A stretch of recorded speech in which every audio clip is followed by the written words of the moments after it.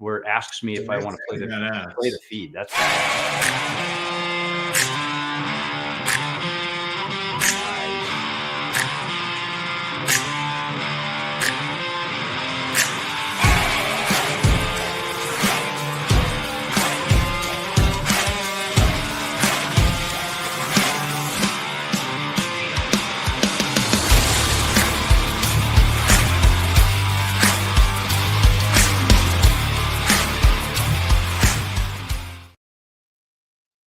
Jake, what's happening, man? I'm pumped for today. I'm super excited right now. Yeah, welcome to it, man. We are stoked. We are live on all the channels, and it's today's a little hard because it's like I'm conflicted, Mike.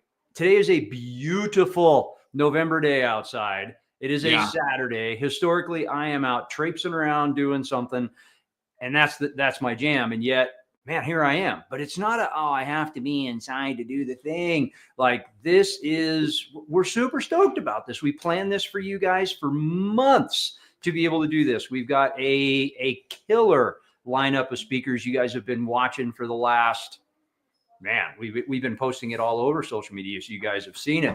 So I'm really excited to be here today. And it's, the sun's coming in the office. It's a beautiful day. Conference time, dude. I mean, I don't care about what you would normally do. There is no better experience than hanging out with me on a Saturday, rocking out, total disruption, bringing people this amazing event. And let's showcase what's going on here. We've got a list of speakers that are going to talk about disruption in media.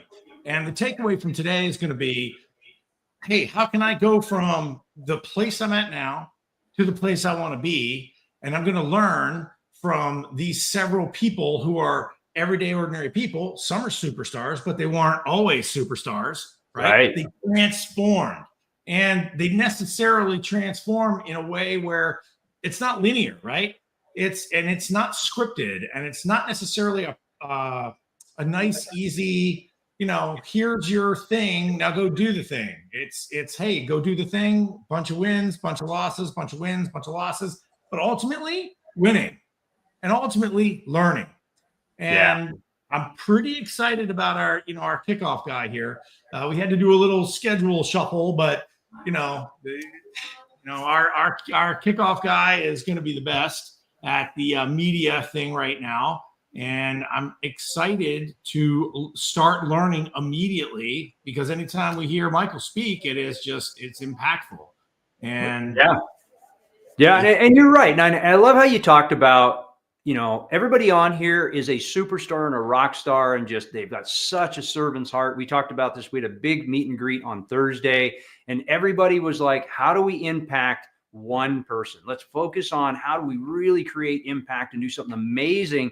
And you nailed it to like every single person on this call once upon a time was not the person they are today.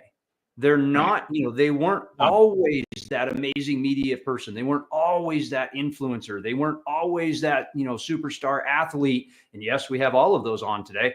Like, love the shirts guy. Yeah, Julianne's. We got coaches already posted on here, and I'm loving that. So yeah, we got the swag, and we did say in the last conference we were going to manage to get swag available for everybody. We're distracted doing something fairly big, and we didn't order swag for everybody. So I'll own that, but we'll get some. We'll get some cool hats. That's on you. It's never on me. It's never on. Yeah, I'll own it. Why not? Yeah, we'll get some good flat brim stuff so Michael can look cool in his flat brim hat. I'm a legend. Yeah, he likes the flat brim. So, but that's the whole deal, guys. Like, this is, none of the speakers today are being paid to speak. None of the speakers are paying to be on this program.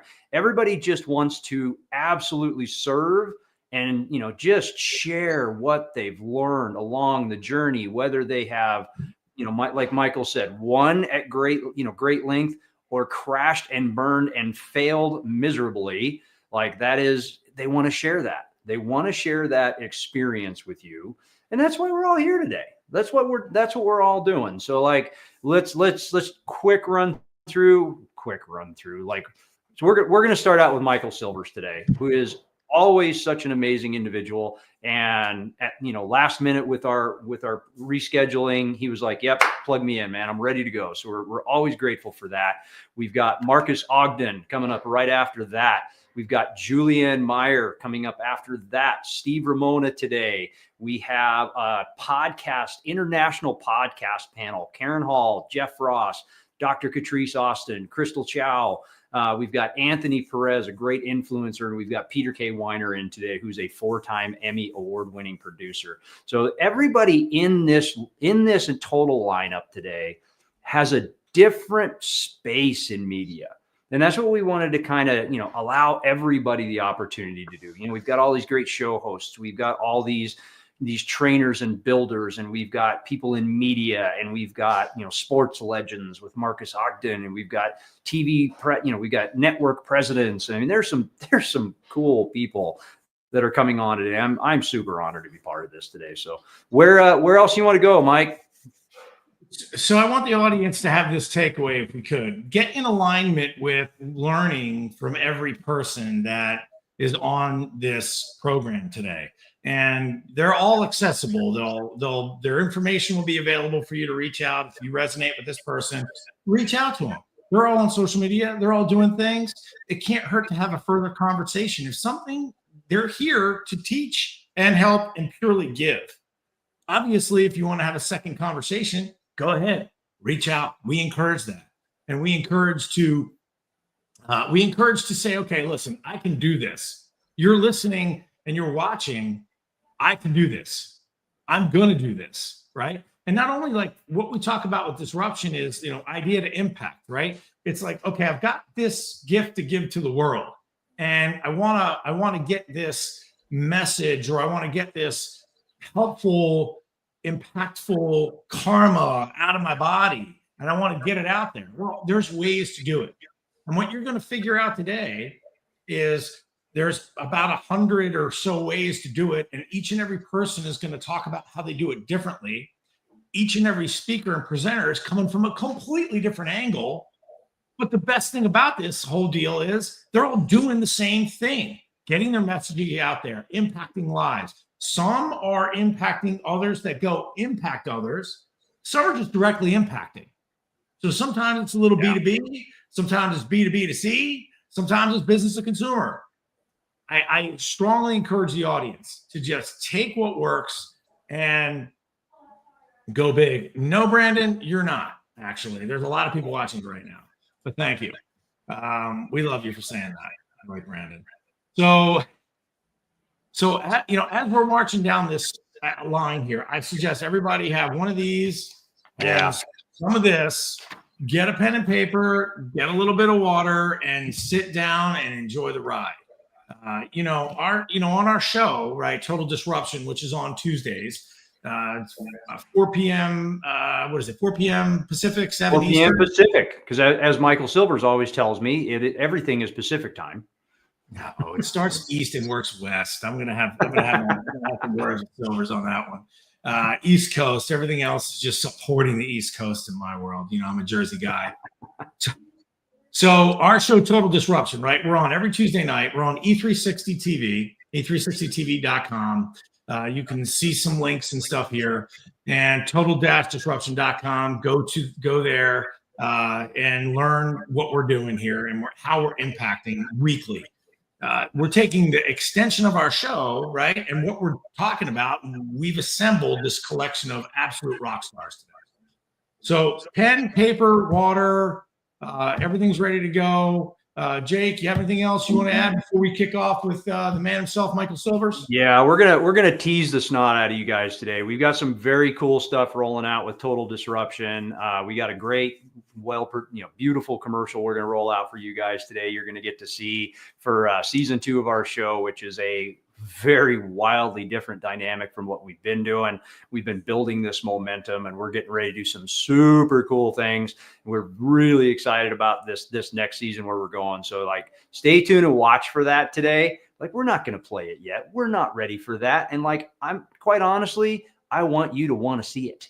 that's just where I'm at. So like, as we build more, and you guys are going to get to see it, we're going to run that commercial a bunch today. We're going to throw it out there of what we're doing in this next season, and what this particular thing is, because it hasn't been built, it hasn't been done, and we're really excited about it. So we're super stoked. So with that, I'd love to introduce you to and bring him up on stage here. Michael Silvers is the vice president of the Los Angeles Tribune. He's in partnership with Mo Rock, and he is. I'm part of the Los Angeles. I shouldn't say I. We're part of the Los Angeles Tribune podcast network, which is a global network, and we've got some of those great podcasters on here today. Super excited about that.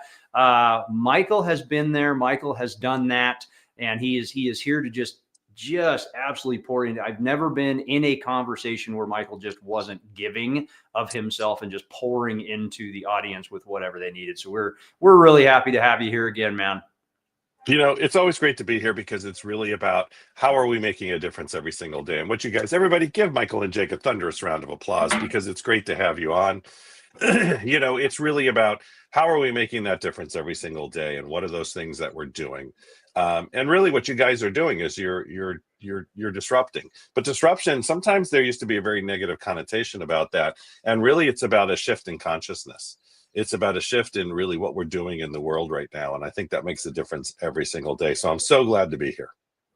No, we're grateful to have you. So, all right, Mr. Liberci, lead us off, man. What's the first question you have for Mr. Silvers today? So I put him on the spot. Let's hear some backstory, Michael. I mean, everyone, let's hear some front story and some backstory.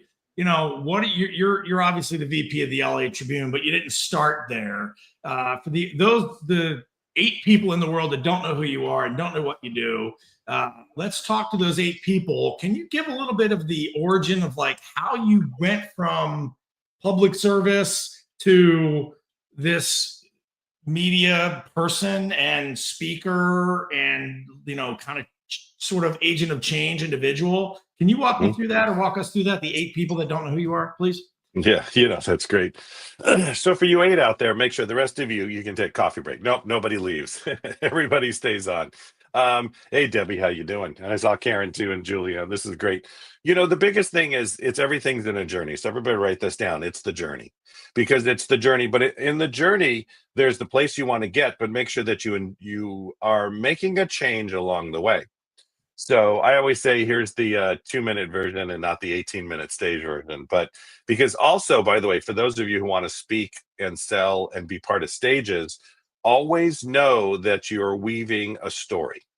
Because part of the way you weave a story is you actually create rapport with the audience, which is really a critical piece. And we teach it all the time.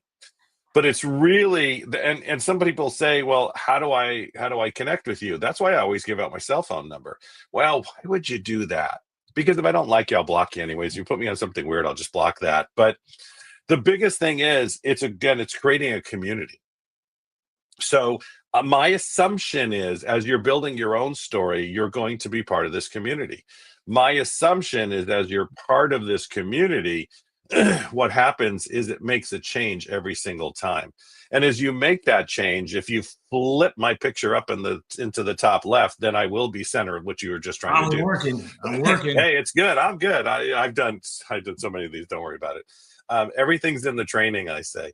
So if anybody's ever using StreamYard's got its own little peculiarities. You can't just focus on the speaker. You have to put them up. Anyways, so the biggest thing about the story is it started in Los Angeles.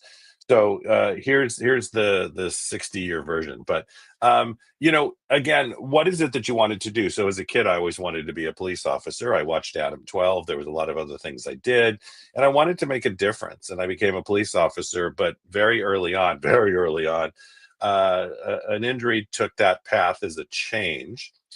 So I moved quickly into not knowing what I wanted to do. I worked in Hollywood for a year. Actually worked at Paramount, and across the street from Paramount at Raleigh Studios, which was really cool because we got to work with New Line Cinema was upstairs and nobody knew who they were. We had Gene Hackman 2 doors down. It was just a great group to work with. But I realized after a year, and what I was told actually, by Miss Forsher. I worked for her son. He was a producer, and she had been Elvis's PR person the whole time.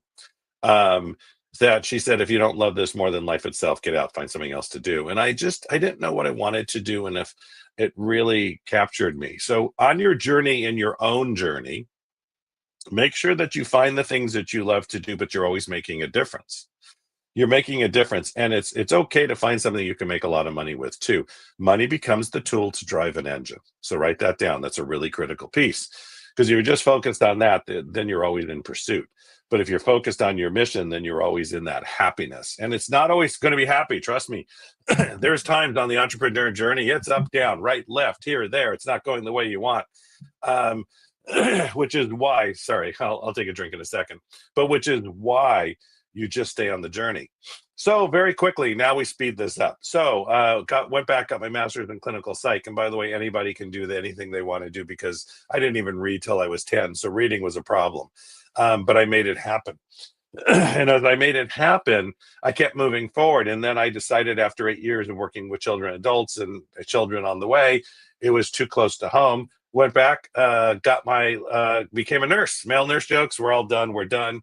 Moved up to Seattle at that point, and really it was about, how do I expand what I'm doing and that around me? So I decided to become a nurse practitioner. So I was working full-time, getting my nurse practitioner, had kids, wife, everything was going on, and network marketing was approached.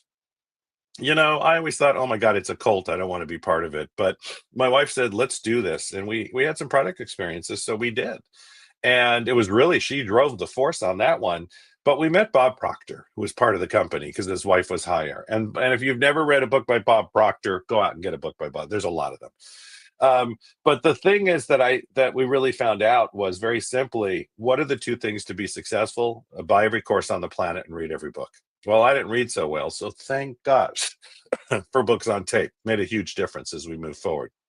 So at that point in your own journey, always establish what it is that you need to do to say yes. Write that down. As long as it's ecological, no harm to yourself or others.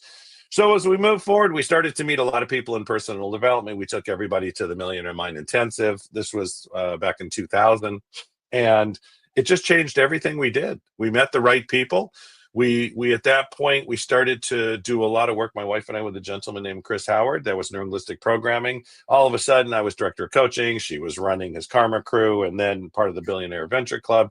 And we were in Australia all the time. And then we went to Hong Kong and London and wherever else we were doing events.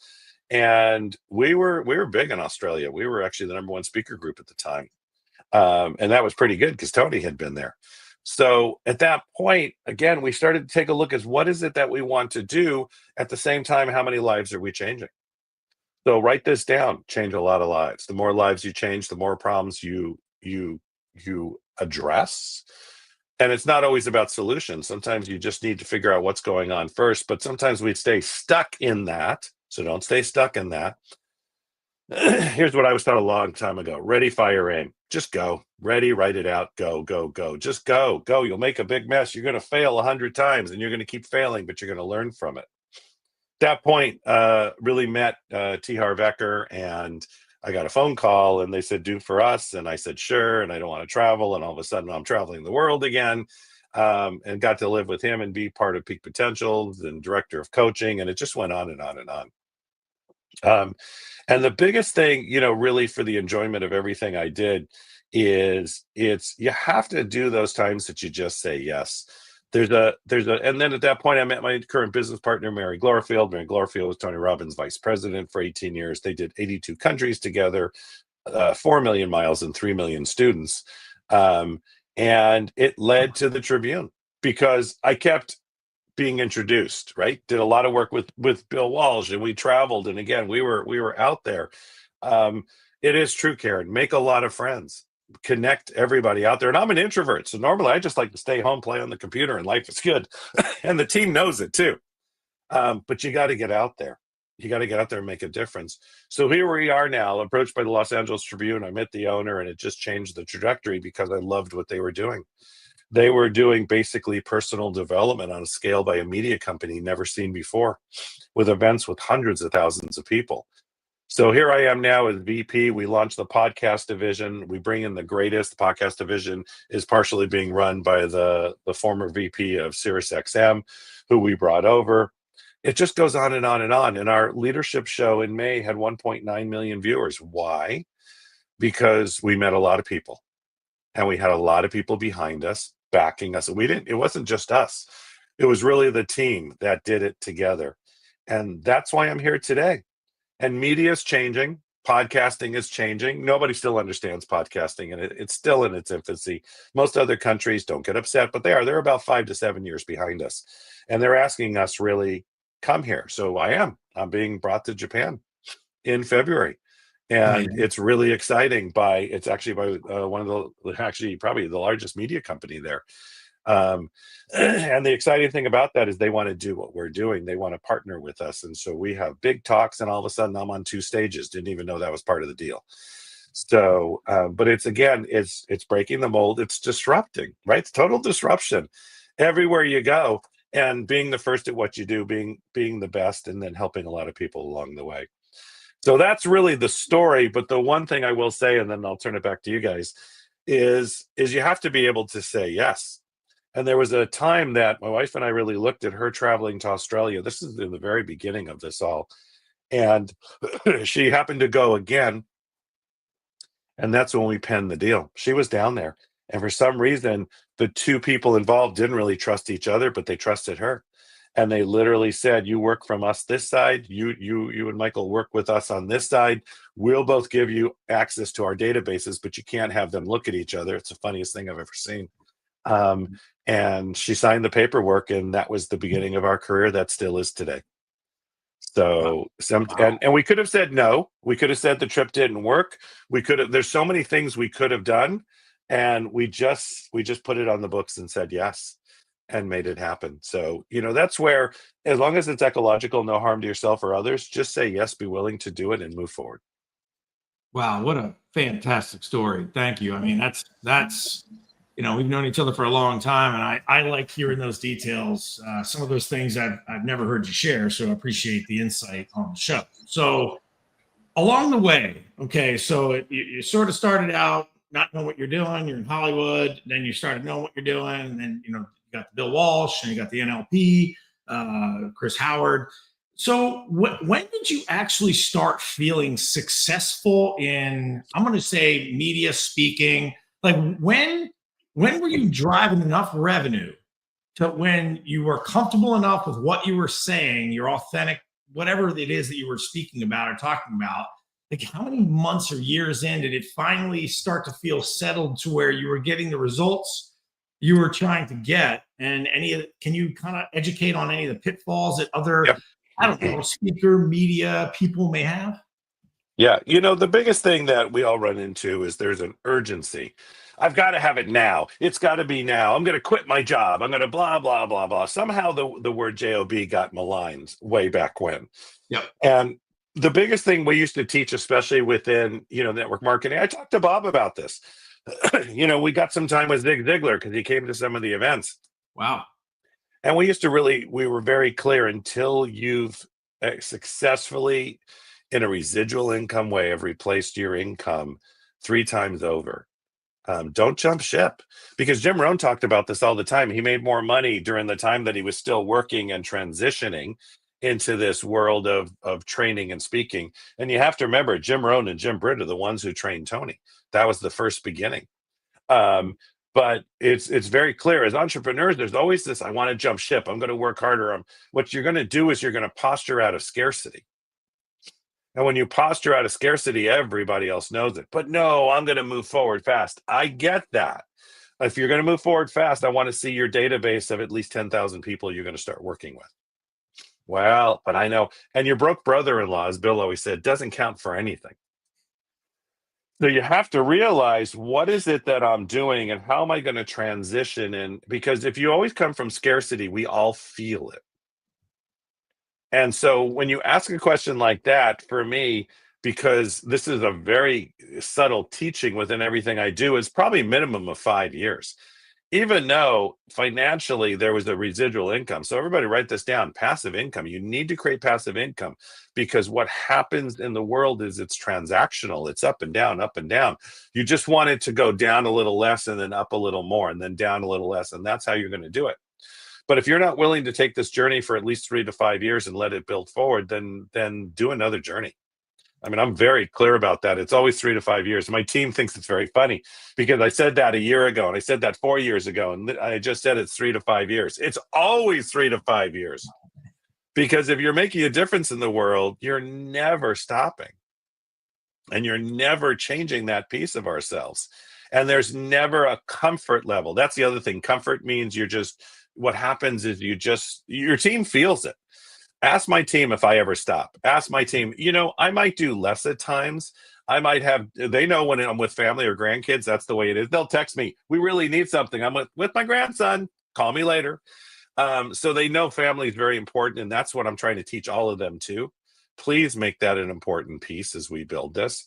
And as an entrepreneur, schedule yourself with what you need to do. But having a job, I had clients that I'm like, go back to work. I don't care where you work. Well, I don't want, then don't be my client if you're not going to listen to that simple piece. So about 3 to 5 years, that was really the mark.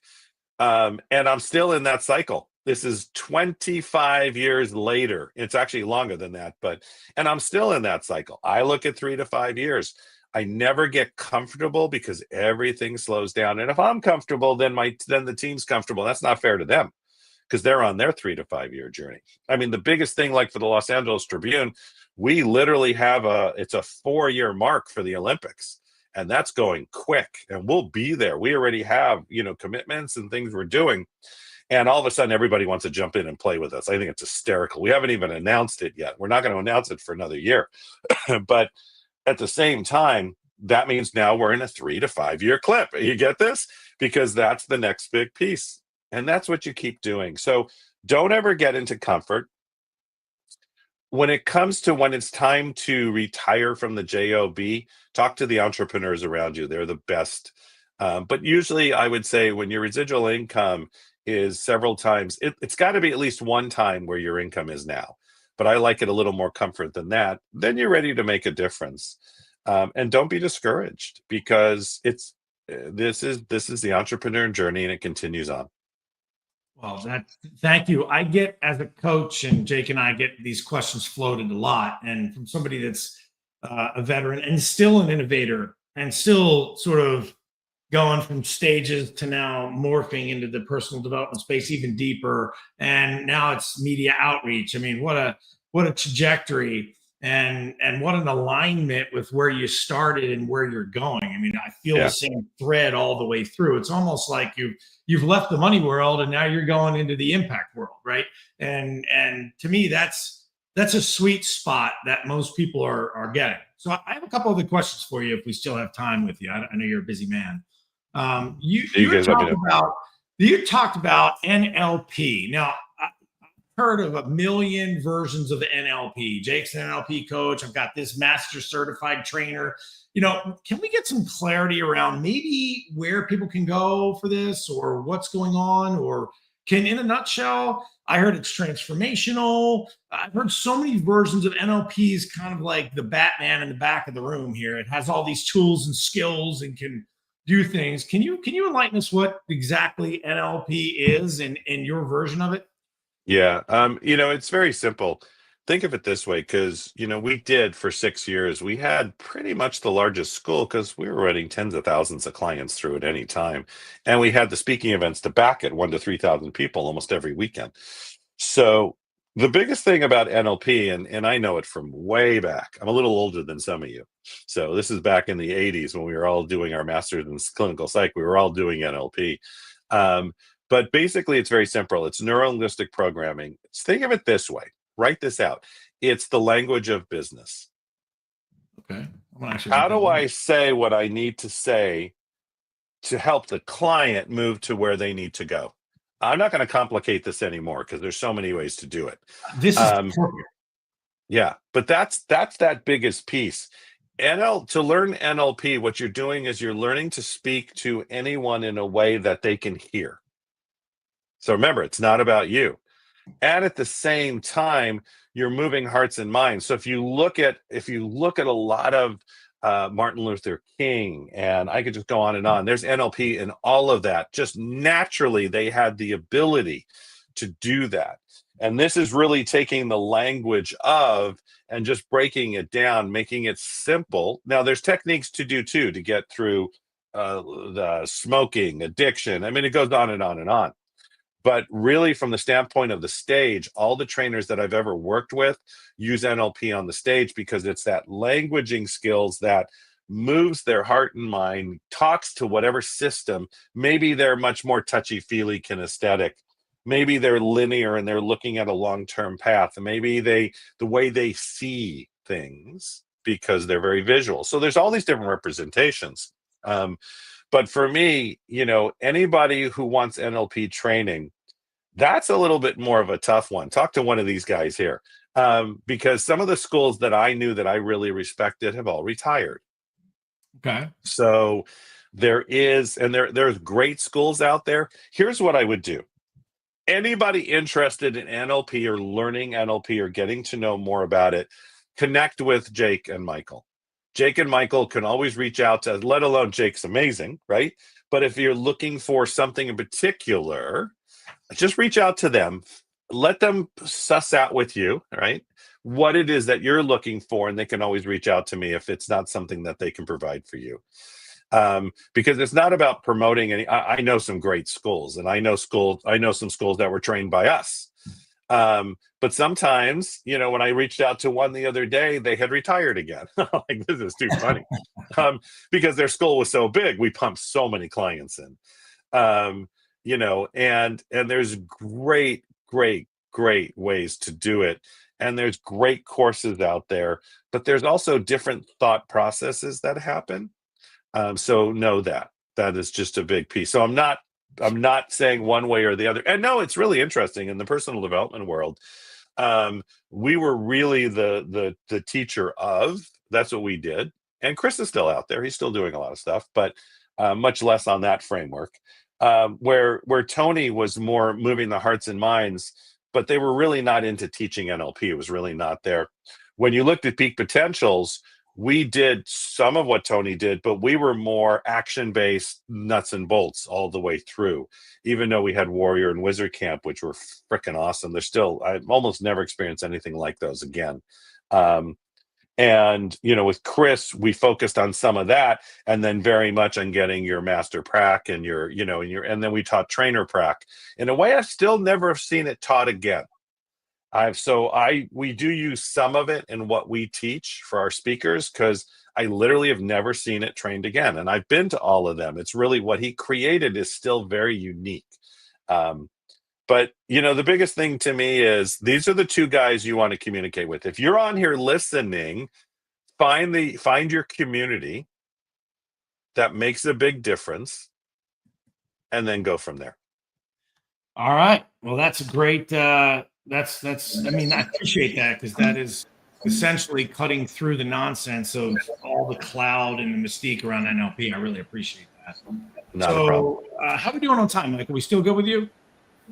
Yeah, still good. You guys let me know. So I want to talk to the audience really quick about where Michael's going with this, because as we start talking about NLP is a body of ideas. That's one of the best parts. Is there's no one thing is the official answer for all things NLP. So what he was doing there, which I absolutely loved, because he reached out to every learning modality, which is one of the things they teach you. He reached out to, if you're a visual person, he said, I see where you are. Auditory, he said, it sounds like this. And if you're kinesthetic, it feels like that. Like, listen to the language as he's talking about the language of business, because that's the connection to the audience. And that's so much of what we're talking about today is, yes, we have a message to convey. Michael has, Michael L and Michael S. It's so challenging some days with you two on the same screen. Every one of us has a message we want to convey. And it's about, who's my audience? Who is it and what do they need to hear, and how do I reach them? So that's the piece of that. And that's my favorite part of NLP is here's a terrible word I'm going to use this morning. It's transcendent around the communication models that we use. It's not a standard book of business. It's not a, here's your sticky note that says you must say this one thing and that's the thing that converts. It's all about who your audience is. And I absolutely love that. And I hear Michael say it all the time. Like anytime that we're in our podcast meetings, we're on stage, we're doing different things. It's so ingrained. It's so practiced that it's just natural. It's genuine. It's authentic in the way he speaks. He's not working to do it. Now that takes effort. It takes practice. And you've taught literally tens of thousands of people. So when you're teaching, you're learning. That's a huge piece of that too. So, I mean, when we're talking about reach out to us and have the conversations, yeah, watch the show. We talk about NLP stuff all the time. Is that going to get you certified in NLP? No, it is not, but we've got some resources too. Michael's got some great resources with the Tribune and his network of people. So yeah, if you want to learn more about that, reach out. Absolutely make the calls. We'd love to have those conversations with you. So I just wanted to touch on that because it's always been such a skill set I've appreciated. You know, the thing about that too is, as we're making a change every time, you know, we used to do the old, keep it simple, stupid, right? It's always and everybody's like, who's stupid? I am. Okay. We all start somewhere, right? And don't take that anything personally. There's things I know and things I don't. And I'm going to have that, make a difference every single day as I do it. But it's the greatest thing. We used to, you can do it this simply, right? This is how you show NLP all the time is as I was walking on the Dover Cliffs, I knew exactly where I was going because I could see the point that I needed to get to. At the same time, I was feeling a little bit of anxiety because I was near the edge. And sometimes being near the edge, excuse me, hold on, I'm going to see this one. Always mute yourself. So I was near the edge, and being near the edge, what truly happens is the wind started to kick up. And as the wind kicked up, I heard the sounds of where I need to be. And hearing that really took me to that next level of saying, I can do this. But I was still near the edge. And being an entrepreneur, you're always near the edge. And being near the edge, as I looked over the edge, I saw that it was a long way down, but I still looked up again and saw where I needed to go. Because there is that path every single day. And every single day as you walk that path, what happens is you get that feeling of accomplishment, of I can do this one step at a time. And as you're moving towards that cliff and you're moving towards that piece that you want to get to, because that's the best view you have out there, know that you can do it as well as we can. And as you do this today, we'll be with you for the rest of your life. Well, thank well you done. for that. Well done. That was almost seemed like that was rehearsed. That was awesome. Yeah. Thank you. You said you've told that story once or twice. Yeah. You know what? Actually, I used to do from stage a whole thing about going to get Chinese food, and it was you can do it around anything, right? I used to do a whole coaching module on, and I did it in Singapore once, and there was like 5,000 people out there, and I'm like, this is funny. I'm doing it in Singapore, and there are all these 7 different languages, and it translated well, but it was literally you can do it it's how you tell your story. And your story should just move them to a direction. You're always moving somebody in a direction. They'll only go where they want to go. So get off the, oh my God, I'm going to create destruction. People will move where they want to go. That's their decision. You've got it. You always remember that. And just keep moving forward. And that's right. That's exactly right. Don't lose sight. Keep yourself grounded, but just keep going. People don't move fast enough sometimes. The one thing at the Tribune we're doing is a lot, right? So we have the podcast division that's just exploded. We have a speaker division now. We have trainers. We have our media side. We have our red carpets. I'm going to Japan. We've got trainers in Singapore and through Europe and in Asia and Australia. Because we're a global newspaper that does global broadcasts that owns 8 other media outlets. And the thing is that just make a difference every day. Just make a difference, keep moving forward. And really, what is your plan? I'll tell you, the biggest thing that I would say to everybody right now is take out a piece of paper. Everybody remember what that is? You can do it on your iPad, that's fine, on your computer. But every day, what I want you to do is I want you to start creating a funnel. So a funnel, very simply, a funnel has 2 sides that, think of a strainer. So you pour water in it and the water comes out the bottom. That's all a funnel is. And in the funnel, the top of the funnel, very simply, it's the things you need to enter the funnel. So it might be through your social media, it might be through hopefully it's through your podcast. If you guys aren't doing a podcast, you got to reach out to us. Reach out to these two, and they'll connect you. But you got to have a podcast. You got to, a book is just a lost leader again. You've got to start realizing where things are now. We do events at Barnes and Noble 4 times a year. We just had Sheila E. and we had, huge authors. We always have bestsellers, New York Times bestsellers. And even they know, unless they've sold 50 million books, it's a leader to get them into your funnel or to move you forward. But in the funnel, then what happens is they come into your funnel somehow, some way, like being on shows like this. And then what's the first level? What do they meet? Who do they talk to? And you just keep going down. Maybe it's your coaching. Maybe it's your one-on-one. Maybe it's your group coaching. Maybe it's your retreat. Maybe it's your mastermind. Where's the client? It's your one-on-one, one day with you for 25 grand. Whatever it is, start building that out. Because when I talk to clients, when I talk to people I work with, I want to know what their funnel is. And when I talk to CEOs of major corporations, where are you going? Because it's a lot easier if I know where you're going and you're focused on where you're going to help you with the little tweaks along the way. So everybody out there, do that today. Don't wait. And if you wait, that's a choice. It's Saturday. Who cares? Right? Every day is another day. One of the biggest podcasts out there is Every Day is Saturday. That's Sam Crowley, one of our podcasters. It's awesome. And he's one of the original podcasters from like 2008. So just do it every single day, and don't say, well, because today is Saturday. If it's family first.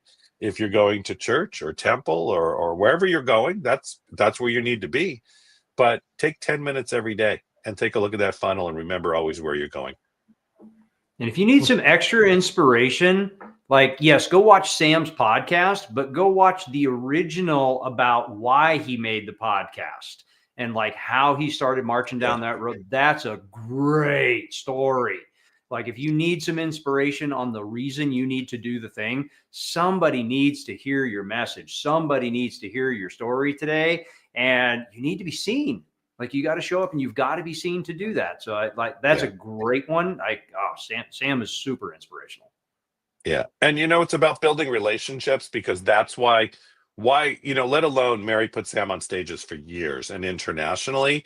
But there was one time, I think it was 2016, and we were doing a Peak Potentials event. We had about 400 people in the room, and Sam was supposed to go on, and he was sick. Oh man, he was so sick. And he sort of went on, but it wasn't Sam. And he did to his sale, and it really just did not land. And I knew his numbers, what he projected. So I went back and he got off stage, and I said, Mary, that man is so sick. Let me talk to Sam. And I said, Sam, what if I go back on after the break and just 15 minutes about who you are, what you do, and see what we can do. Well, I sold the whole freaking room. But he never forgot that. And he still mentions it when I talk to him, that I didn't need to do that. But this is a man who's really changed lives. This is a man who made a difference in his life for his family.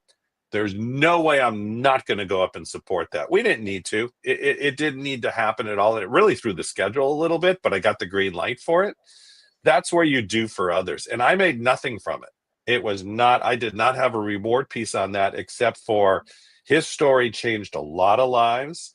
And I was going to go help to make sure more lives were changed to work with him.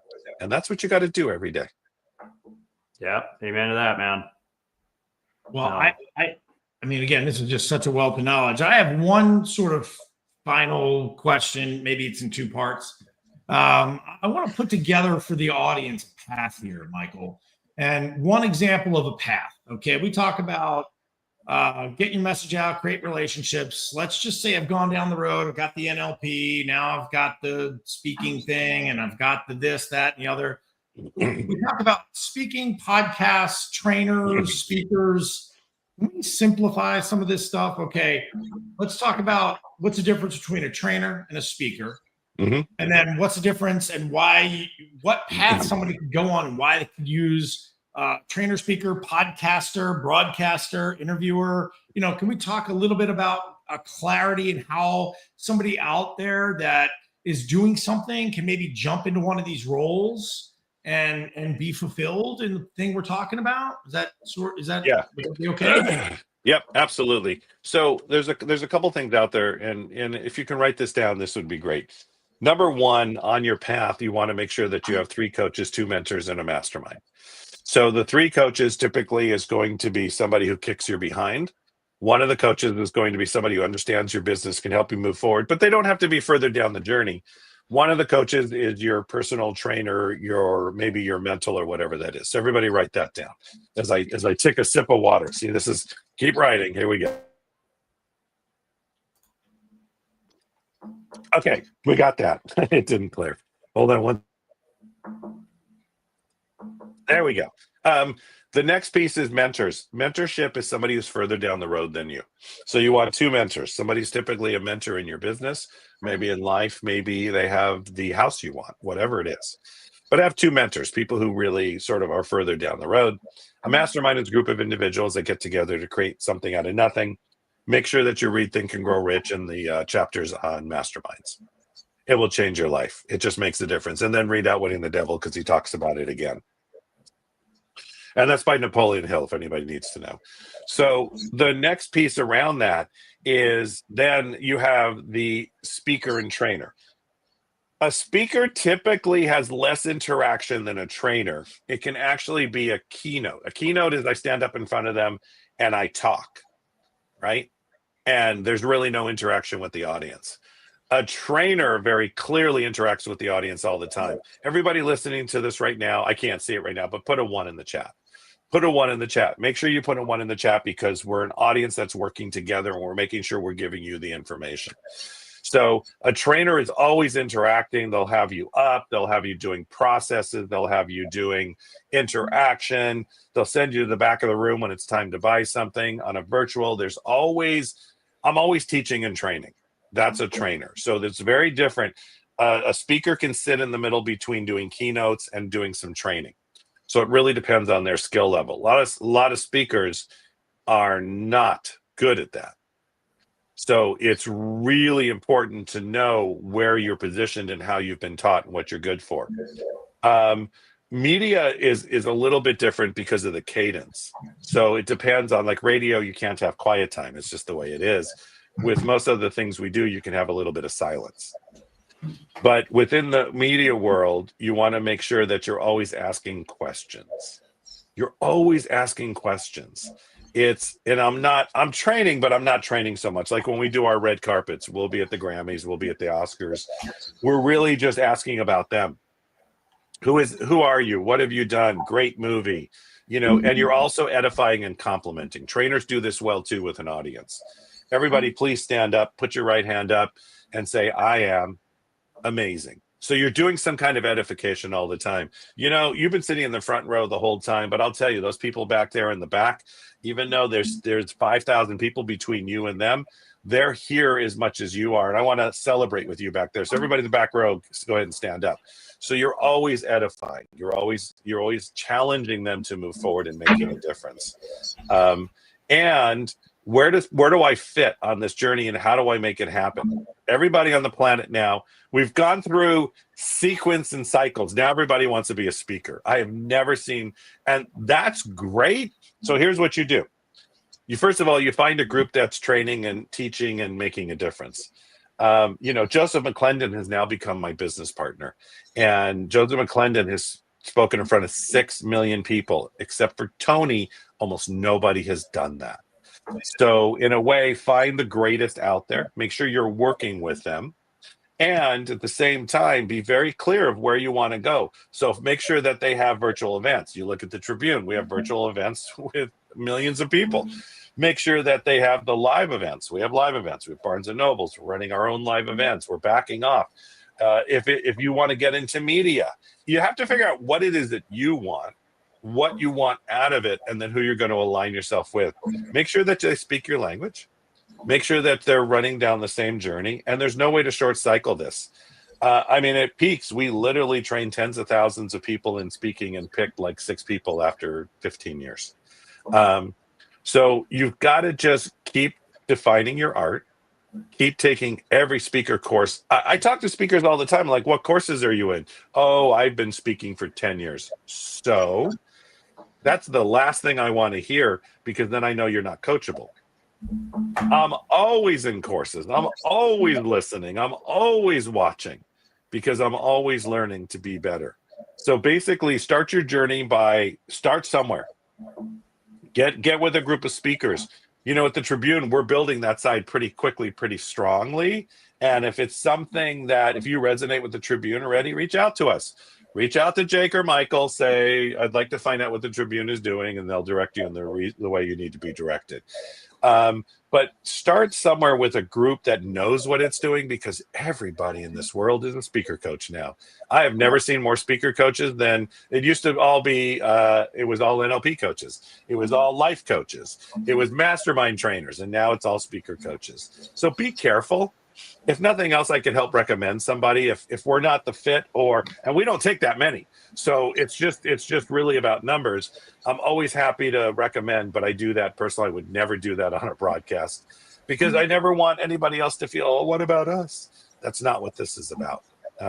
So that's really the biggest thing, is reach out to those who are doing it, find out what they're doing, watch them. Because when you talk to me too, if I know you've watched me 6 or 7 times, or you watched our shows, then I know you're engaged. And there's something that we can have a discussion about. Does that help? 100%, man. So what's the website? How do they reach out to the Tribune direct, Michael? The biggest thing is you can just go to the LosAngelesTribune.com. You can go to our website. That's easy. You can go to the LATPN.com. That's the podcasting side. There is a form that you can submit if that's something that you'd like to do from the podcasting side. And, I'm always willing to give up my phone number. We won't do it today, but you can always put my email address up there later. That is just fine, which is msilvers@latpn.com. But if you email me, what I need to see in the subject is total disruption, so I know you were here. The other thing I need in there is your name, your what your business name is, and as you guys know, one thing about you nobody else knows, because that's how you build a relationship. But I'm telling you, the biggest thing I say is, I'm on total disruption. I want you to reach out to Jake and Michael, because when you reach out to Jake and Michael, then I know that you've been here and you've been listening, and that they'll know you've been listening, and that they'll refer you to me, and we go from there. All day long. Yep. We've got a link directly through there through our website, and we threw that in the chat, and we've got your email address in the chat as well for people to reach out. And that's the message. Reach out. Absolutely do it. So that's it. Michael Silvers, as always, man, thank you so much. We're grateful for everybody, and we can't wait to see how many people across the world get to watch this. And we're on all day, and we know, and you've helped us expand this into today. We're in Singapore, we're in Vietnam, we're in Australia. Well, a lot of people across the world watching today, and we're super stoked for that. And that's what we're about. We're about that impact. We're about touching more people. And in the end of the day, what can we do to impact one person? That's the overall message, is how do we impact that one person? And thank you so much as always, man. Your heart always. Thank you, Michael. Thank you too. Have a great day. Have a blessed day. Have an amazing show today. Thanks, Michael. So good. Thanks. All right, Jake. Hey, man. Look, I'm big. Man. That's nice. About time. All right. So yeah. So what's your takeaway there, man? What's your takeaway from Michael Silvers this morning? So sometimes when people hear about the journey that Michael did, he did it in steps, right? He pieced his career together, and he worked in the same line, right? It's the same. Got the language down, had the mission down, had to then expand into teaching and coaching and training. From teaching and coaching and training, then it's media impact, then it's grown a media company. There was a line there, was a through line, right? The through line was impact. The through line was, sure, transactional, right? Get up there, sell the thing, do the stuff, get the money, and move on to the next thing, stuff, money. And that's kind of how life works, right? You can't go broke and help a bunch of people. You got to do things for money. So it's okay to get compensated for what you're doing, and then it's okay to promote yourself. I've been in several. This is my takeaway too. I'm going to go a little bit off topic, but I'm going to stay on topic at the same time. I've had several conversations with entrepreneurs that are trying to grow tribes, grow groups, grow impact, right? They're scared to market. I was Yeah. talking about our season 2 concept, right? Which is a huge market push. Yes, Julianne. I definitely want to stop being the best kept secret. Take your own advice, right? That's our best kept secret right there. So She's one of them. definitely. So when I'm talking to these entrepreneurs, and we're talking about a huge marketing impact for Q1, first quarter of next year, right? And we're saying, okay, we're going to do this, that, and the other thing, all this promotion, all this big deal. The first couple things I heard were, well, I don't know if I have the infrastructure to handle. So wait a minute. I started getting the grumbles and the oh no's and the let me see if I can do that. Thinking to myself, wait a minute here. You're trying to grow a business. You're trying to grow a tribe. You're trying to change lives. You're on a mission, and you're scared to get going in the first quarter of the year. I mean, you should be getting going now and getting going all the time. But come on, man. It's clear to see what Michael was talking about. Not only did he get in front of people, he learned the language. He tried, failed, did, repeat, rinse, repeat the whole way through. Great point. There is no growth in comfort. Thank you. I just want to leave that up there all day. Yeah, just leave it up there for a while. Everybody just take a look. It's awesome. So with that being said, there's a lot of people out there that want to go down the same similar trajectory as Michael, maybe. Not following Michael, but I want to go learn this. I want to go in front of stages. I want to sell. I want to make money. I want to have my dream home. I want to have comfort, residual income. None of this stuff happens without the idea of growth and the idea of spreading your message to as many people as possible. It's just a giant dragnet.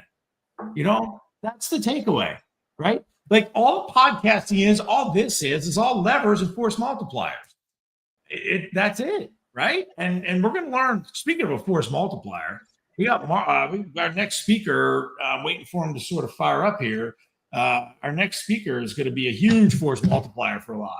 This dude's got quite a bit of ideas. Awesome individual, had massive success, professional sports. Had a sort of a highs, lows, ups, downs, ins, outs. This guy's had it all. And super exciting. So when you hear me say, Jake, that we ran into a couple of different people that are scared to grow and scared to market, what is that? How do you feel about that? And how do we disrupt that? I mean, I can't do enough. I mean, do you want me to wear like a chicken costume and jump up and down and everyone create impact? Don't lead in what we're doing in season 3. Like, we're not going to see Michael in a chicken costume. I'm sure that's not a thing. But we've had this conversation, and like, here's where I want the audience to really like. I'm going to give you some like inside baseball of where Michael. We have conversations literally, and we brought our coach in the other night at. I'm not kidding you when I say midnight. We were having a conversation. Now, I don't coach to this to go work at midnight, but sometimes there are moments that you've got to have those mastermind groups and you've got to come together and do that. And it was around this concept of, it was fully around this concept of, it bothered us. Like it bothered us because somebody said, well, I'm going to work on this and I'm going to work on that. I'm going to work on this. And then I'll think about revenue in the third quarter. I will think about revenue in the third quarter. I'm like, okay, are you independently wealthy that you can live 6 months without generating revenue with this thing that you built? Or is it that you're, and I'm not busting on anybody. It was this conversation about, that's not what it was. That's not what it was. It was the fear to succeed in that moment. We heard it a couple times, but we're going to roll it out here. We're going to show you guys while we're waiting on Marcus. I mean, we're going to roll this out. That fear of doing the thing, and we've talked about this on our show Wow. I don't know. We've talked about it a bunch. It always comes around here.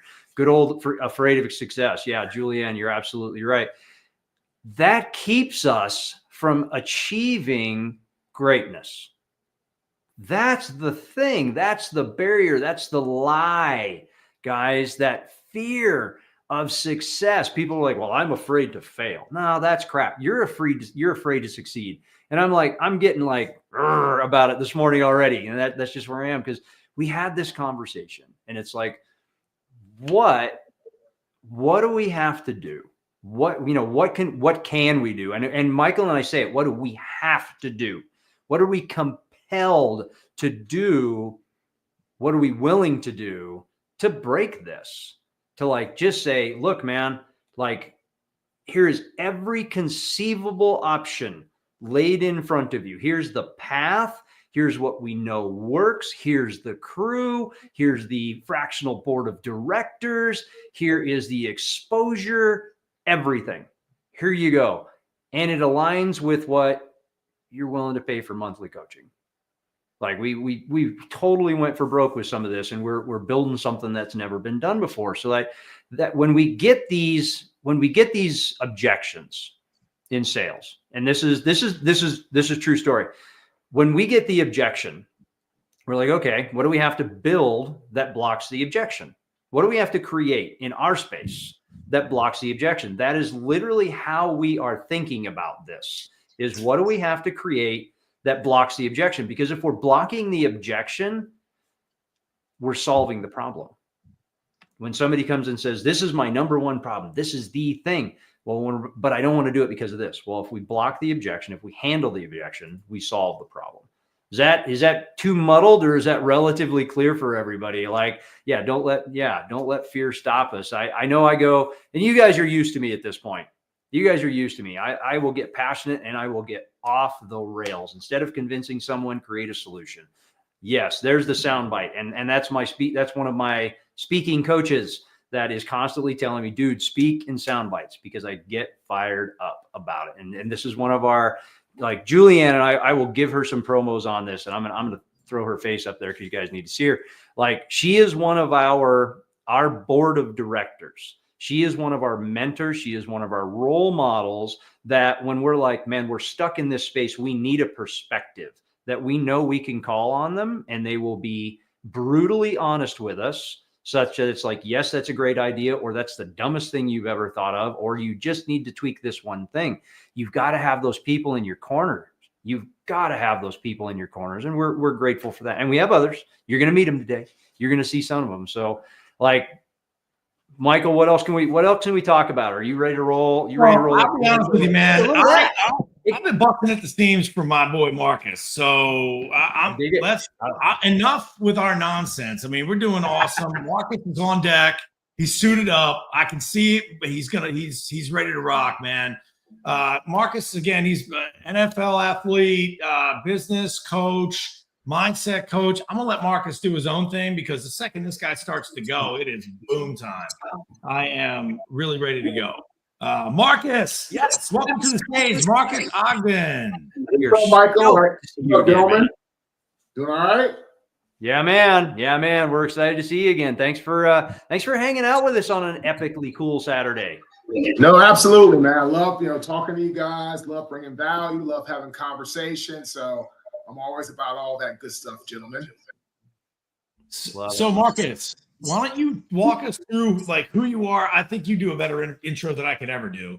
Let's talk about who you were, where you came from. What we want to learn from you is how to go from one major successful career to another major successful career, work through the pitfalls, and then what are you doing now?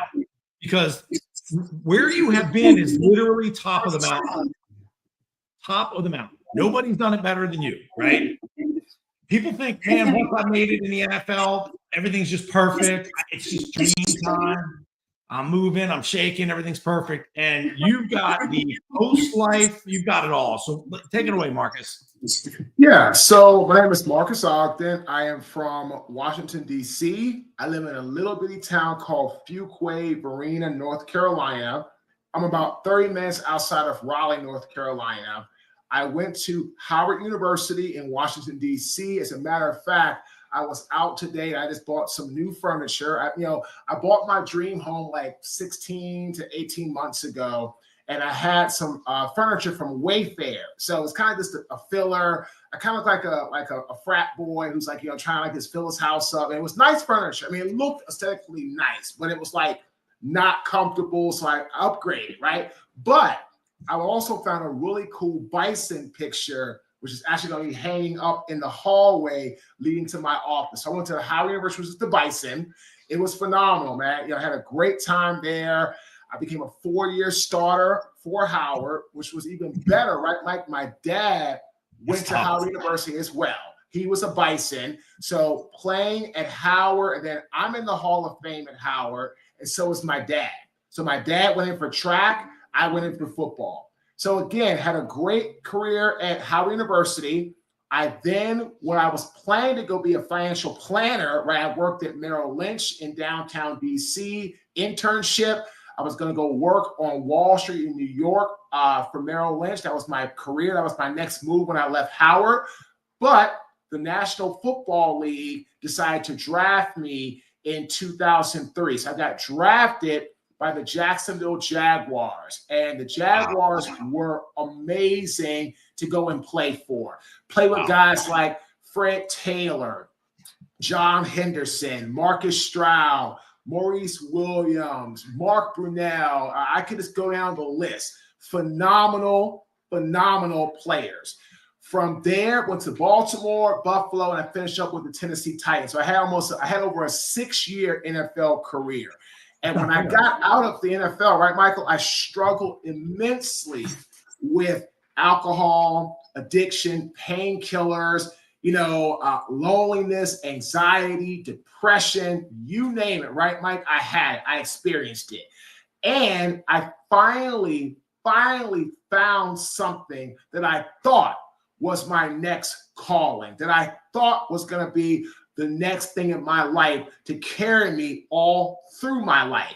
I founded Caden Premier Enterprises. We started off as a small concrete contractor in Baltimore City, and we grew to an multiple 8-figure a year earning construction business. And how we did that, right, Mike? Mindset was all that we really tapped into. We tapped into what we call the willpower that you need in order to develop the skills that you have. If you're listening to this awesome, episode, this whole, event, listen to this. If you want to have a successful business, you have to integrate emotion and logic. All right? You have to integrate emotion and logic. Think about it. Businesses like Microsoft, right? Bill Gates is all on the logic side. Paul Allen, when he was alive, was on the emotion side, right? Think about Facebook. Mark Zuckerberg is the logic side. His partner, Cassandra, or his main partner, she is the emotion side, right? And so what I'm trying to express to you is that you have to have a business that has heart and has brain power, right? Because think of this, right, Mike? If you have a business that has emotion but no logic, you won't scale. If you're a company that has tons of logic but no emotion, nobody's going to want to buy from you. Okay. Caden Premier Enterprises, we excelled at the emotion part. That's what I was good at. Things like willpower, things like dreams, things like vision. I was really good at that. Brought in my partner, and we hired people on the logic side to do things like systems, create a plan, help us, preserve and raise capital, all these things. And we literally grew from starting out to over $20 million a year. But here's the thing, right? Like, if your mindset is one that doesn't stay humble, If your mindset is one that you think you know everything, that you can do no wrong, that you can make no mistakes, that your ego is not going to get in the way, if your ego gets bigger than the good part of your soul, you're screwed. And that's exactly what happened to me. In 2012, we were the largest company in site work, minority based, at the beginning of 2012 in Baltimore City. By the end of 2012, the beginning of 2013, I was in trouble. I ended up losing all the logical parts of the business, the plan, the capital, the systems, the skills, right? I lost my competitive edge. It was just a matter of time. I lost all of my best people. All those are what we call the logic building blocks. And as a result of that, as soon as I lost all those logic building blocks, 90 days later, I lost everything. 90 days? Everything in 90 days. Home foreclosed on, okay? Both cars repossessed in the same day. When I got to Raleigh, I had $400 left to my name. That's it. That's all I had left. No credit cards, no bank line, no money, no resources. I moved to Raleigh because my current, at the time, fiance, who's now my ex-wife, her family was in the area. I didn't know a soul when I got here, not a person, but her family. Came here, I ended up having to file a Chapter 7 bankruptcy. Now get this, Mike, I was so broke. I was so dirt poor. It took me almost 7 months to pay off my bankruptcy, which cost $3,300. I was on the hook for, when I went and finally paid it off, my bankruptcy attorney said, Marcus, you have had the most creditors on a business, on what we have done in our history. Oh my goodness. 177 creditors, 177, over $5.5 million of debt.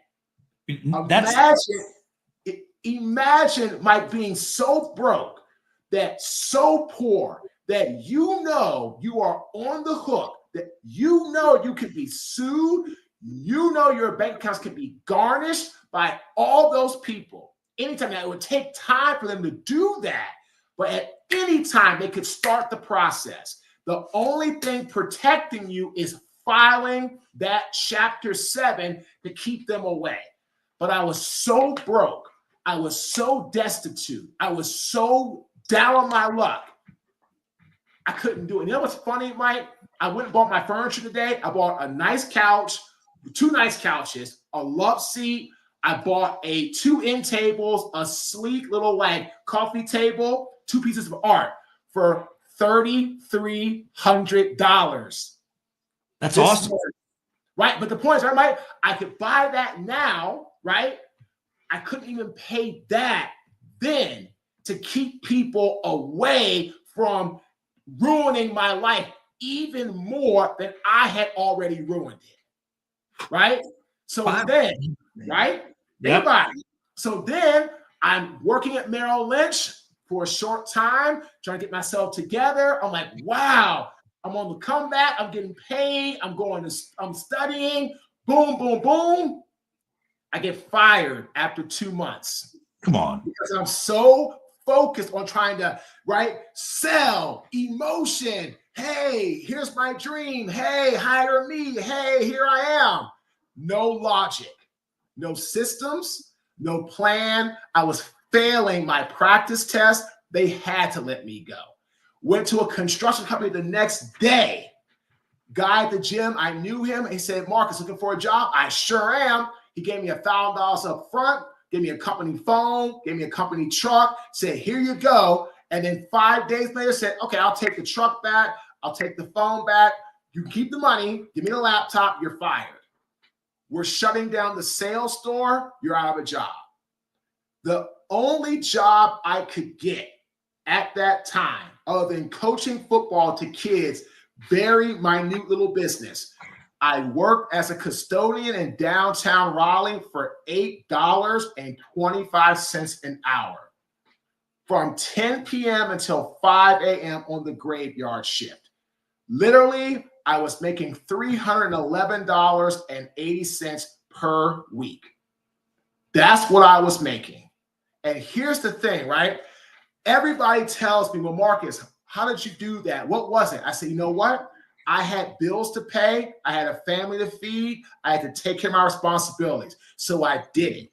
But what's interesting is, right, Mike, I didn't take any ownership of the failure in my life until I hit complete rock bottom. One of my favorite quotes by one of my favorite authors, J.K. Rowling's, rock bottom is the moment that I rebuilt my life. It took me having my spoiled milk moment where somebody's maggot-filled meat, nasty, stinking, protruding garbage got all over me, my skin, my body, my clothes. I cleaned myself up about 4:30 in the morning, and I sat down on the curb and I cried for 10 minutes. And I realized at that time, at that moment, I put myself on the curb. Not my business partner, not my employees, not the developer, not the hospital, not the city of Baltimore. It was Marcus Ogden. I go to the gym 6 days a week. In the gym, there are mirrors everywhere.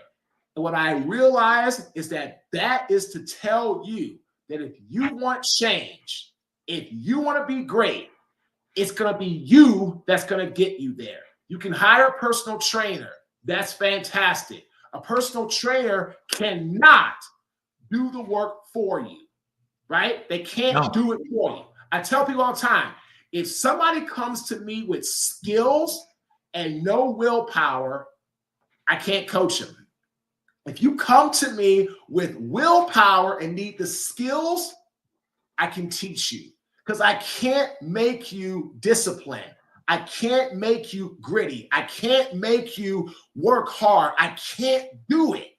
No matter what I say. Like Jack Del Rio told me as a 22-year-old rookie, right? Listen to this. I love Jack Del Rio. You can either make excuses, Marcus, or you can make the Jaguars roster as a rookie. The choice is yours, but you can't have both.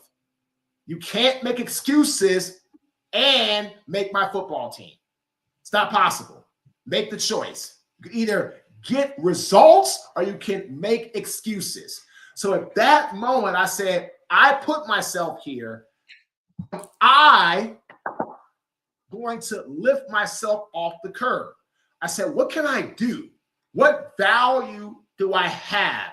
What emotion and what passion do I have to help people? How do I do this? How do I turn this desire to help people into something to help more people?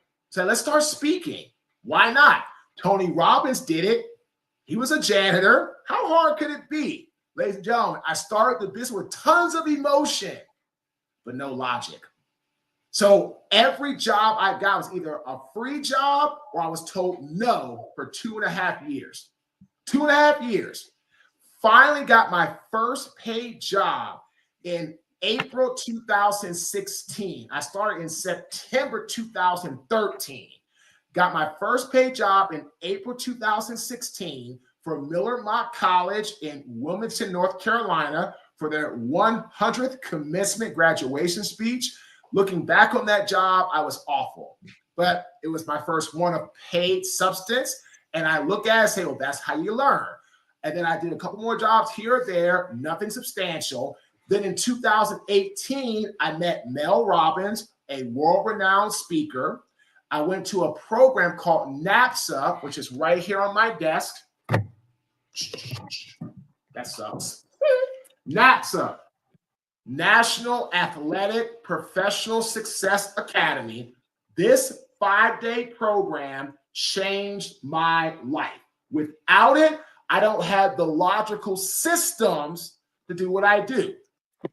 Right? Went to the program, learned the business, learned how to create a plan, learn how to take a vision and put capital behind it, learn how to take a dream and put systems behind it, learn how to have a mission and put a plan behind it, learn about how to have a healthy culture with the right people.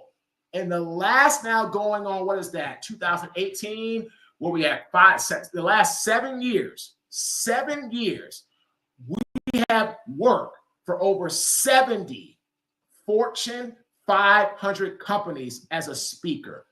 Over 70 of the Fortune 500 people. We have spoke for almost 20% of the top 500 companies in our society. Ladies and gentlemen, you want to hear something about mindset?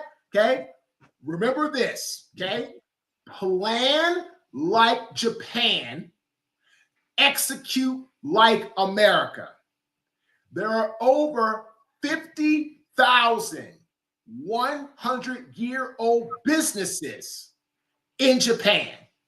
The oldest company in the world, Kongumi, Kongo, little line over the G, Gumi. Look them up. They were founded in 578 AD. 578 AD. Wow. They're a construction company. They started building Buddhist temples in Japan in 578 AD. And their current CEO says, have the mindset to never get drunk. And what he means is have the mindset to never rest or on your loins or on your past success. Don't get drunk on what you've done. You did something? Awesome. What's next? Right? You did that?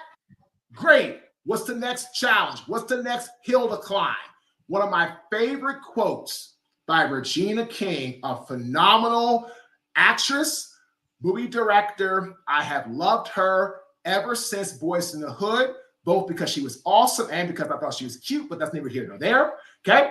And so here's what it is, right? The comfort zone is where dreams go to die. Period. In life, Amen, your Marcus. mindset has to bend at times of pressure, but it can't break. Can't break. That's my mindset. It's normal to have it bend, but never have it break. Because once it breaks, it is so hard to get it back. If you want to have the mindset, now here's the challenge. Are you all ready to do what is necessary to develop and sustain an unbreakable mindset? Ladies and gentlemen, I filed for divorce 2.5 years ago. Went to a mediator in October 2022. Had to move out of the home that I had bought with my ex and had my daughters in the home. I was seeing them half the time. I had to move into a crappy, broken down, roach infested 2-bedroom apartment. I only had 2 weeks to find something that I could have for me and my daughter when she was with me half the time. Let me tell you something. Found something November 1st, 2022. For 2.5 months, I cried myself to sleep every single night. Every night. Didn't matter every night. Cried myself to sleep. How am I getting divorced? Why me? This, that, and the other. Poor me. This, that, and the other. I finally woke up mid-January of 2023 and said, man, enough is enough, Marcus. You have been sulking. You have been crying. Nothing has changed. If you don't make a change now, you're going to be in this apartment for potentially years, longer, or maybe even the rest of your life. Man up. step up, right? Again, you can show up and show out. So I say, you know what? Let's go. Focused on my business. I did these 4 V's. I visualized, I vocalized, I voted, and I ventured. I visualized the life that I wanted for myself. I vocalized, I am good enough. I do deserve happiness, right? Great quote by Bruce Lee. Never tell your mind negative thoughts in a joking manner. Your body cannot dissimulate the difference. Don't do it. So I vocalize, I am good enough. I am smart enough. I do deserve it. I do have the opportunity to do something better for myself and my daughters. I have to vocalize that. So I did. Vote every single day. Listen to a chapter of a book, journal, connect people like Mike, like Jake. Get around people, do something, move. Don't just say, oh, I've had enough today. No, cast a vote. Make that phone call. Make that sales call. Talk to me. And people tell you no, next opportunity. Keep moving. It's nothing personal. Keep it going. Keep it moving, right? And so that's what I did. I voted every single day and then ventured. I got out and I found people I could connect with and I vibe with, and I created a new tribe of individuals that were like-minded. Again, moved out November 1st, 2022. Cried for 2.5 months. January 15th, 2023, enough's enough. May 15th, 2023, I bought my brand new dream home by myself without a W-2 job. I bought over a $500,000 house by myself. I am still the only person in my entire development that is single and is not a 2-income household. I'm the only one. About 250 amazing, wonderful people live in serenity. By the way, I was living in a crappy environment, right? God said, Marcus, you deserve this. He moved me into a development called Serenity. That is the name of my development. He said, wow. Hold on, I'm gonna give you one more, big fella. I'm gonna move you on to Serendipity Drive. What? Now, how about this? How about this? The only street name in the development, right? We have Serenity, Calming Way, Serenity Park, Loving Street. I mean, like all these, all Welcome Home Road, like all these are beautiful, right?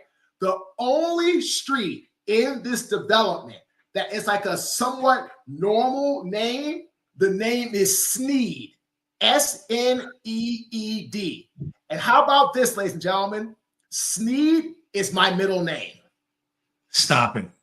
It is. My name is Marcus Sneed Ogden, and it's spelled the exact same way, Sneed.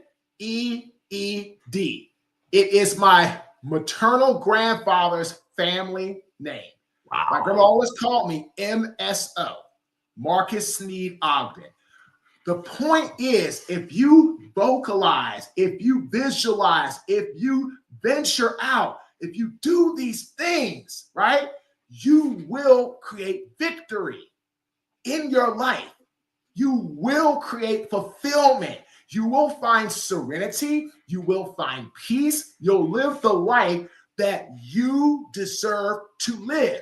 Now, here's some things you can do if you're struggling in any way with your mindset. Ladies and gentlemen, it happens to us all. These 3 things can help you both personally and professionally. Number 1, lean into your attributes over your skills. Ooh. Attributes are what you are born with. Grit, determination, tenacity, adaptability. Skills are what you learn. I learned how to do this. I learned how to get into a stance, use my hands, punch guys in the face, learn the skill. But the coaches couldn't teach me how to have the fire inside to kick booty when necessary. You may not be able to see on that far right side. That's Barry Sanders, one of my favorite football players. Without a doubt, phenomenal skill. But I'll tell you what, had the most attributes, had the most willpower in his time. The Detroit Lions sucked for years and years. And now they're the best in the NFL and the NFC. I'm so happy for them. Barry Sanders gave his all on a really bad football team. Really bad. And when he decided to leave the game, you know what? I respect that. Because you know what he said? The willpower to be the best was gone. Jim Brown did that. I mean, it happens. You know, you're better off saying, you know what? I don't have it anymore in here. It's time to move on. Right? And again, ladies and gentlemen, remember this saying. When your attributes are stronger than your skills can shine at their brightest. Think about that. When your attributes are stronger than your skills can shine at their brightest. My construction company, I had no willpower to stay in that. None. I got lucky, made a bunch of money, but of course, it caught up with me. Bam, I lose it all. In my speaking business, I started at September 2013. I didn't make a dime for 2.5 years. Not one dime, but my attributes, my willpower to do it far exceeded the skills that I had in it. Great example. I went all of the way. All right? Great example. Remember this. Skills are what you learn or are taught. Attributes like grit, tenacity, adaptability are critical for long-term success. That's number one. Number two, move your horizons. What breaks down people's mindsets faster than anything else? Challenges, right? Ladies and gentlemen, when people see a challenge, like they think it's this big dark cloud, right? Here's the thing. The cloud is there. Absolutely it is. But how do you defeat a cloud, right? You chop at it time at a time, right? How do you eat an elephant? One bite at a time. Ladies and gentlemen, break down large challenges into small action steps. Keep stress down and keep momentum going. Perfect example. About a month ago, somebody that was part of the NFL alumni media decided to move all the podcasts under that umbrella to a new platform. Didn't tell anybody. Didn't tell me, none of us. I found out about it when we were trying to publish one of our episodes and it wasn't working. So I found out, oh, Marcus, we're no longer on this platform. We moved to this platform. Were you going to tell me? Like, I can't publish my episodes, right? And so I said, okay, what do I do? That's a challenge, right? Our podcast is one of the biggest things we have with our brand to separate us. I said, okay, just calm down. What are we going to do? Step one, call Ben, my producer. Ben, here's the problem. Here's the challenge. We are not publishing right now on Apple. Ben and I had another phone call. This was on a Saturday. We talked through it.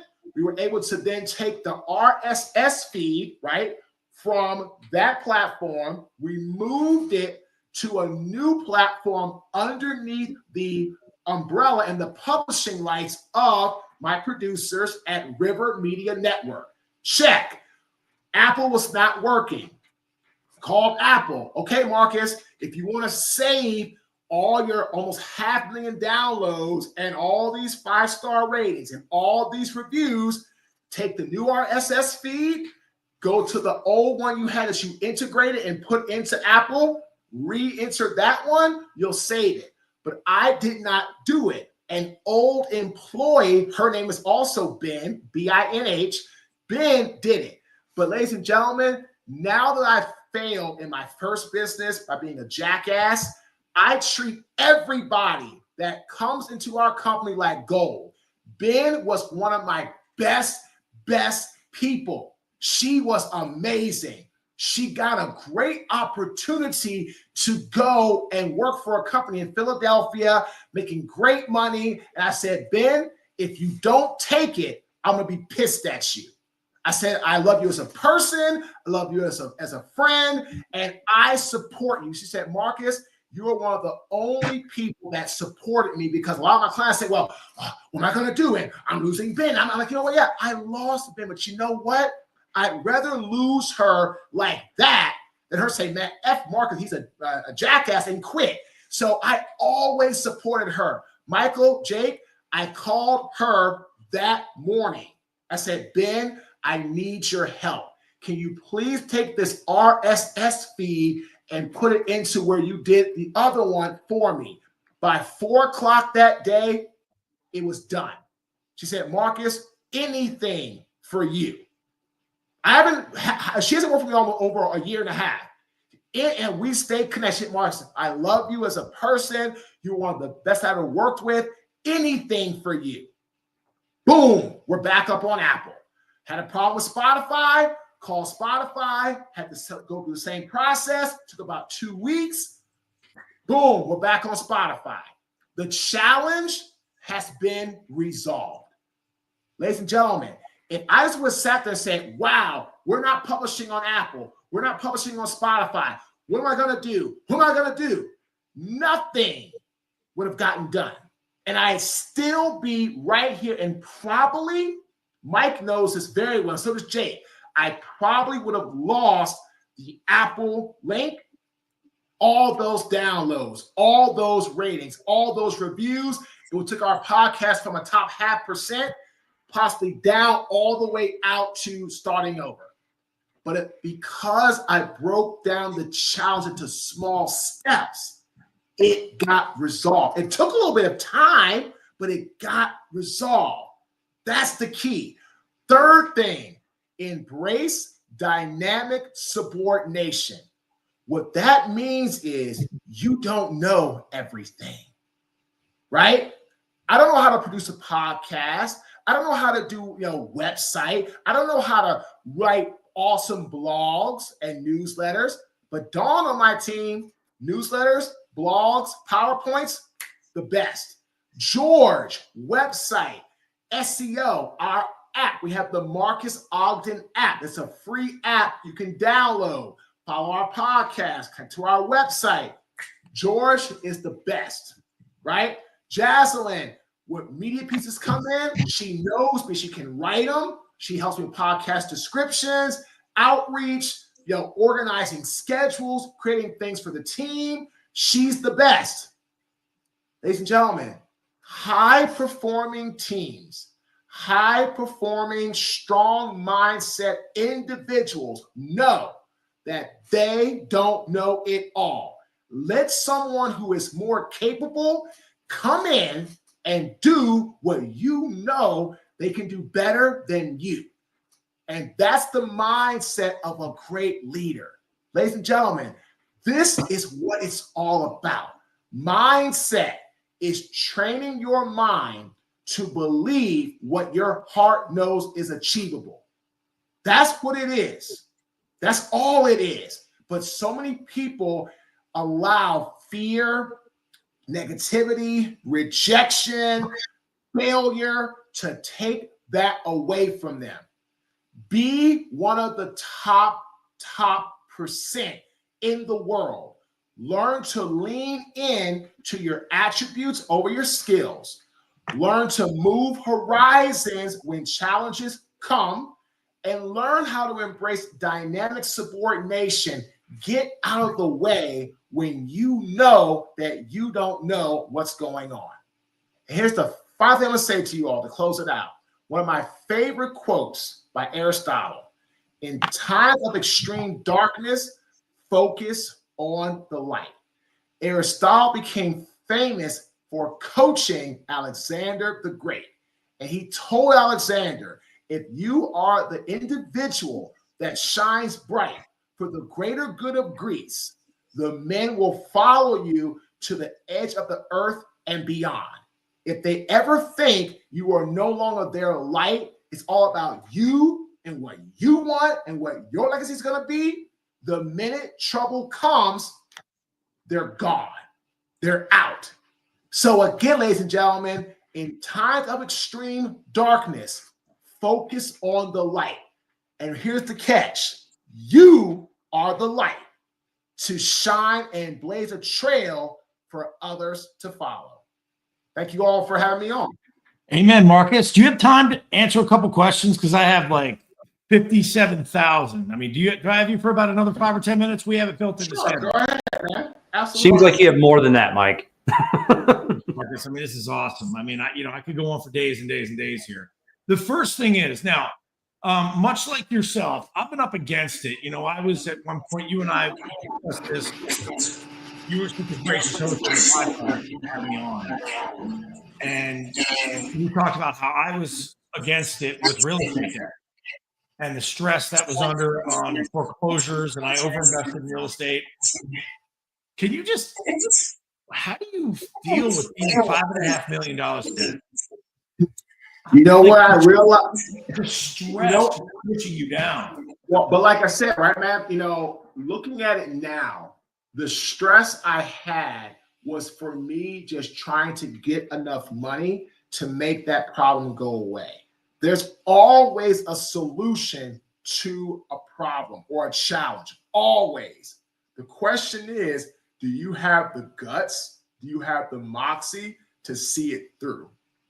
Right? Ladies and gentlemen, I have made millions of dollars. I have lost everything. I have been on the top of the NFL. I've been a custodian for $8.25 an hour.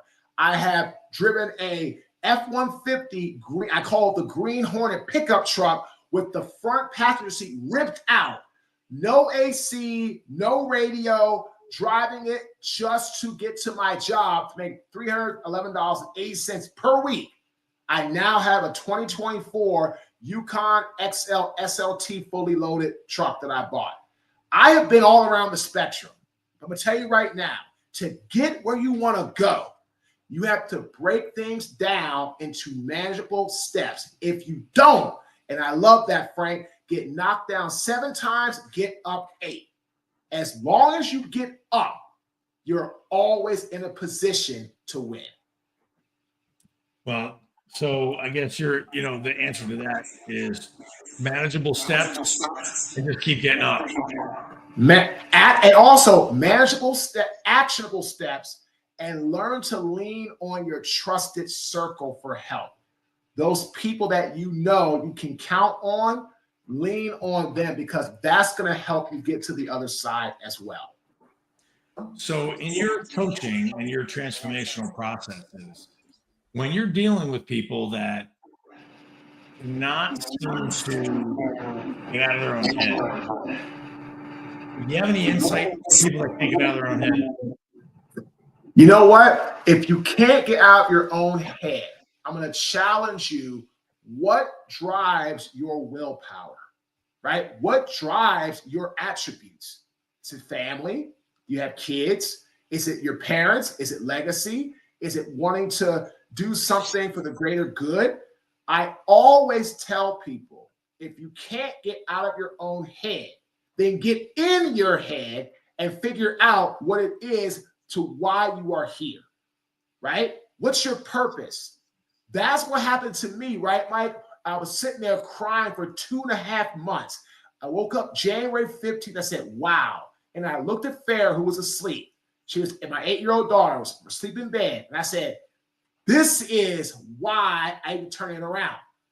I can't sit here and tell Farrah how to live a fulfilled life, the best life she can live, if I'm over here being a fraud, living a life of fear, stress, anxiety, and failure thinking in my mind.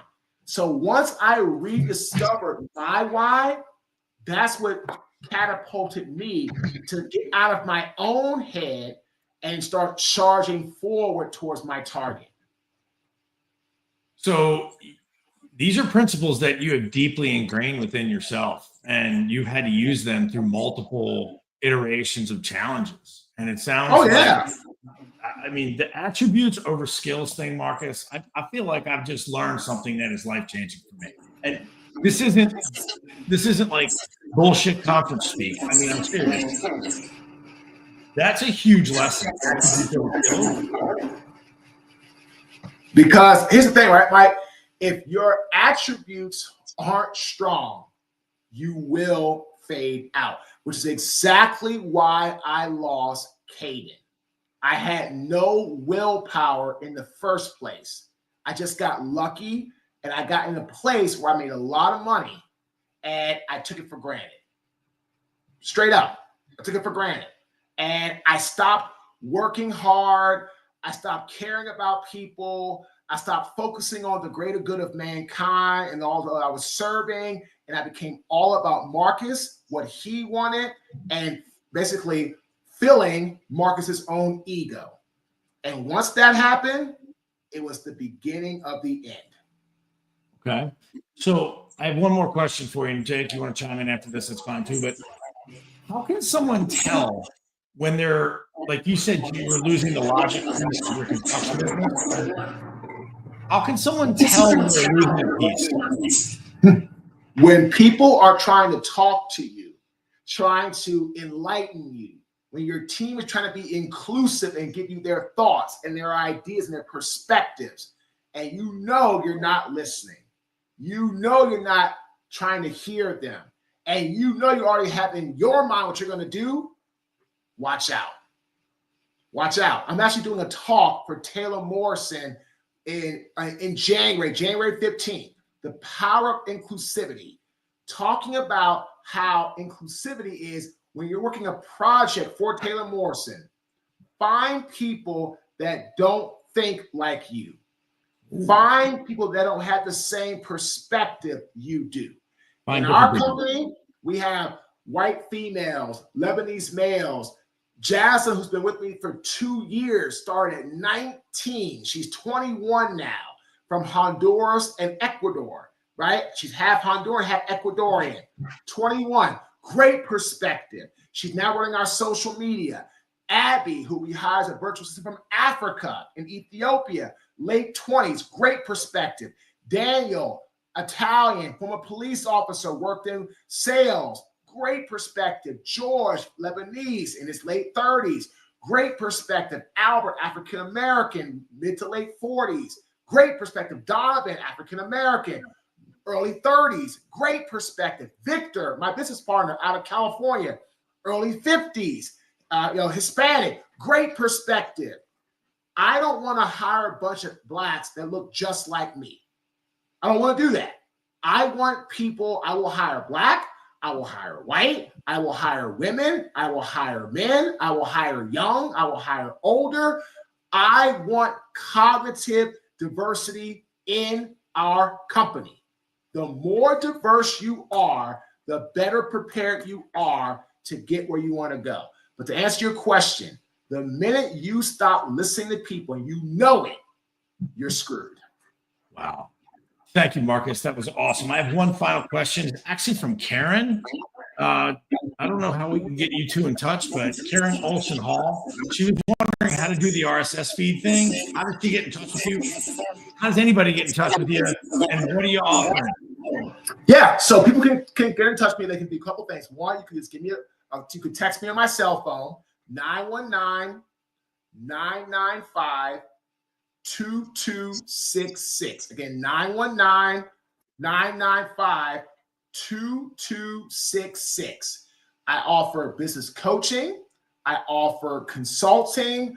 I offer, if you have a podcast you're wanting to grow, I coach people on that. Leadership coaching, how to start a business. You want to be a speaker. If you're looking for a speaker, we speak for organizations, all that kind of stuff. So again, we're really, really big on helping people, whatever their challenge is, we customize our coaching to that challenge. You can text me or you can email me, marcus@marcusogden.com. Again, coaching, speaking, consulting. You want to grow a podcast, you want to be a better leader, you want to get on stages, you want to help inspire the masses, reach out to me. We work with a lot of people that we know we help. We can help you as well. Thank you, Marcus. We can't thank you enough for doing this. I knew you were going to be amazing. Every time I talk to you, I feel so good. You know, I'm in the DC area all the time. I feel like I'm home, you know? Great. So thank you, Marcus. We appreciate you so much. Thanks for having me out, guys. Again, reach out to As always, me, man. Love the passion, my friend. Can't wait to do more. Marcus Ogden, everybody. Have a great day, guys. I love that guy. Oh my God. Like, He's the best. So it'd be real easy for me to ask the placated question, Mike, and go, well, what was your one takeaway? That's not what, right. That's an easy one, but Marcus just gave us a master program webinar in the course of 40 minutes around just some amazing things. And I guess one of my favorite things that I heard, because I come out of a world, and I mean, a lot of the coaching that I do and a lot of the leadership and communication stuff that I do is about being in alignment with the team that you're around. And I love the concept that he brings up around hiring for perspective. Hiring for perspective. He didn't say, I want to hire the person that's the best at the thing. I want to hire the Ivy League guy. He's hiring based on diversity and perspective in his team. And I love that concept. Absolutely love that concept. And he said, hire people that don't think like you. I loved that. That is a huge piece of where you and I work so well together. We do not think the same.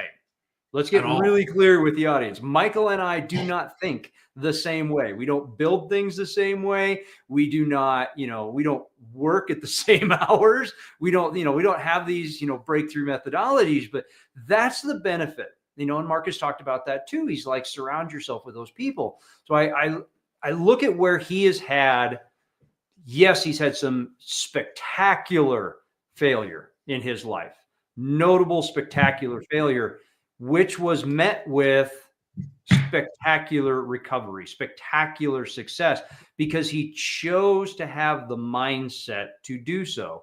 He said, no, that's not what I'm doing. And we did. And then he proceeded to surround himself, because first he had to surround himself, because he said he couldn't afford it. He had $400. He had to surround himself with people that were both diverse in their thinking, that had perspective other than his. And now look where he's at now. He's got these great businesses and this great coaching company, and he's one of our favorite people to work with. So again, it comes back to me for that. We talk about it all the time, and I wrote this in my first book, and we hear it from Jim Rohn. You're a product of the 5 people you surround yourself with. And so Marcus surrounded himself with these amazing people, and then he got to a point building his business. He proceeded to hire them. He hired those people. And then going back to, you look at the story about Ben, where a year and a half after she moved on, he reached out and said, hey, I need a favor. And she said, anything for you, Marcus, anything for you. So think about how he managed, even through everything he's been through, he managed to impact her in such a way that she just said, yeah, man, what do you need? Anything, anytime. And we've got, several people getting ready to come up that way. I mean, our one of our amazing friends, Julianne Meyer, is always that way for us. Hey, whatever you need, anytime. Like that's one of those people. So I mean, that's my synopsis of where Marcus ran through. Like, what else did you hear there, man? So I heard so much stuff, and being in the physical world, when you're in the NFL and you're at peak, there are no, I don't care what anyone says, right? Like, NFL athletes are the top most physical individuals. Yeah, gymnasts, this, that, and the other thing. But speed, power, collision, durability, the funnel for the NFL is like, the screen on the funnel is so tight that to make it, to just even be in a Hall of Fame at Howard University is insane. The physical skill that you've got to have, the work ethic that you've got to have just to make it there. I've worked with NFL athletes, right? I mean, they're a different breed physically and mentally of a human being. Doesn't make them any better, Doesn't make him any worse. But just to be a gladiator on the field and then come off of all that insanity and then try to make it in the real world and then going through all these ups and downs, man, to know greatness, to lose greatness, to see it from afar, and then to reacquire it, it's pretty insane. It's a true, like, a lot of people are going through that. A lot of us went through it. I went through it. You know, when he said he went to work for $8 an hour, $8.25 an hour, I launched my solo career making $8 an hour. And then I left, started my own business. 6 months, 6 figures or less from $8 an hour, you know, dressed not dissimilarly than I am now. It was to hear his story until you've lived that $300 a week paycheck and you're going through and everything seems far away. I mean, you're shopping at food stores that are questionable nutrient wise. Everything's price driven. You want to talk about posture from scarcity. You're thinking about, man, I better buy the Wonder Bread and or skip the bread and just do spoonwiches. And I don't know if you know what a spoonwich is, Jake. It's basically, and just hear me out on this cadence: peanut butter first, then the jelly, then the bite. The peanut butter, because typically the jelly goes in the fridge. So if you do the jelly, then the peanut butter, you contaminate the peanut butter. So, you know, cracking top ramen, kidney beans, and marinara sauce as a staple of carbohydrates, protein, and flavor for years, like I lived on, which sounds pretty disgusting, but it is what it is. You know, until you've actually done that every single day, and you wonder, man, I am grinding myself into the tip of a pencil. And the tip of the pencil is getting closer to the metal on the eraser. You start to feel like you're using your life, and you start to feel like everyone else has got something better than you. Meanwhile, that's a bullshit notion. But coming from those perspectives to then impacting lives and changing lives and letting all the negative energy go, changing perspective, being the same person. I mean, think about it. You've been there, Jake. Like, you're up against your bills, and then all of a sudden the client payment comes in, and it's like, oh, back on top. Let me go buy lunch. You know, you're wondering how you're going to make it, and then there's this yo-yoing of instability. And I feel like a lot of us out there, yay, Karen, boiled wheat. You're going to have to talk about that when you pop on. What the hell is boiled wheat? That just became one of my panel questions for this afternoon. Is what's the what was your staple when you were at the bottom? And we know what Karen staple. And then Karen, can we please have 3 versions of how to make boiled wheat, because we're all going to try it just in case this whole thing blows off. I need an exit strategy food wise. So good, you know, man. When we see these rebound stories, right, and we've all been there, you're going to hear from a bunch of people that are, I love it. See what you started? We did. This became the Total Disruption Nutrition Channel. How to get the most out of, how to stretch $1 and survive. But that goes back to the beginning, and we said that in the beginning. It's like every one of us, every single person that's been on here has been at the spoonwich, has been at the boiled wheat, has been at the Vegemite on toast, has been at the, you know, ramen noodles, or when you were talking about questionable nutritional value, I was laughing.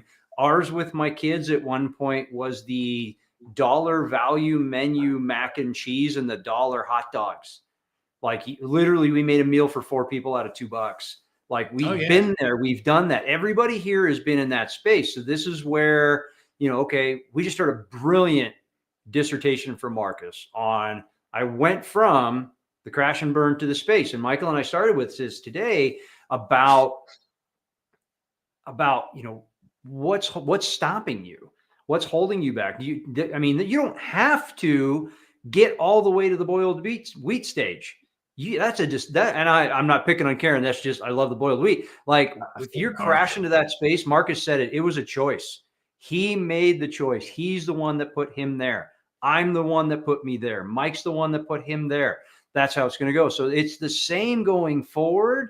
Boiled weed. Oh, that just derailed me. Somebody has to, Jake. Remember had to do Julian that to said, me. "Talk to somebody." Yeah, he's like, yeah, Jake's talking too much. I'm going to throw him off. So, Yep. but that's the point, guys. That's totally the point. We've all been in this space. Everybody's been where you are, and there's somebody that's where you want to go. Reach out to them and do the thing. So we got like 3 minutes, man. Are we going to play the first promo today? All right. You're not ready? You want to roll right into Julianne? I don't want to bump into Julianne's time at all. So if you can get this done in under 3 minutes, play the damn promo because I want to get her on right now. So play the promo. All right, we got 3 minutes. I'm going to go for it. You ready? Here we go. I'm going to go for it. We're going to see how good I am with tech today. And I'm looking around my camera. You guys all need to know that. Here we go. I know we're getting there. All right, we're ready? Oh, dude. I think I got it. I think we got it figured out. Here we go.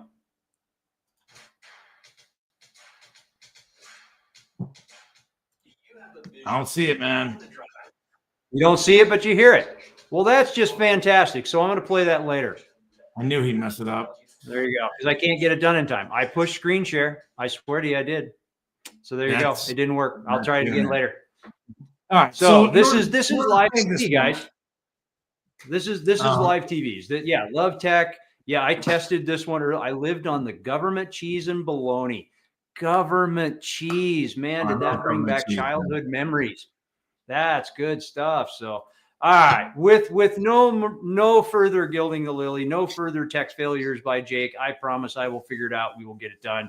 But this is live. You roll with it. You just do the thing. It either works or it doesn't work. But fortunately, we have some amazing speakers that are still coming up. Julianne Meyer is we'll let her give the long title of all the stuff and the things that she is, because it's a mouthful, guys. It's not government cheese. It's quite the mouthful. But she's one of our mentors. She's one of our role models. She's one of those people that we have in our fractional board of directors. You've heard me say that a bunch of times. She's one of those people that we know we can lean on when we need it, and vice versa. She knows the same. If and this is the anything for you, anytime, club is kind of what we play with that. So with no further of that, Michael, any other things that you want to bring up about Julianne before we bring her to stage?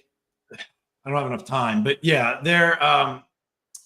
you want to talk about somebody that went from one space and moved herself to many other spaces. I'm going to ask her this in about a minute, but moved herself into other spaces and became a complete autonomous success.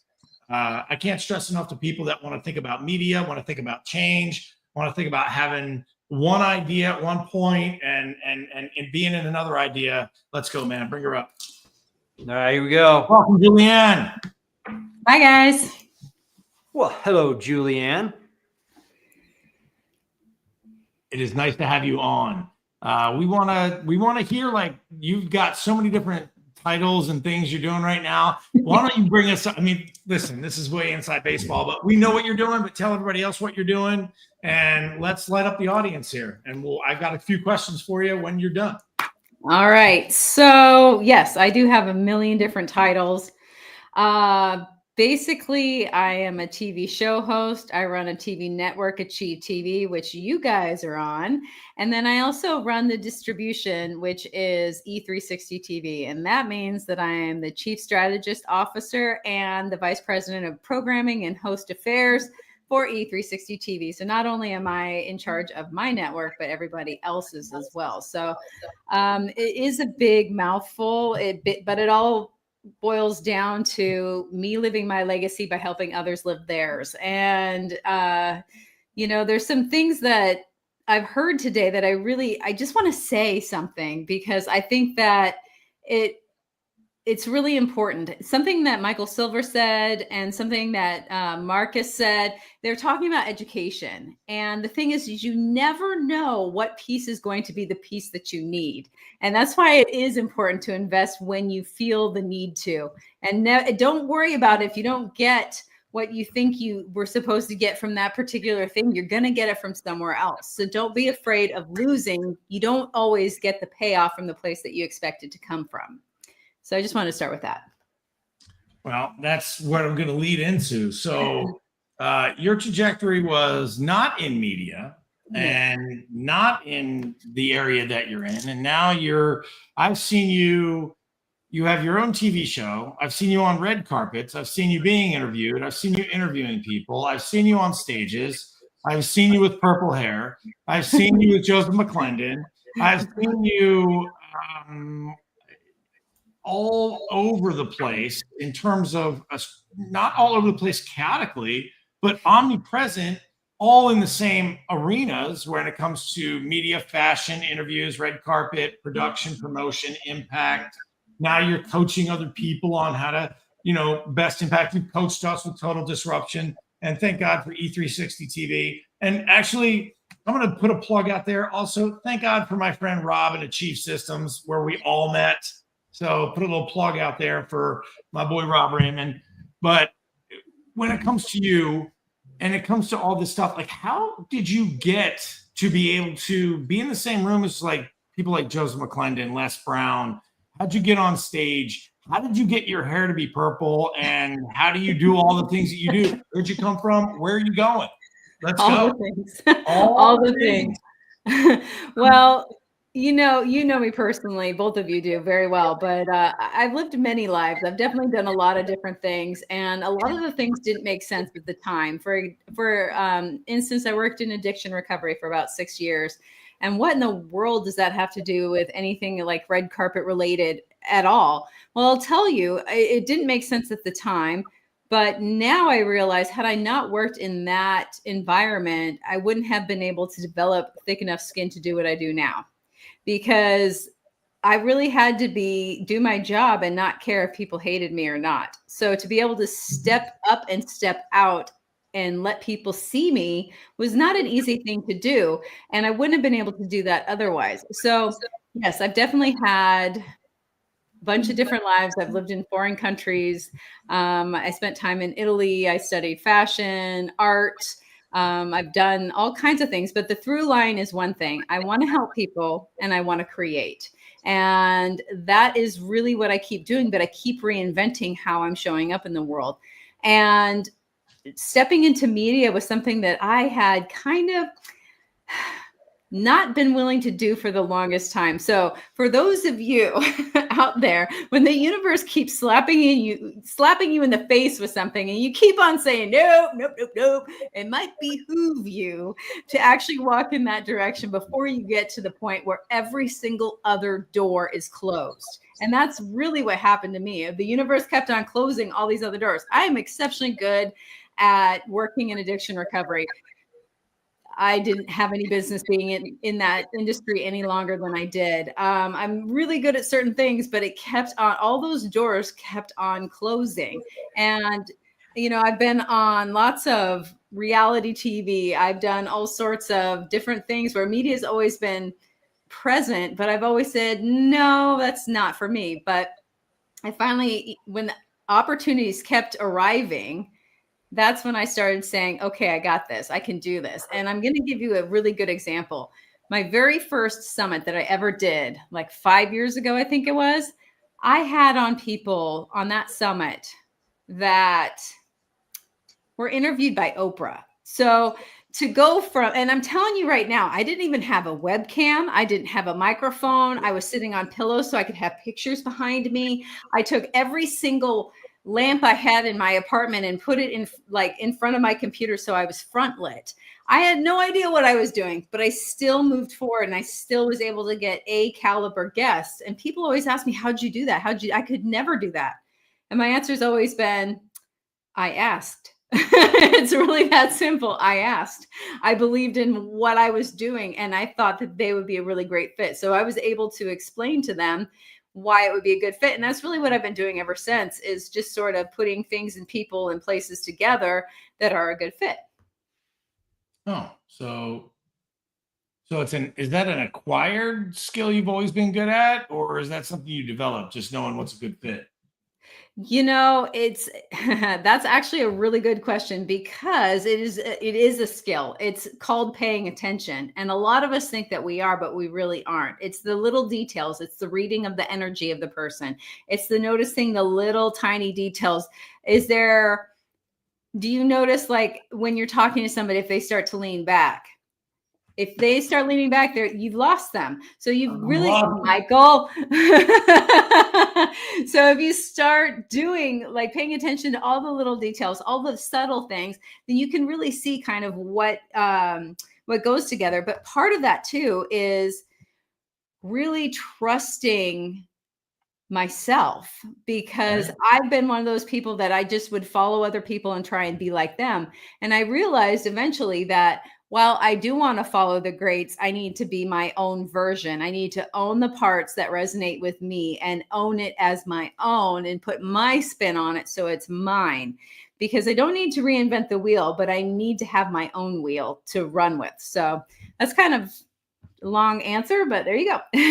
Well, Jake and I always use this analogy, right? That you hit this right on the head. Sort of, we're when it comes to planning and you come to executing your week and your goals, a lot of folks somehow think, okay, got all this time blocking, I've got my schedule down, and everything's kind of in this neat little organized little compartments, and now it's time to do the deep work.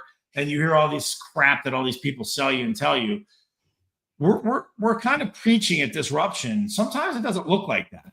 Sometimes it looks like, okay, I'm sort of ironing my suit in the parking lot, and then I'm going to go be on stage and present, right? When you talk about owning your process and owning your own version of the greats, I think you're really encapsulating something there. I find, and so does Jake, we find that when we're coaching people, that there's sometimes they hope that we can sort of download and give them sort of this umpty action in their brain, like we're in there with controls, and it doesn't always look like that. Like not everybody's desk is neat. Not everybody's processes are so totally dialed in that it looks like a surgical room, right? Wouldn't you say?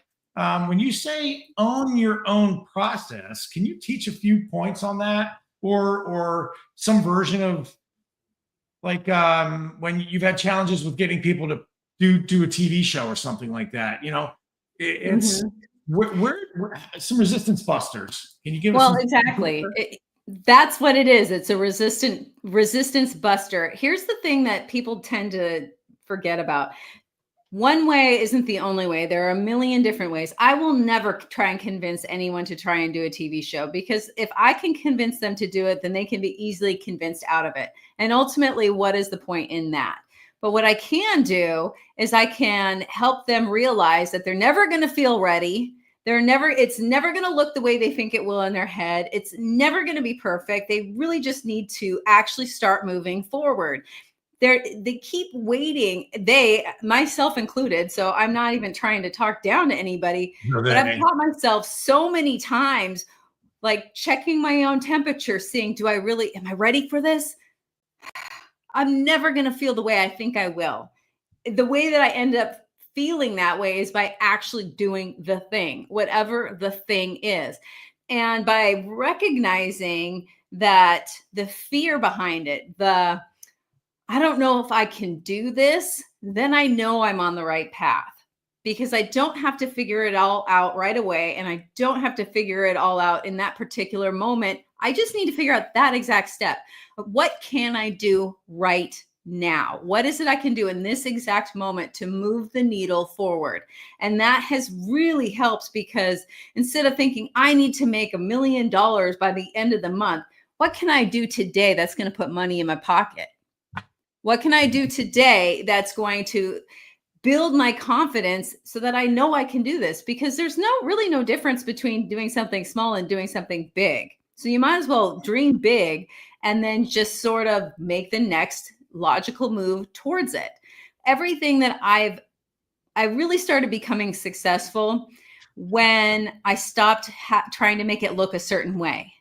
Like I ultimately, I've gotten all the things that I want: freedom of time, freedom of money, freedom of all these different things that I've always wanted, but it does not look the way that I expected it to. And as soon as I let that go, then I really realized, oh my gosh, I'm doing it. This is exactly what I wanted. This is exactly what I need. So I think really to break through that resistance is to say, thank you very much. I'm still going to do this. Am I scared? Yes. Okay. I'm still going to do this. Am I not scared? then it's probably not the right thing for me. It's probably not big enough for me anymore, because the happiest I've ever been is when I'm slightly outside of my comfort zone. And you don't recognize it at the time, but you recognize it later. So if you can get past that and just sort of realize, oh my gosh, I'm this feeling, this fear, this is aliveness. This isn't a warning signal. This is aliveness. And to know that it's okay to look stupid because you're doing it. You're not up on the bleachers. You're in the game. You're actually doing it. You're playing. And the people that are going to sit there and possibly say something to you that's negative, they're not down there with you. They're just up there complaining about you. So who cares what they think and what they say? Because they are not in the game with you. I love that. I love that. Kind of releasing that judgment and releasing that, I've career shifted, I've career evolved several times myself. And so has Jake. And each iteration, it's funny when you meet someone from your past that still identifies with you in that part of your career. And it's almost like, wow, am I that person? Really? I'm still that person, but I'm doing so much more, but I feel like I have to justify it to this. And then I say, wait a minute, does it really matter? Like, am I going to really mini battle this person on who I am now? Do I really need to be that wrapped up in my own ego? I know this one. Yeah, I know, Jake, me wrapped up in my own ego. I'm out. Don't make me say it. Yeah, please don't trouble me. Do I have to actually justify who I am now to every single person I meet? And I used to be that guy, and I'm not that guy anymore. And thank you for saying that, because that actually gives me validation as we're speaking here. So thank you. Just switching topics a little bit, but staying within the frame of media and going about, I feel like media is, people have like two different ideas about media, right? There's this going live element on socials, and then there's this sort of pre-recorded and pre-planned yet currently marketed version. Come see me, check it out today. Meanwhile, I recorded the show last week, right? Can you talk to that a little bit about the difference between when someone wants to get out there and go live, or when somebody wants to do a pre-recorded thing but market it live? Can you talk about the pitfalls and successes? I know it's getting a little off topic of the fun stuff, but I do want to extract some media coaching out of you for free. Right? I've always got an agenda that helps me, and I suck at this quarter. So everyone else is benefiting from my inability to do this. All right, let's go. No, I'm glad that you're asking me an actual media question, because we always end up talking about the mechanics behind everything, the energy behind it. And I love doing that, but I also love talking about the mechanics. And there is something to both. And ultimately, what are you most comfortable doing? What makes the most sense to you? How is it that you're going to go from sitting on the couch to actually making it happen? There's no right or wrong way to do it. Now, the nice thing about going live and doing something live, because I did my TV show live for 3 years. What? 3 years, twice a week, 3 years. And the wonderful thing about it was the energy of it. There was like a different energy for me as the host and for the guest. It was great. And I truly enjoyed it. The downfall is, what if there's a tech issue? Are you prepared for that? What if, and this didn't happen to me, but it happened to a show host that I know, her guest showed up completely drunk. And so now she's got to go on live by herself without anything planned, because she can't put a drunk person on a wellness show. I mean, it's not going to go over well. So there's definite advantages and disadvantages. Now, when it comes to pre-recording, you can do it whatever time. Like, I love it when I don't have to tell my European friends that they have to get up in the middle of the night to do a show with me. We can do it at a time that's reasonable for both of us and have it appear live.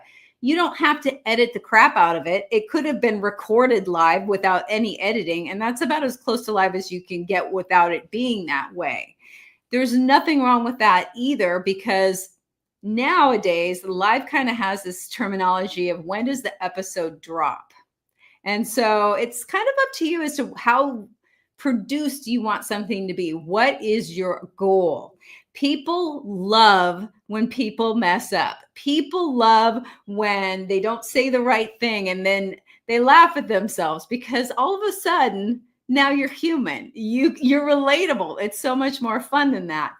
but you also run the risk of technology failures, like the video by the way, everyone, I have seen this video. It is really good, and hopefully we'll be able to see it today because it's phenomenal. But that's kind of the problem with going live is that things like that do happen. And then what? Now you got to think on the fly. Well, that helps a lot, and when we do disruption, we kind of pre-record it, but we don't really edit it. We just clip the front and the back a little bit because you don't want to see us sitting there smiling before the intro. You know how that goes, right? But I feel like a lot of people from a cadence. So let's talk about now. Let's say we're going to go down the path of either pre-record or live, and what is a good way to market your show?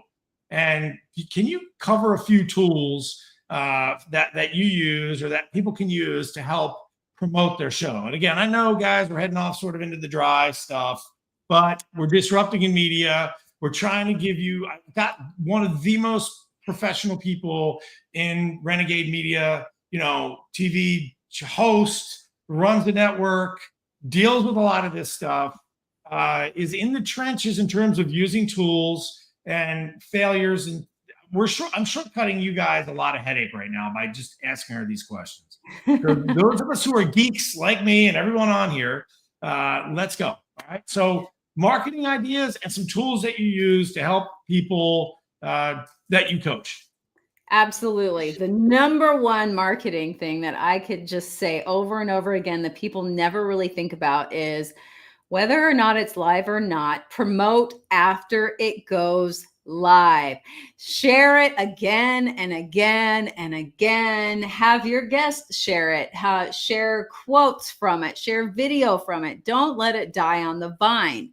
How many times, and you guys have heard me say this so many times, but how many times can you bounce the same ball? Why do you keep on, not you, but like why keep on creating something new and disregarding all the gold that you've already mined? Why not keep that in your hands and still build upon that? So by talking about it after the fact, saying, in case you missed it, I've had my show for over 4 years now, and technically it's live. I can't even tell you how many people to this day still say, oh man, I missed it. I wish I would have seen it. And I have to go back and say, you can, it's available on demand. Here you go. Here's where it is. So don't assume that people know that. Don't assume that. And then, bring it up years later too. For example, I had a guest on that was beginning of 2023. It was the first guest in January.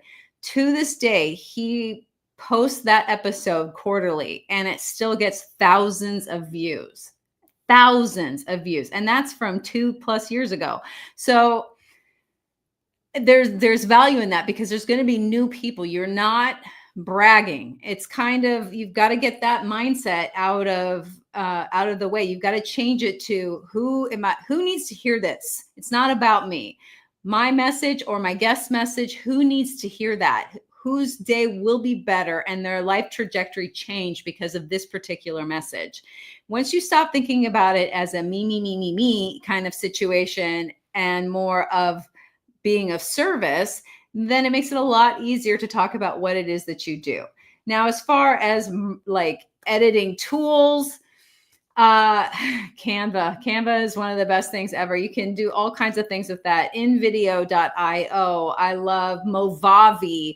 I mean, there's all kinds of editing tools. Movavi is really inexpensive and it does beautiful work. You don't have to really know what you're doing. I started doing commercials professionally for people because I was self-taught on Movavi, and I did a really good job with that when I was at it, doing it. But, it just what works for you. Just because everybody else may be using, I don't know, ChatGPT. If I want to use a different, like Gemini, then why wouldn't I do that if I feel more comfortable with that? So there's a bunch of tools that are out there. You don't have to do it because somebody else is doing it. Find the one that resonates and works for you. If it's too advanced for you, there's a couple of things that you can do. One, pick one that's simpler. Or two, there's a bunch of YouTube videos out there so you can learn how to do it yourself. So, and then the other beautiful thing about it is, personally, I don't like doing all that. That's where a wonderful VA comes in, or, maybe some sort of video editor, somebody else who can shine and do what I don't want to do and actually enjoy doing it themselves. Now I'm free to go do what I love and enjoy and create new things while somebody else is helping me grow what I've already created. So don't underestimate the power of utilizing other people as well if it's not your thing. Like, I'm never going to spend hours upon hours editing video because I would rather gnaw my own arm off and feed it to a bear than do that. So it's not going to happen. Okay. Stick it out there and the bear will do it for you. Exactly. So, when you talk about outsourcing, you don't have to gnaw your own arm off. Just hand it over, throw it. So I could go a whole different direction here. I'm just going to, just make sure it's your right hand, because your left handed, you could throw the arm back. Exactly. Anyway, I got to gnaw this one off so I can throw like a girl. So how long did it take you to learn this stuff? Like, did you set aside time, or did you just go at it? Or did you say, okay, look, I'm gonna learn how to edit. I'm gonna give myself 2 weeks and then I'm gonna be an editor? Because I know what a lot of people that we work with, like, man, I can't do this, I can't do that. And like Marcus Ogden was saying earlier, small pieces and chunks. How did you learn how to edit? And when I know you went to YouTube, but how long did that take you? Well, honestly, I barely went to YouTube. I just figured it out on my own. And I thought, okay, I think I could do this. And I really want to do this. Let me figure out how.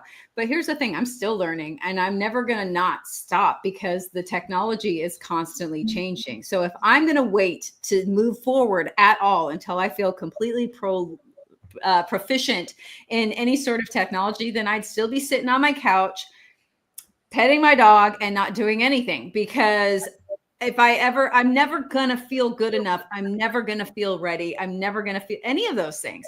But what I've always done, and this goes back to my first summit, all of a sudden I realized, okay, I need to create a show opener so that like each interview is exactly the same, but for each interview that I send out every single day. So I taught myself how to do it. Then I always said, yes, and okay, what's next? Yes. Okay. I'll figure it out. So every single time I've needed to learn something, I've learned it on the fly. I've never just sat down and been like, well, I might need to learn this one day. I've always said yes and then figured it out. So if somebody said, well, I need you to come up with blah, blah, blah. Okay, I will. And then I'm thinking in my head, oh crap, how am I going to do this? I have no idea what I'm doing. I have no idea how I'm going to accomplish this. But I said I would, so I'm going to do it. And I've every single time figured it out. There's always been somebody or something to help me figure out whatever it is that I need to do. So you do need to have some discernment in what you say yes to, but also don't be afraid if you don't know how to do it. All right. That's perfect. I like the on the fly thing. That, as you know, sort of is my whole existence, on the fly, which I don't mind because I'm used to it. It's like a person who's been conditioned. So I know we're short. We got about maybe 5 more minutes with you, unfortunately. I'm just a little sad about this because I could go on all day.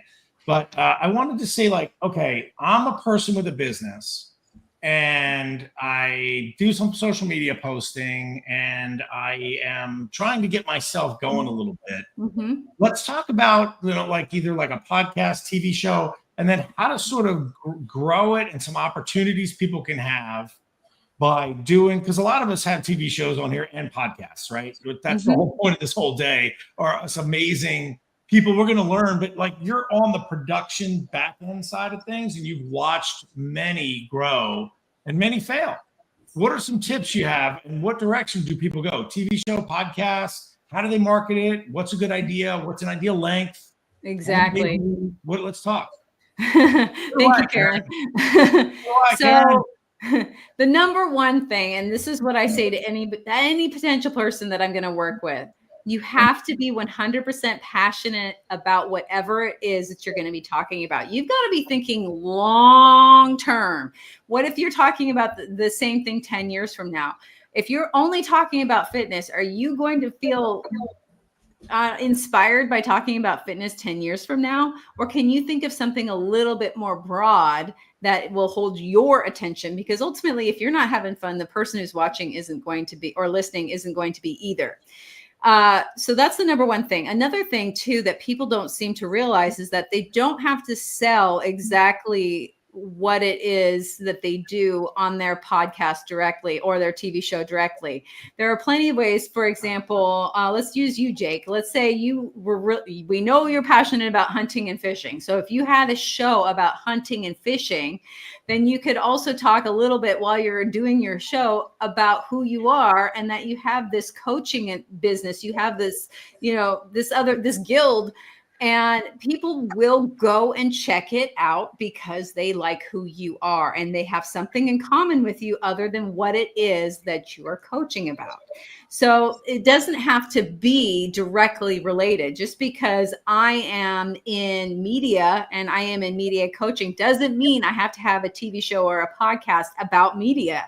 It could, if I'm passionate about, I don't know, walking my dog, that's a really small topic, but you understand where I'm going with that. It doesn't have to be exactly the same. And you want to think too about long-term. So you're creating something that you want to eventually sell to somebody else. You don't want it to die off. You want to give it to somebody else that they can keep running with it. Kind of like late night hosts on a TV show. Yeah, the turnover may be a little bit rough. However, once the new host is in there, it's like, who was the old one? And that's really what you're doing when you're creating this, because you are creating value. So ultimately, no matter whether you choose a podcast, whether you choose a TV show, whether you choose both, which is what I recommend, then just make sure that you are creating that value for the people who are watching. It should be a win-win-win. There are so many ways that you can monetize. There are so many ways that you can create value for yourself by giving value. So for example, you mentioned, Mike, about me being in fashion and red carpets and all of that. All of that came from me having a TV show. All of that came from that. So my show is about health and wellness, but I am now like co-hosting with Michael Silvers, actually, LA Fashion Week. I mean, what are the odds of that? Or being on red carpets and interviewing people, for example, being in books that are bestsellers. All of that came from my TV show. So all of that can happen too. You just need to decide what your goal is and then go for it. And when you're ready to change your ultimate goal, you change it again, and then you move towards that. You're not stuck in something. If something else is working better or something resonates with you more, move more in that direction. Don't get stuck in what you think it should look like. And that was one of the best pieces of advice that I have ever gotten from a coach. And he said, you're starting out your business and you've got a lot of great ideas, but don't be too attached to any of them, because I bet you donuts to dollars, you're going to end up doing something completely different than what you started out with. And I have nothing to do with coaching health and wellness anymore. And it wouldn't have happened if I was so intent on it looking a certain way. So that's really the ultimate thing, is to just keep your eyes open. Thank you for that answer. And it would be kind of funny to hear Jake on a hunting and fishing show. Business coach and on this 10-point buck. You'd have to whisper. That actually, we might be onto something. You should go back and check my old YouTube channel. Yeah. You'll see just that. Maybe that's the move. I think somehow I'm missing something here. All right. So, Julianne, thank you so much for your wisdom and everything about it. How do people get in touch with you? What's going on with where are you in the world? Like, what do you want people to do? How can you can reach me at my email, which is julianne@e360tv.com. We'll put it in the chat for you. And then also you can find me at e360tv.com. I mean, that's where we can see your show too.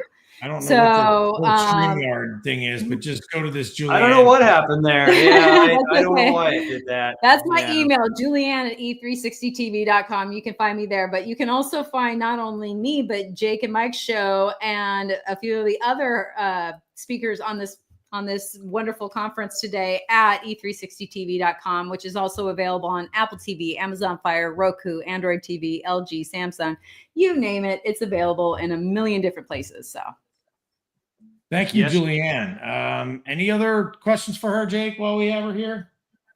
You know that we could just like run the rest of the day with Julianne tonight and all of those questions. So like, let's boil this like way down, like, because you and I had a conversation over a year ago. Was the first time that I met you, and it was just when we were actually talking about me doing a like outdoor show at the time that we were talking about it, and now we're doing a completely different show, which I love that, you know, how that whole analogy gets to us. And we're rolling into a new season. We're rolling into something that is totally different from what we've done this year. So like, as you see our progression, like, and I'm going a little weird here, but like, as you see our progression going along, what would be the advice you would give the audience to say, okay, these two lunatics had no idea what they were doing the first day, and they're here in this amount of time? Like, what else can you tell them about that? I mean, just kind of ponying off that a little bit. You know, I really love that question because you guys are the perfect case study for that. When you first started, and I had separate conversations with Mike as well about having his own show. So it's been one of these things where when you're ready, and just pull the trigger. Ultimately, you just need to start moving. And the thing that I really love about what you're creating is that you've really been able to see what you like, what you don't like, what you ultimately need. And now you are moving in a brand new direction in a way that nobody else has moved before, but you're taking the elements that work and putting them all together from different places and putting them all together and making it your own.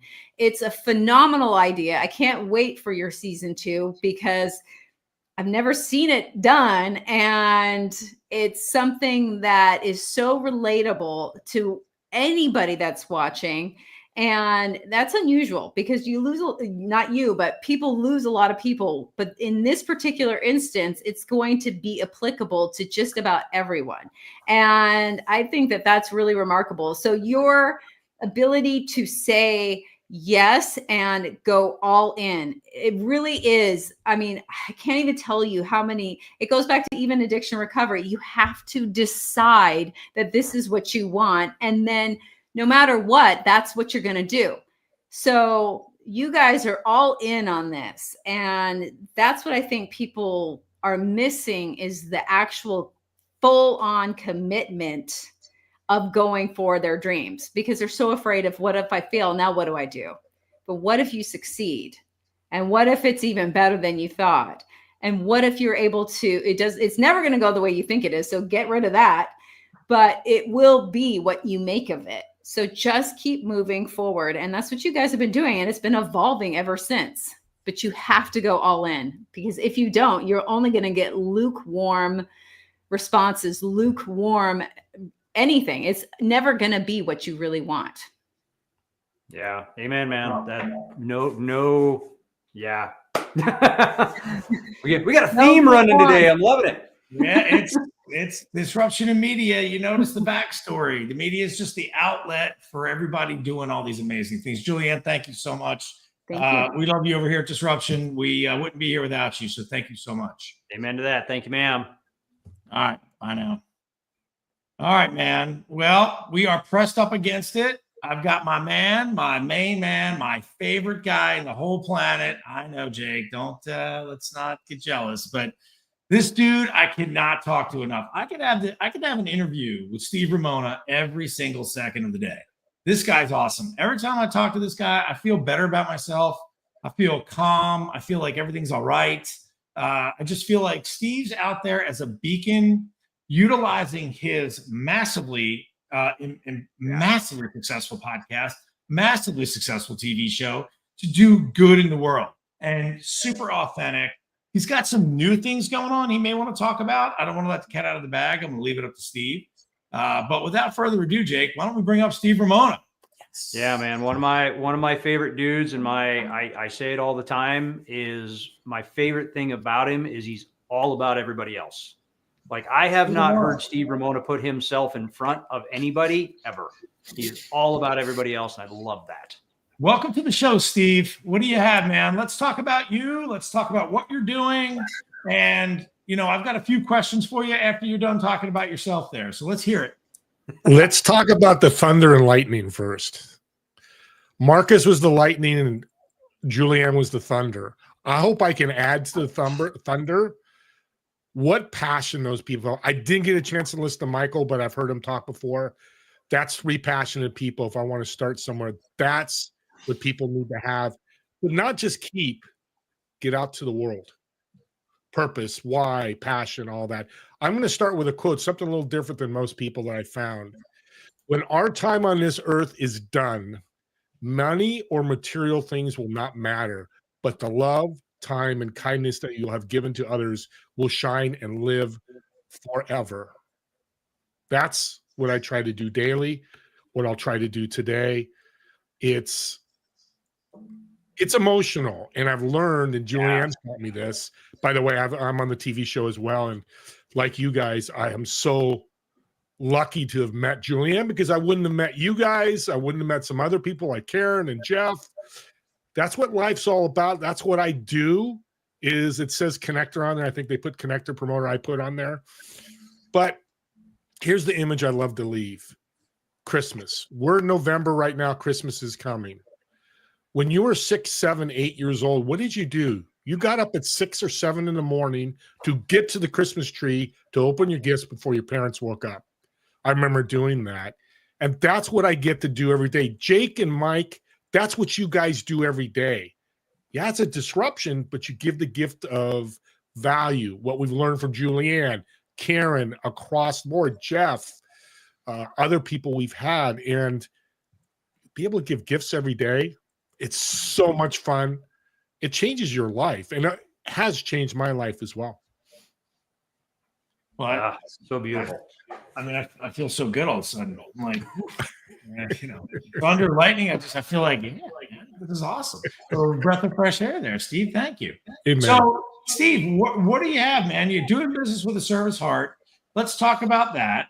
And we want to, since we're doing disruption in media, I like the fact that you're on the disruptive side of kindness. In other words, you're on the, hey, I'm using my voice, I'm using my influence to not only connect people with other people, but to promote this kindness. And I really want to do a deep dive.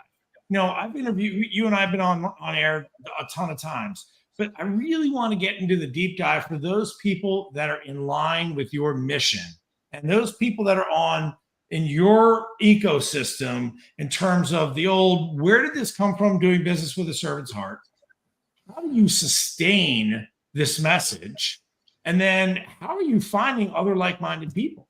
Let's go, man. What do you got? Great question. You guys are awesome guests. I'm going to start right there.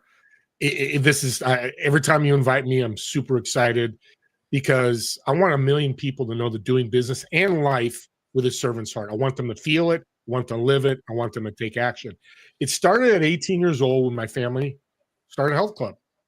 And what a great opportunity to build a network, because my peers, 40, 50, 60, would come in, check in. Hey, Tony. Hey, Jim. Hey, Debbie. Have a great workout.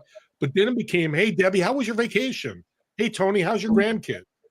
Hey, how was the wedding you went to? So now what have I done? I started building relationships with people much older. I was scared S-less doing that. How do I talk to people? Taking some notes here.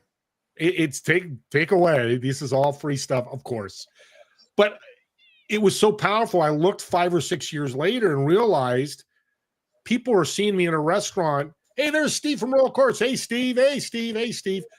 Not that I'm a rock star, and some people would say that, or they'd say, hey, if you got married in your 30s, you'd have to rent the Oakland Coliseum because you know so many people. But why do I know so many people?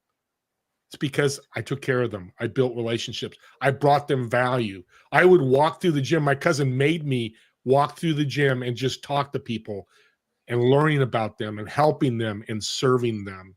Plus, customer service is a big part of it.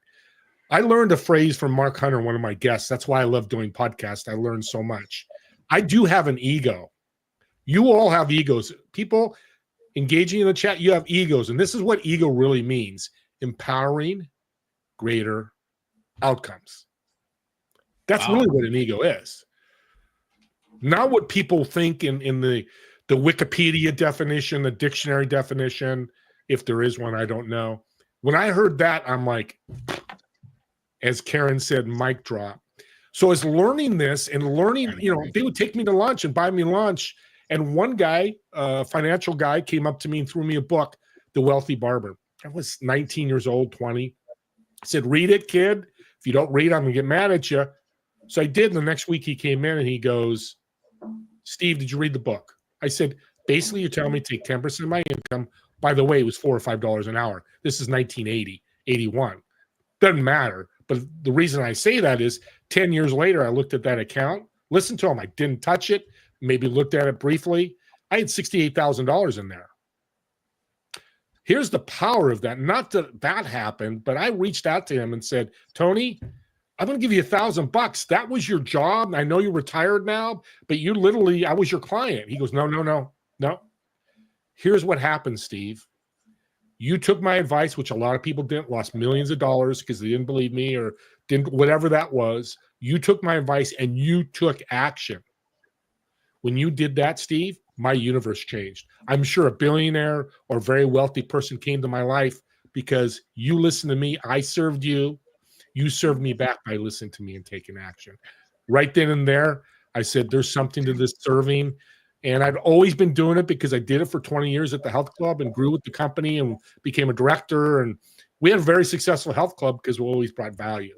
So I shout out to my cousin, Jeff Ramona. He's taught me this from the very beginning at 18. I was blessed, not a lot of PR. But now I've got this message, and I love talking to 18 and 30-year-olds with this message. I just talked to a young man, 24 this week, who was trying to sell me. He had a setter. We all seen those setters. Hey, I've got this product. I want to sit down with this guy. Well, we sat down. His name is Ryan. He knows I'm going to talk about him. That conversation went from, hey, I do this, to what are your challenges? For 45 minutes, I mentored him, taught him, educated him in business. He turned to me, he goes, I appreciate you so much. I did not expect this. This is one of my best calls. You're 63, I'm 24. I now want to learn more. He actually was on my podcast the next day.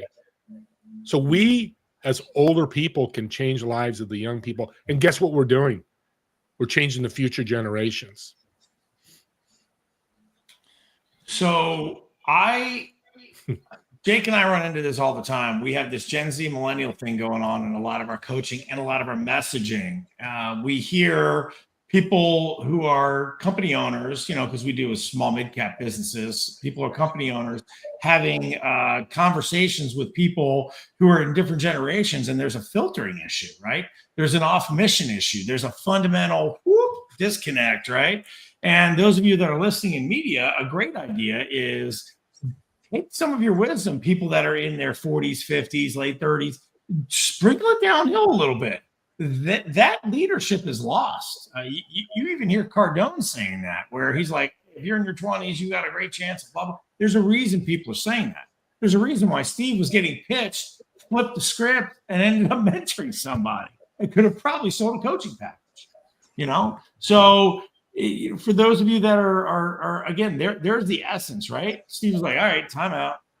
I'm the coach. There's doing business with a servant's heart. Now, can you spend all day doing that? No, but you can do it once a day. Everyone's got time. Everyone's got time once a day. Thank you, Stacy.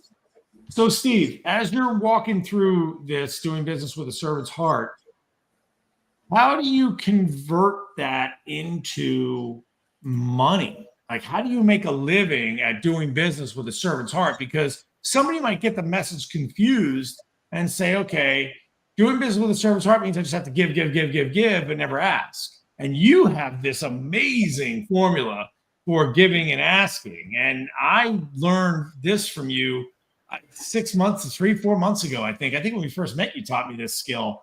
And man, if we don't teach it today, disruption in media aside, the kindness piece still has to come with a little bit of the income piece, because otherwise you can't do it. It's not sustainable. So why don't you teach us your formula there for the give, get, or ask. You take it away. Yeah, it's called the ASLA principle, ASLA. Ask, shut up, listen, ask. Ask, shut up, listen, ask. People go, yeah, I'm shutting up. Yeah, I'm on a Zoom call. We've all been on Zoom calls and people's screen goes black. I'm not saying that's a bad thing because maybe they're running to the bathroom, they're getting water. But are they listening?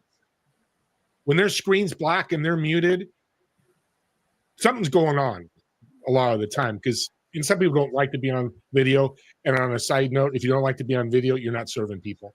I'm being very open about that because they, if I did this and you're like, this my hand. You can't bring value to people, I think, the right way. Look people in the eyes and ask, shut up, and listen. Ask, shut up, listen, and ask. The ask piece at the end, I had the ask piece. That's tough to say. Ask piece, you have to say at the end. I had to learn that. I wasn't doing it for 20 years, 15 years. I did $25 million in deals. I'm going to be very open with everybody here. I only made $10,000. Now I would probably made 20% because I didn't ask. Hey, Mike and Jake, meet so-and-so, enjoy the connection, and walk away. Now I ask because you know why it's easier to ask and sell? Because you brought value and built relationships. Then what we're having today, all of us who have TV shows and podcasts, we get pitched by lead gen people all the time. I had one this morning that reached out. I know, Mike, you're shaking your head. It's crazy. I don't know why they do it. Don't want to get to that. But think about, so I look at it this way. You can have a short-term sale of 10 people. You meet them, hey, Jake, Mike, and 8 other people. Hey, join my coaching program. Or you build a relationship for 4 to 5 weeks. Jake, I'm ready to go. Let me jump on your coaching program. Well, the 10 people might stay for a few months with you.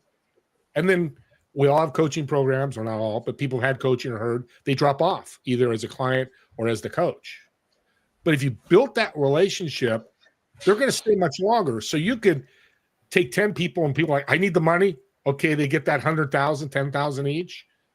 But when they're gone in 3 or 4 months, that money's gone. Where if you take 3 or 4 people, you build a relationship. Here's my passion. Here's the value I'm going to be. Whatever that is, 2 things happen. One, they stay longer. I've proven it. I've talked to many coaches. I've had 100 coaches on my podcast and asked. Absolutely. Some people have had them 3, 4, 5, 6 years. Think about that, who's listening. 6 years you've had a client paying you $10,000 a year. Let's just use that number. So that's, well, you guys run the numbers. You tell me.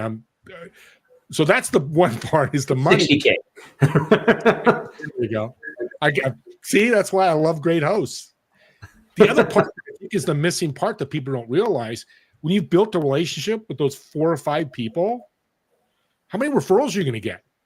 How many introductions are you going to get? Holy crap.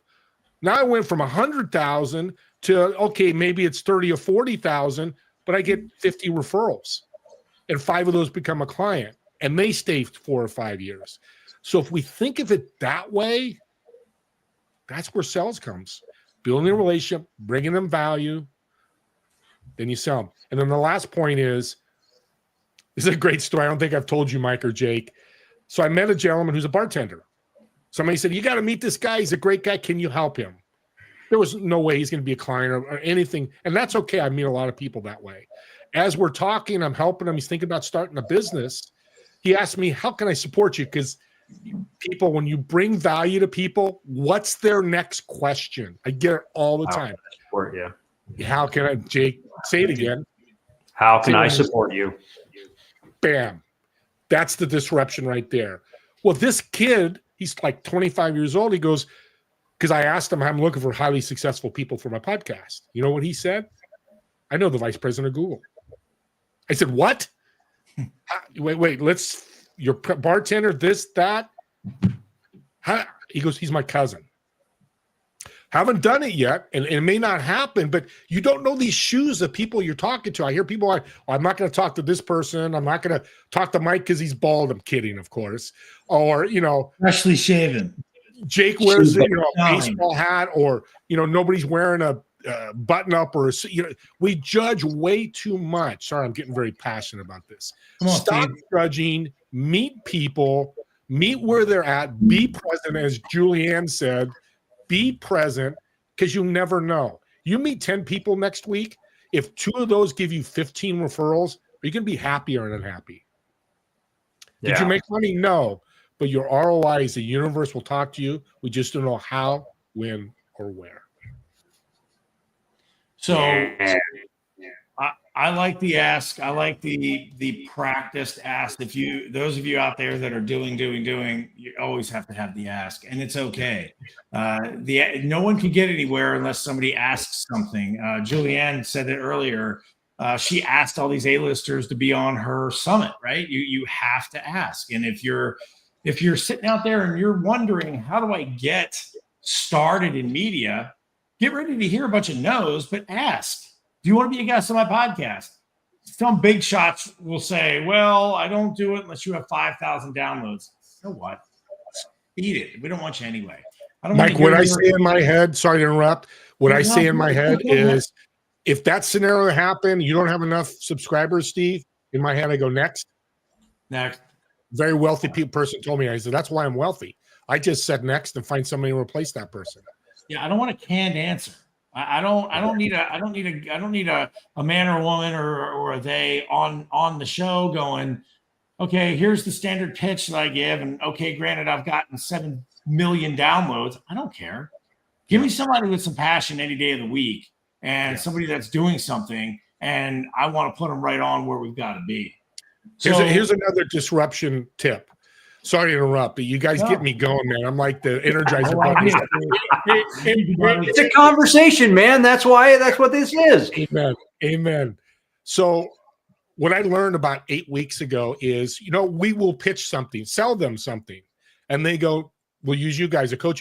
No, I'm not ready yet. Love you guys. I don't have the money, whatever the reason is. Bring them more value. For example, I just did that, and I said, well, here's a referral for you I think will help your business, after she said no to me. She said, what?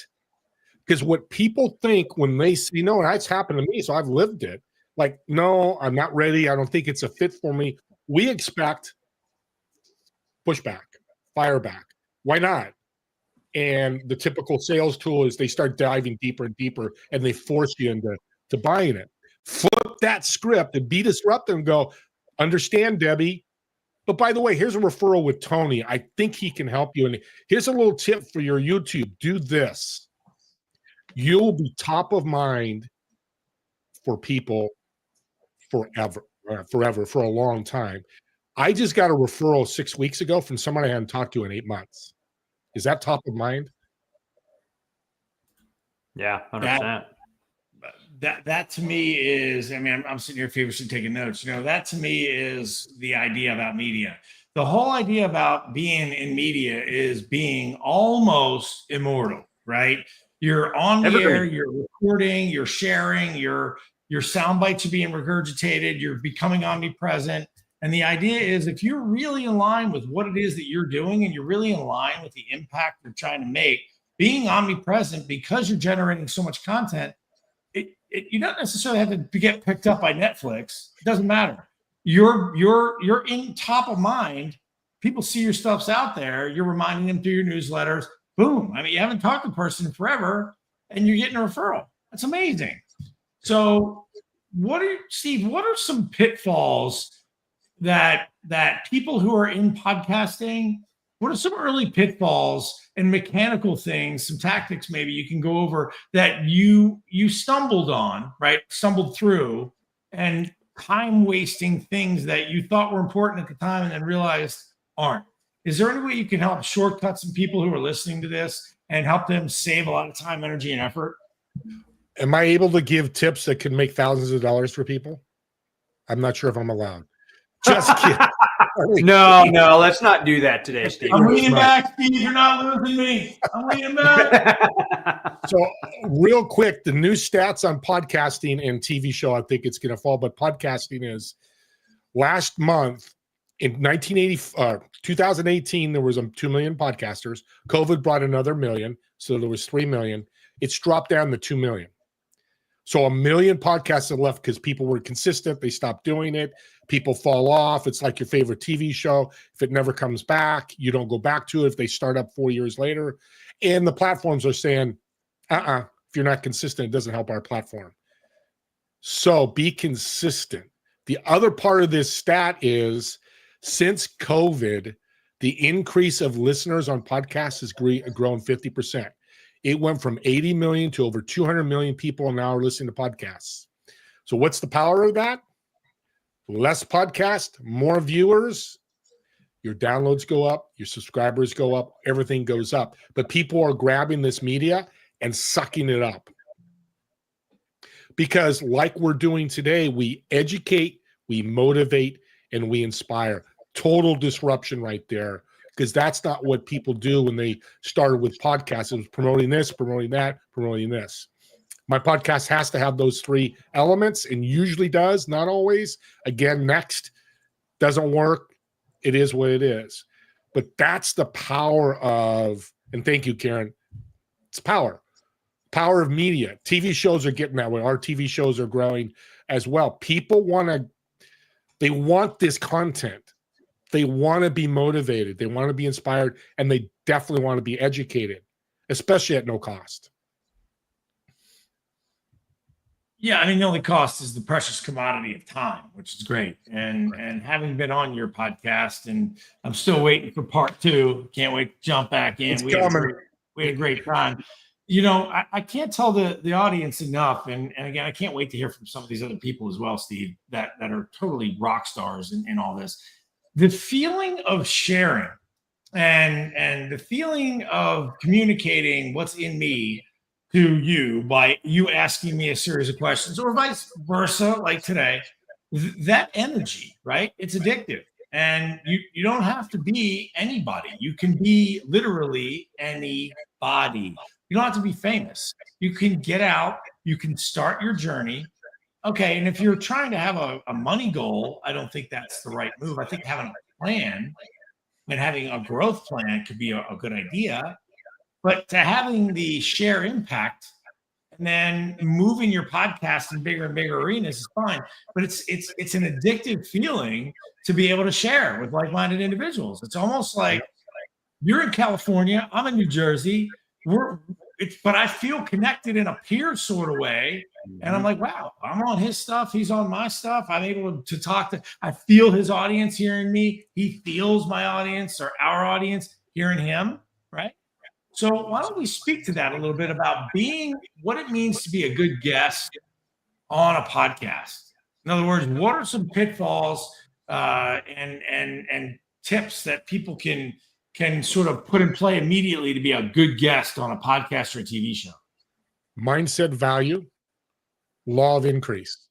Think and Grow Rich, chapter 4. I read that 3 or 4 years ago. It resonated with me. It falls into the serving heart. If you read that chapter, I try to read it once a month. It's just increase. Uplift is a word that I use too. People, edify them. If you listen to any shows I'm on, and I've done it today with you guys, and be authentic. You guys are great hosts. Yeah, you have me on as a guest, but nothing in the rules say, why can't a guest talk about the host?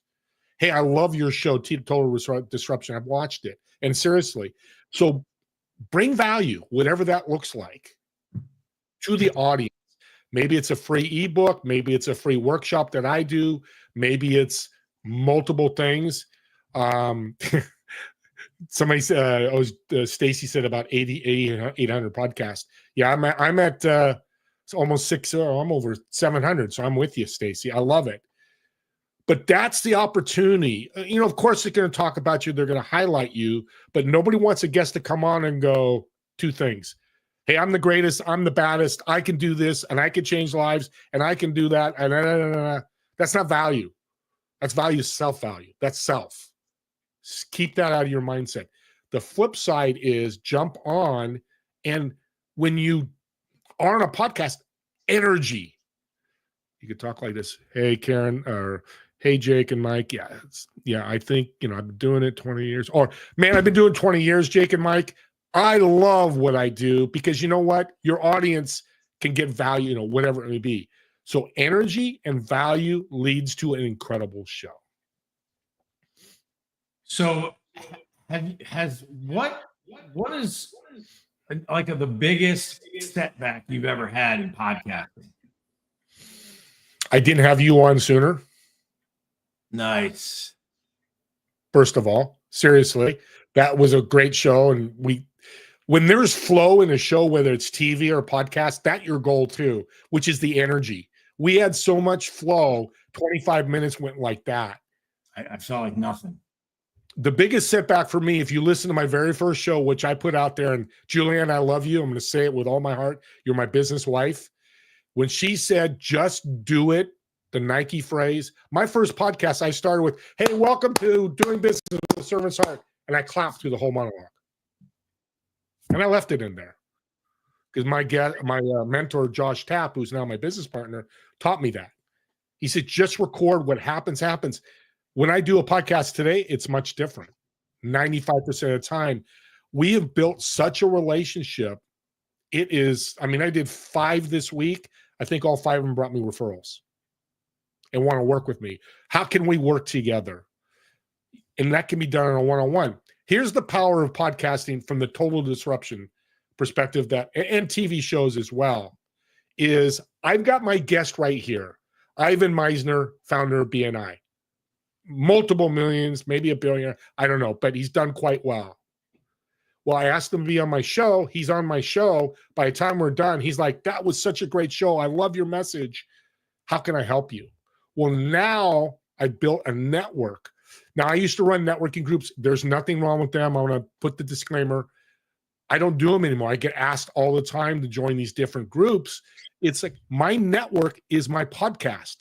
Why? One, I can bring anybody on because most people want to talk about their message. So I can have pro athletes, influencers, celebrities.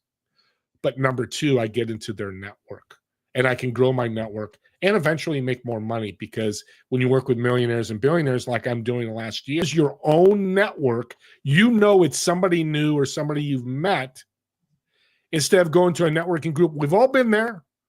It's the same people all the time. This week, it's the same. Maybe there's one new guest. So having that networking with the podcast is a game changer.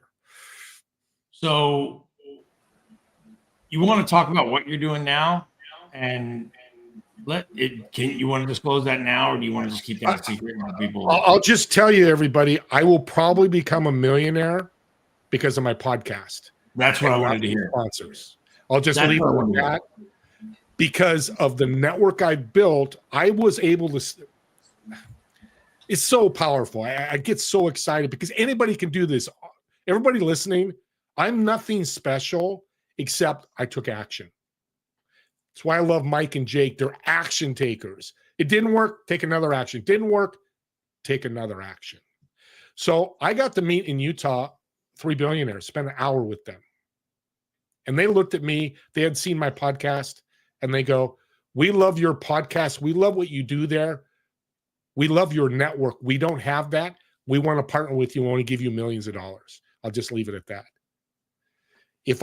And I say this millions of times a week, if I didn't have my podcast or TV show, anywhere where you're interviewing somebody, a Facebook Live, I just think podcast is great, wherever. Nothing special, but I took action. Thank you. This all wouldn't have happened. I wouldn't have met you or Jake. Mike or Jake. I would have met you guys without the podcast. Julianne, Karen, Jeff. It is the new way to do business that I want to change. And I am changing because people like you are doing it. Well, so your currency, I just want everyone to get this, right? This is, among many reasons, this new piece, your currency that you're trading in is media, podcasting, your kindness messaging, and your TV show. And people got to you through that currency. You're not necessarily selling podcasting. You're not selling podcast coaching. You're doing it. And through the over and over again, right? Your currency that you're trading on is a communication. That's it. The currency you're trading is literally information and communication. That's it. And it only costs you, honestly, outside of the time in and of itself, right? And which again is an irreplaceable currency that we can never put a monetary value on. We like to think we can, right?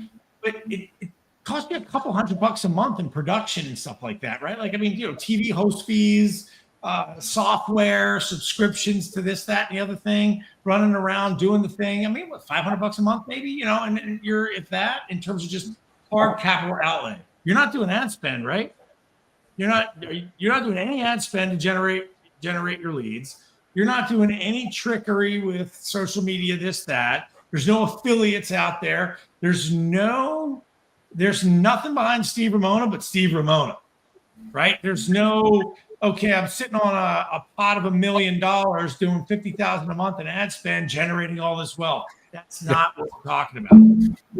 One of the main things that you're on this podcast is really to show people, wow, I'm an everyday person. Yes, you're extra special, but I'm an everyday person doing everyday things in terms of podcasting, and I'm a success story.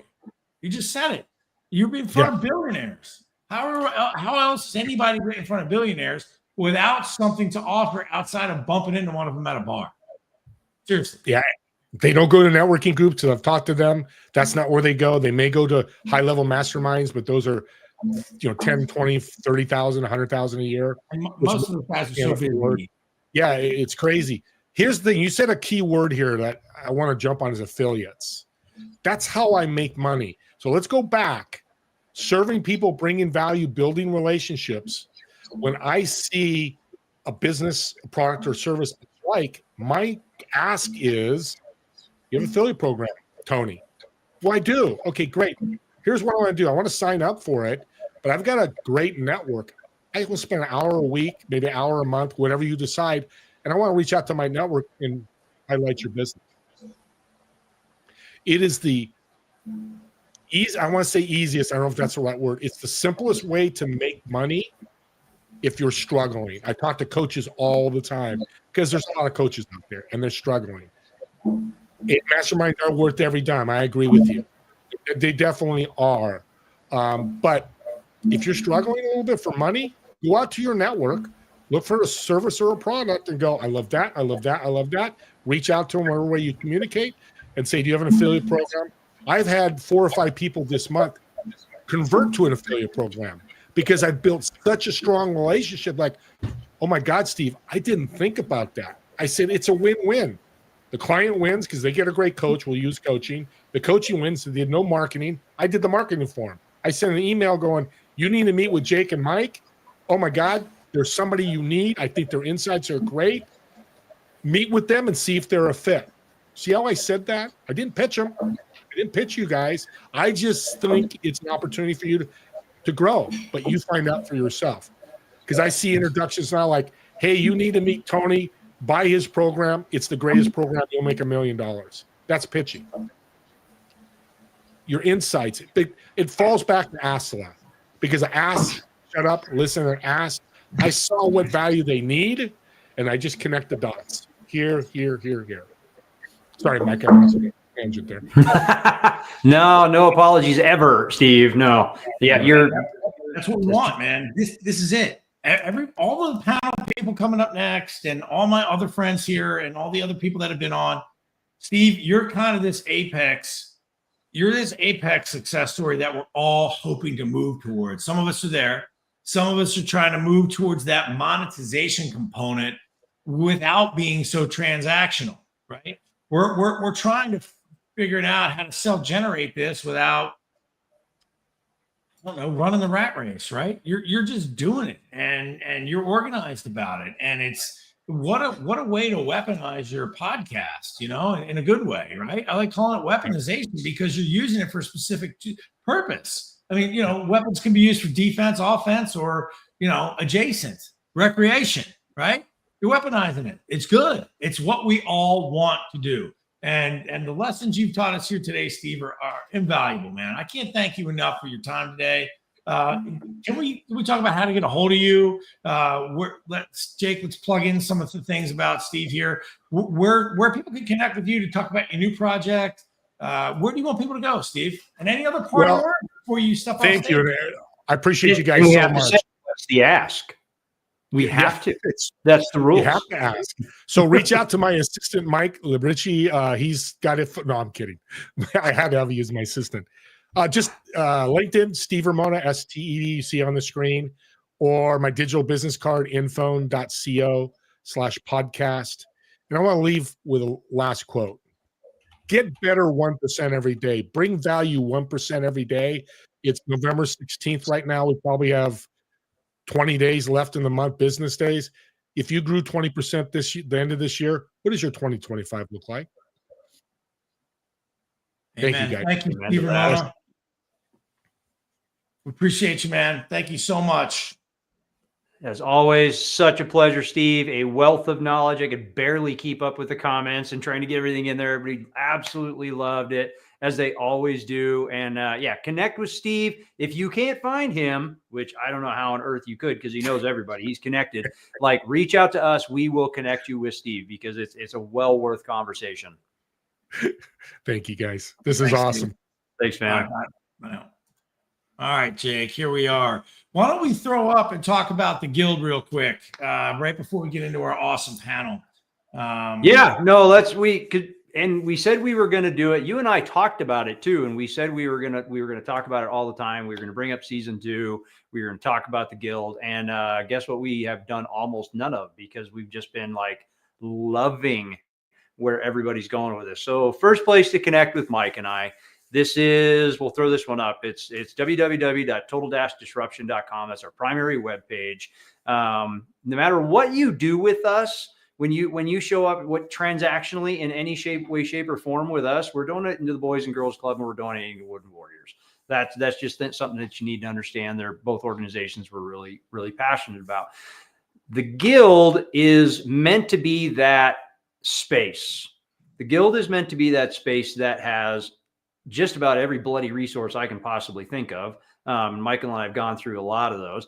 It has a huge community of individuals that you get to network with, as well as you've got access to Mike and I as coaches. So we're going to coach you in your business. We're going to work with you in your business, where your business is one of those things. Mike talks about that all the time, because we're like, one of Michael's superpowers, when it comes right down to it, as a coach, is he can see the whole alphabet of a business, right? A to Z.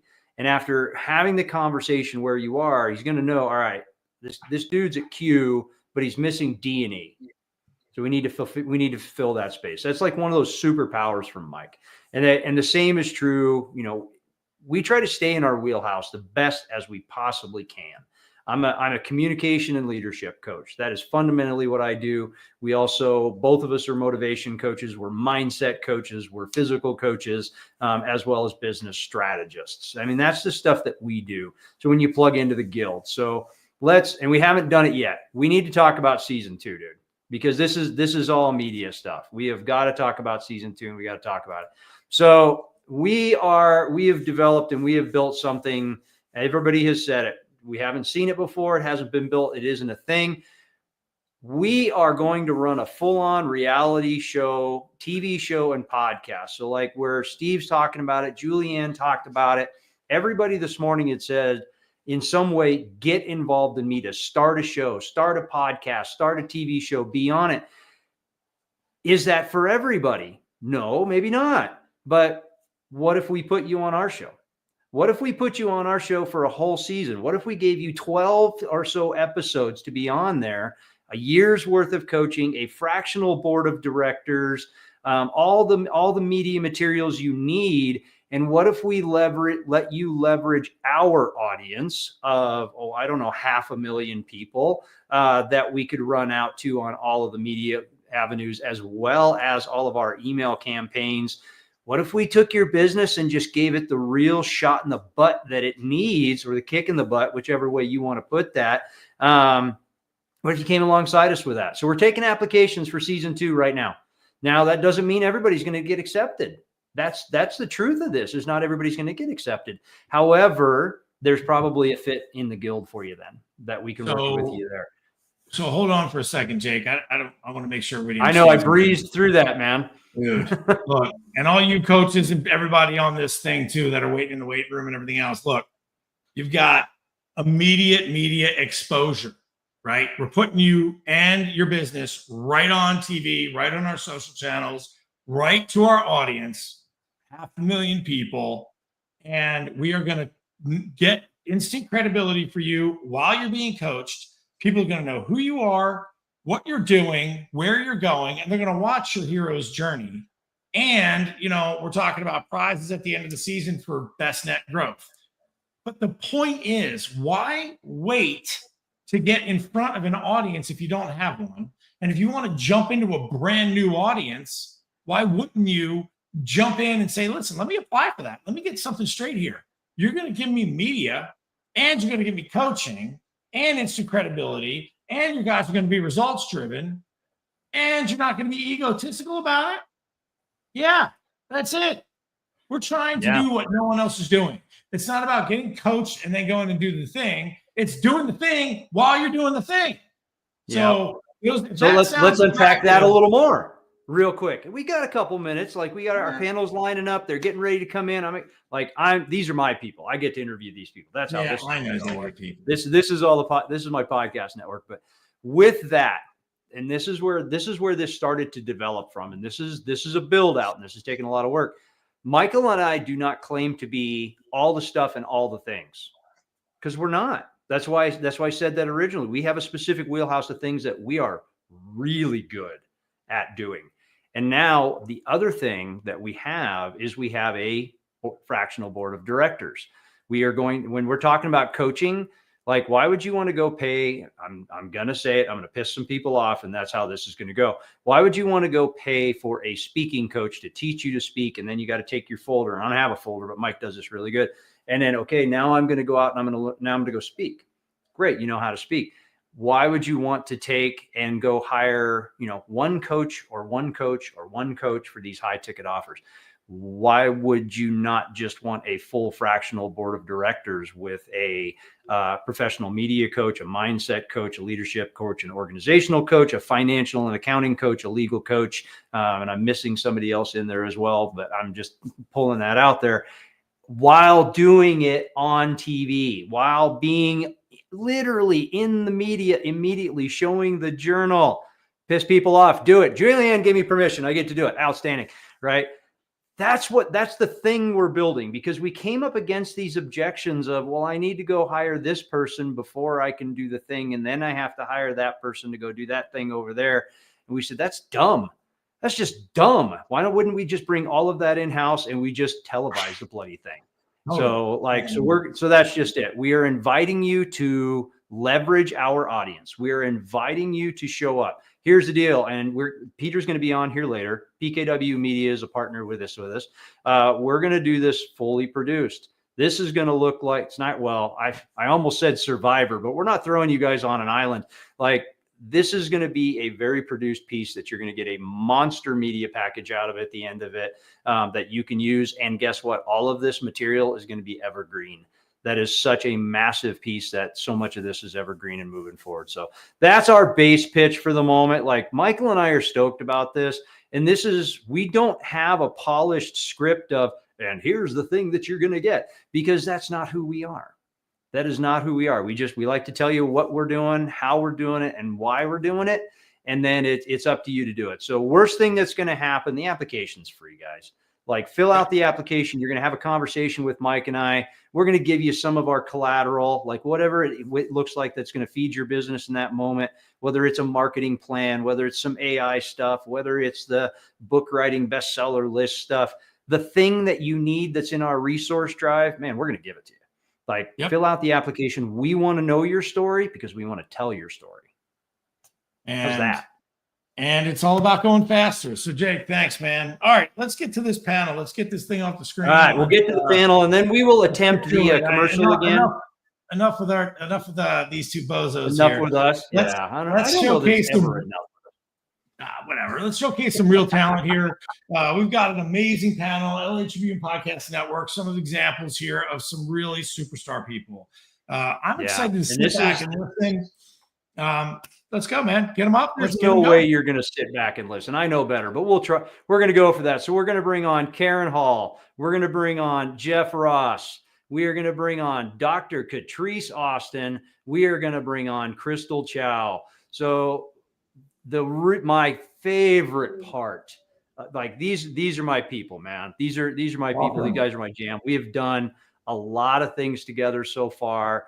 I've had the opportunity to be on several stages with everybody here. We're getting everybody loaded. We got the latency in StreamYard. So Crystal's getting there, but she's smiling. There we are. Awesome. So guys, thank you so much. So I want to make this really easy. Like I want to give you guys all the time we can possibly give you to talk about who you are, what you do, just that authentic passion that is you, because that's my favorite part about each one of you. And I've had the opportunity to meet a couple of you in person, and a couple of you I've spent a lot of time on Zoom with, because, well, Jeff's in Australia and Crystal's in Singapore, so I don't get to hang out with them one-on-one as much. So we're, as a global audience at this particular point, I'm really honored to be able to be part of this today. So give me the easy button, and we've all talked about this on calls we have every week. Give me your 30 seconds. Give me your 30 seconds of, this is who I am, man. This is how I'm serving the universe. So let's just go around the room and start that. And we're going to start with the amazing Karen Hall. Thank you, Jake. And thank you, Michael, for inviting me to be a part of Total Disruption. And what I do in the universe is I help people learn how to return to love, because that has been my journey in my life. And when we can return to love, it makes all the difference in our relationships. And just like Steve Romano was just talking about, relationships are everything. And that is how we move forward in the world. I love that. Return to love, because I had the real honor. Karen didn't feel that way. We got stuck in a car together for about an hour and a half. And I loved the conversation. Absolutely. It was so good. And I know from Karen's heart of that return to love, because we all had that space. Once upon a time, we all loved each other. We were all little kids, and we just thought we were the greatest thing that ever existed. But it's true. It was true then. It's true now. So I love the fact that you say return to love. So, all right, we're gonna go ladies first, Jeff. There's rules. I just have to do it. So let's go to Dr. Catrice Austin. Well, hello, everybody. I'm Dr. Catrice Austin. I have two things that I do. I am in the smile business. I'm a celebrity cosmetic dentist in New York City. I've worked with Cardi B, DJ Khaled, Tony Braxton, the late, great Isaac Hayes, delivering them celebrity smiles. And I bring smiles and I'm making America smile again. But when I'm not doing teeth, I am helping entrepreneurs become celebrity entrepreneurs by helping them celebritize their brands, getting them on TV, writing their lead magnet books, starting their podcasts, and helping with social media. So if you have a message, I'm going to help you distribute that message in every way possible to be that go-to person in your industry. Thank you for having me. Love that. And you guys, everybody, I knew we should all follow each other. Like, everybody find each other on Facebook regardless. But like, Catrice authentically lives the existence she talks about. Like, when you see her with that big smile right now, like, follow her on Facebook, man. Cause she's like, hey, and I was hanging out with this celebrity today, and we were talking about this thing, and hey, look where I was today. Last night you were doing fight night in Texas that I saw, which was super cool. She had the boxing gloves out, and I mean, it was awesome. I love to see it. So you gotta have fun. I was just so grateful for your authenticity, Catrice. So, all right, Crystal Chow, tell us where you are in the world. What time is it for you? Hi, everyone. Thanks for the introduction, Jake. My name is Crystal Chow, and I'm from Singapore. And it's 4:25 a.m. in Singapore right now. And thank you for inviting me here. I love to be able to be here and share the message. And just like what Dr. Catrice and Karen shared, I love how this woman actually brings such a change to the world. So, Dr. Catrice with a beautiful smile, Karen to bring people back to love. And for me, I'm actually helping people to bring back, to awaken their abundance, financially. So I help people to see the abundance that is just around them, to awaken to that, to know that, the universe is taking care of them, and, the resources, the wealth is actually just within their reach. So that's what I help people with. That's beautiful. We're reawakening abundance again. So I mean, where Karen's returning to love, Crystal is reawakening abundance, and I'll be honest, I hadn't considered this concept until this moment at this particular space, because we always talk about, I'm going to embrace abundance, or I'm going to embrace love, like it's a brand new thing. And you guys both just made the comment, and I know Catrice does this as well, of the like re-engaging, like reaching back to what we already know is true. I had not considered that till this particular moment. So I like, cool. That is really, really good, guys. Like I'm kind of flat-footed in the moment, and I love that, because you guys all know I usually I'm not a lack for words. So yeah, that's really cool. I'm gonna keep going with it. All right, Jeff. Not to say, but that we left the best for last, but there were rules. Jeff Ross in Australia. Well, mate, it's an absolute pleasure to be here, and thank you for blessing me the opportunity. And mate, I've got to totally connect with you about talking a bit too much. Like I could talk underwater with a mouthful of marbles, talking to a deaf dog in the corner of a round table. But I'm absolutely loving what you've got here. True disruption begins when we lead with service, build trust through relationship, and let your light inspire others to act.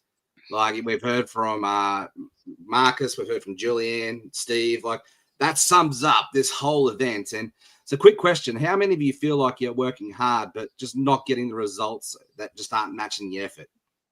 I get it. Like when I started in the network marketing game 16 years ago, I was totally terrible at this.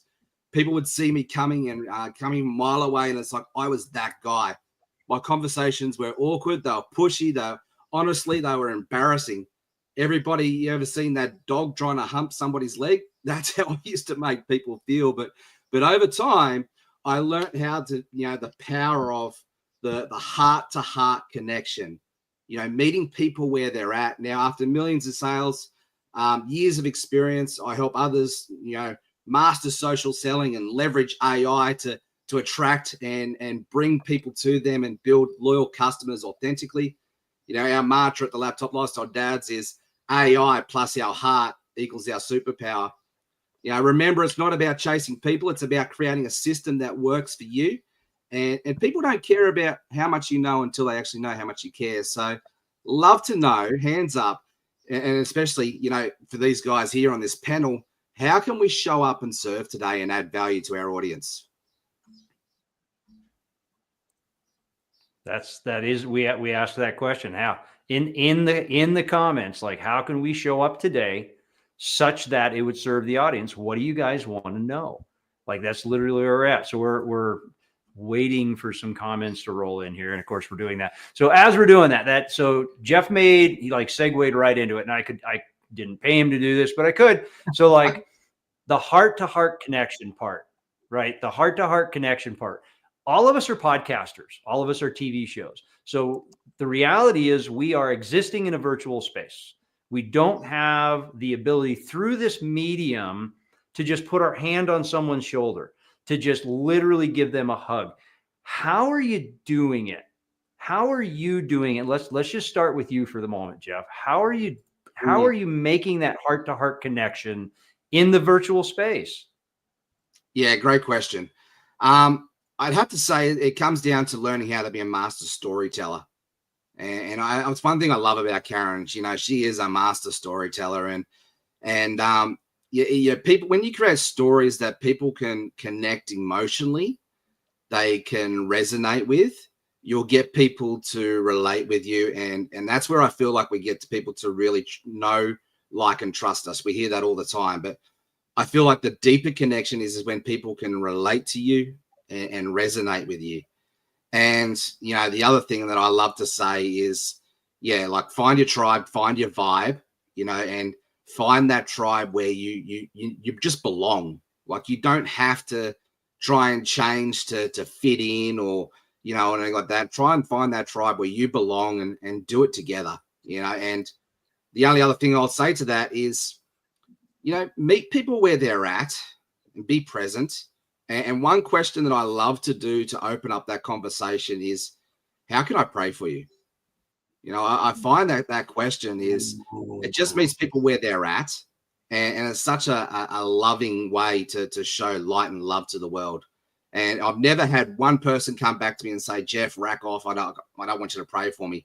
It's like, no, I'm good, thanks. But most people, they'll say, Jeff, this is what's going on. Love you to pray into that for me. And prayer is a powerful tool.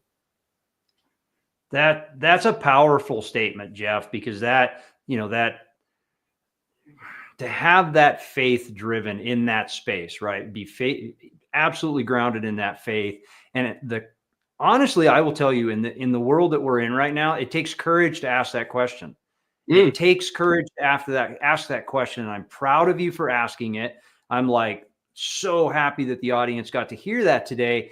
And it ponies right up with what, you know, with what Marcus is talking about. What's my ask? So for you, and I know there's a couple others on here that'll be that way. So that's beautiful that is your ask. How can I pray for you? Talk about bringing more value, like higher power value, man. That's really, really awesome. So let's keep going backwards. All right, Crystal, in the virtual space, like how are you making that connection? How are you making that emotional connection?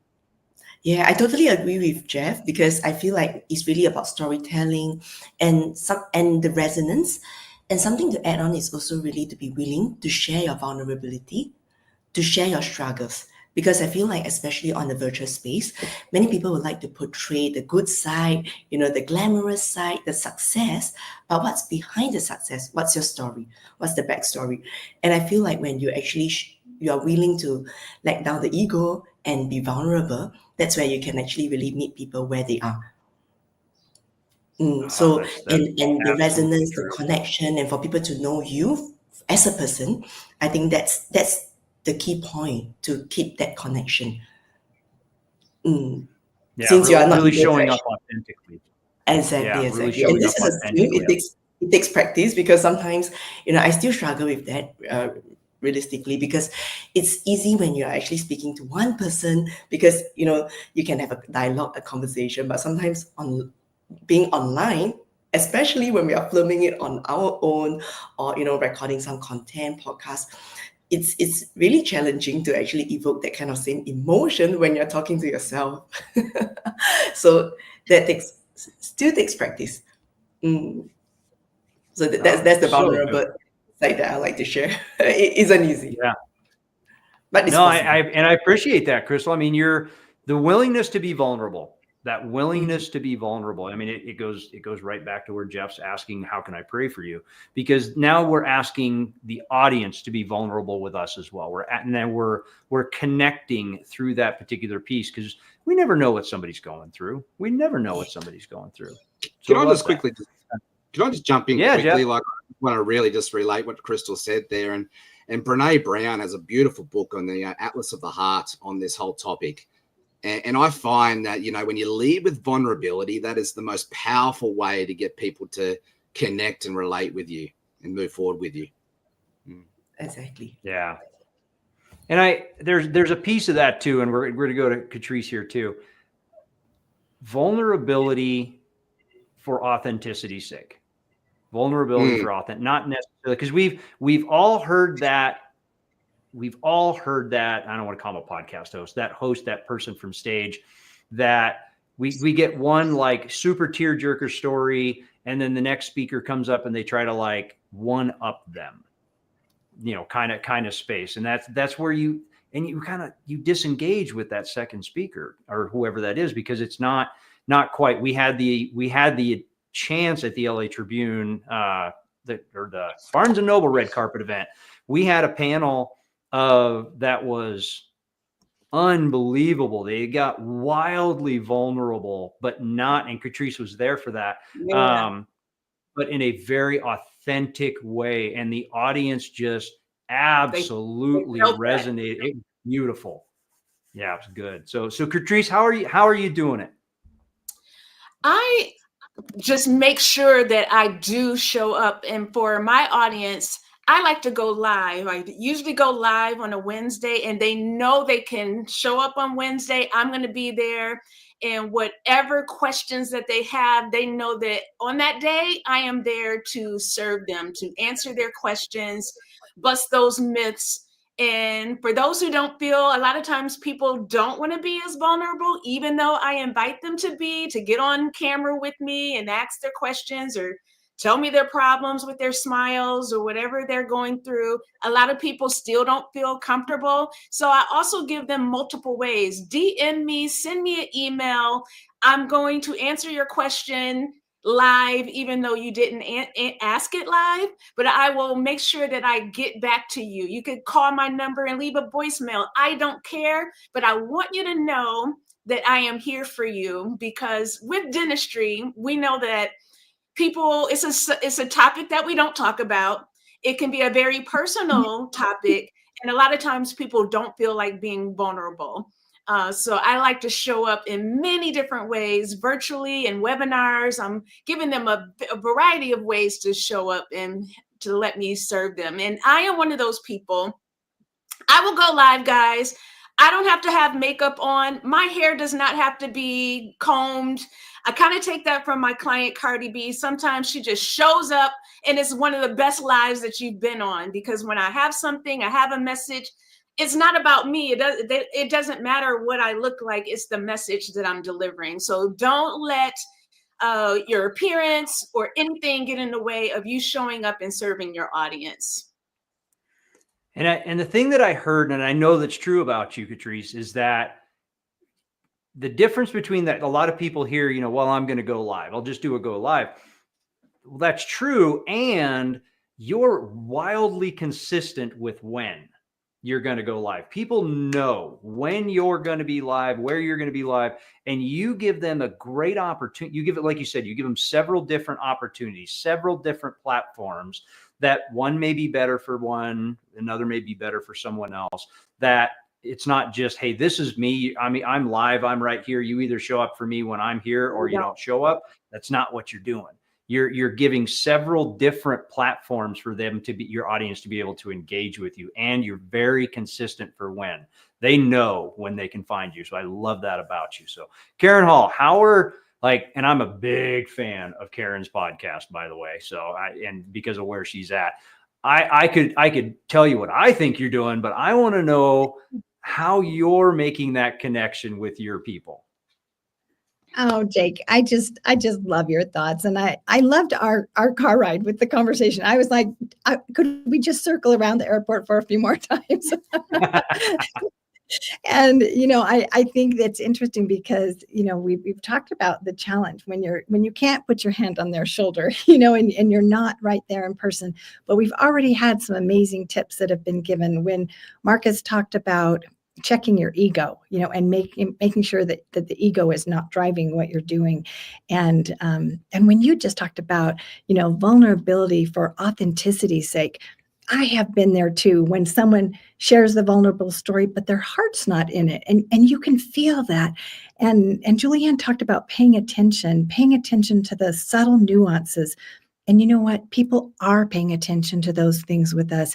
And when they see us online, they may not be able to, you know, to reach out and be right there, but you can still feel that energy. It comes across in the airwaves. I don't know how it happens, but I can feel, and I felt this, Jake, the first time I met you. I felt so much love from you, and I knew that you had a servant's heart. The first few minutes that you talked, I felt that from you, and I wanted to connect with you because of that.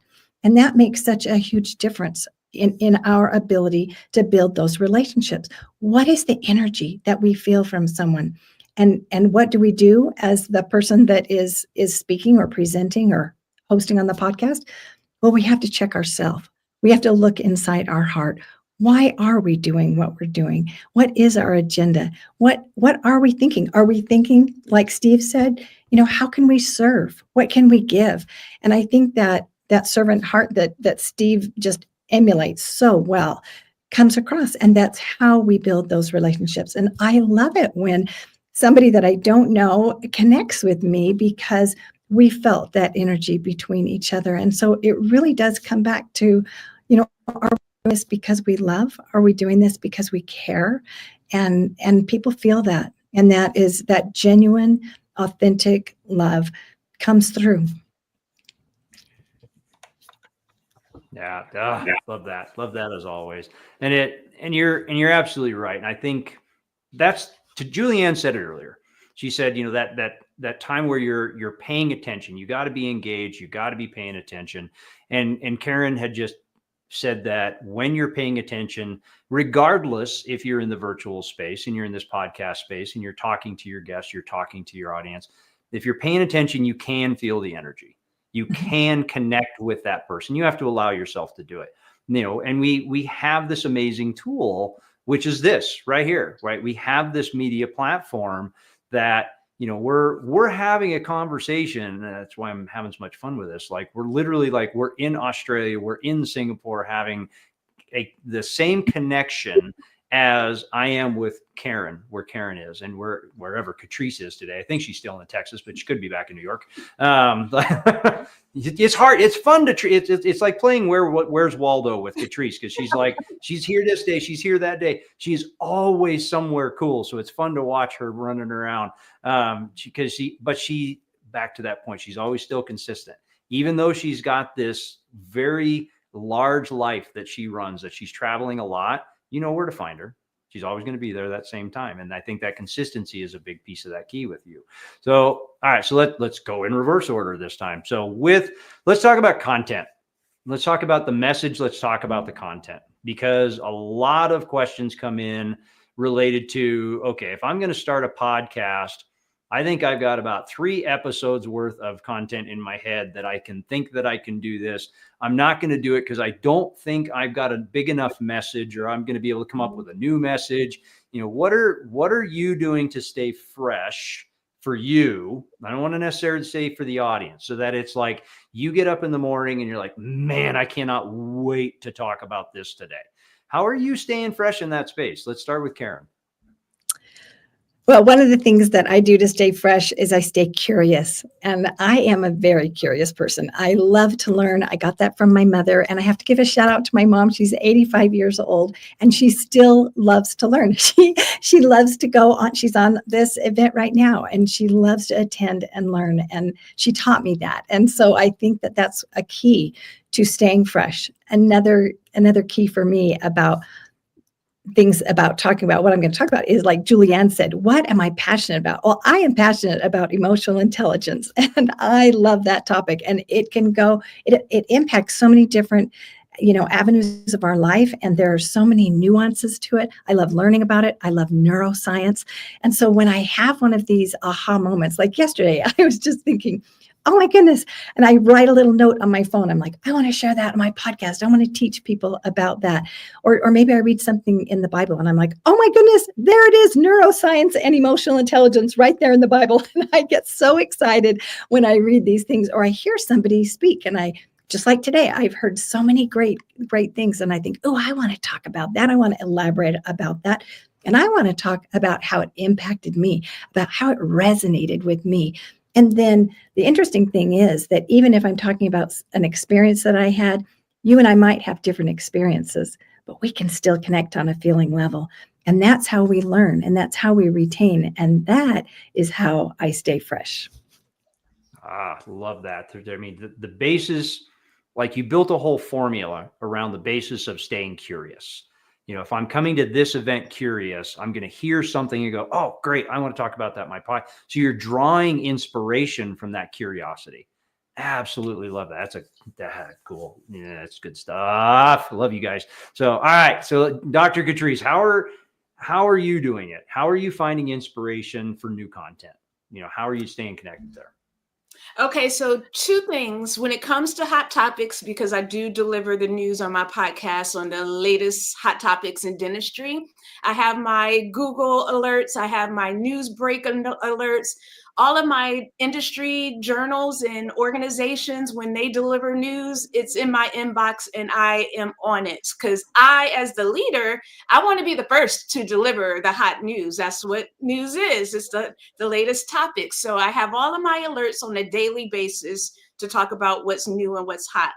And then from a evergreen standpoint, it starts with the book. If you write 1 to 2 books, lead magnets per year, and my strategy is to do 4. If you could do 4, 1 a quarter, then you have your podcast topics.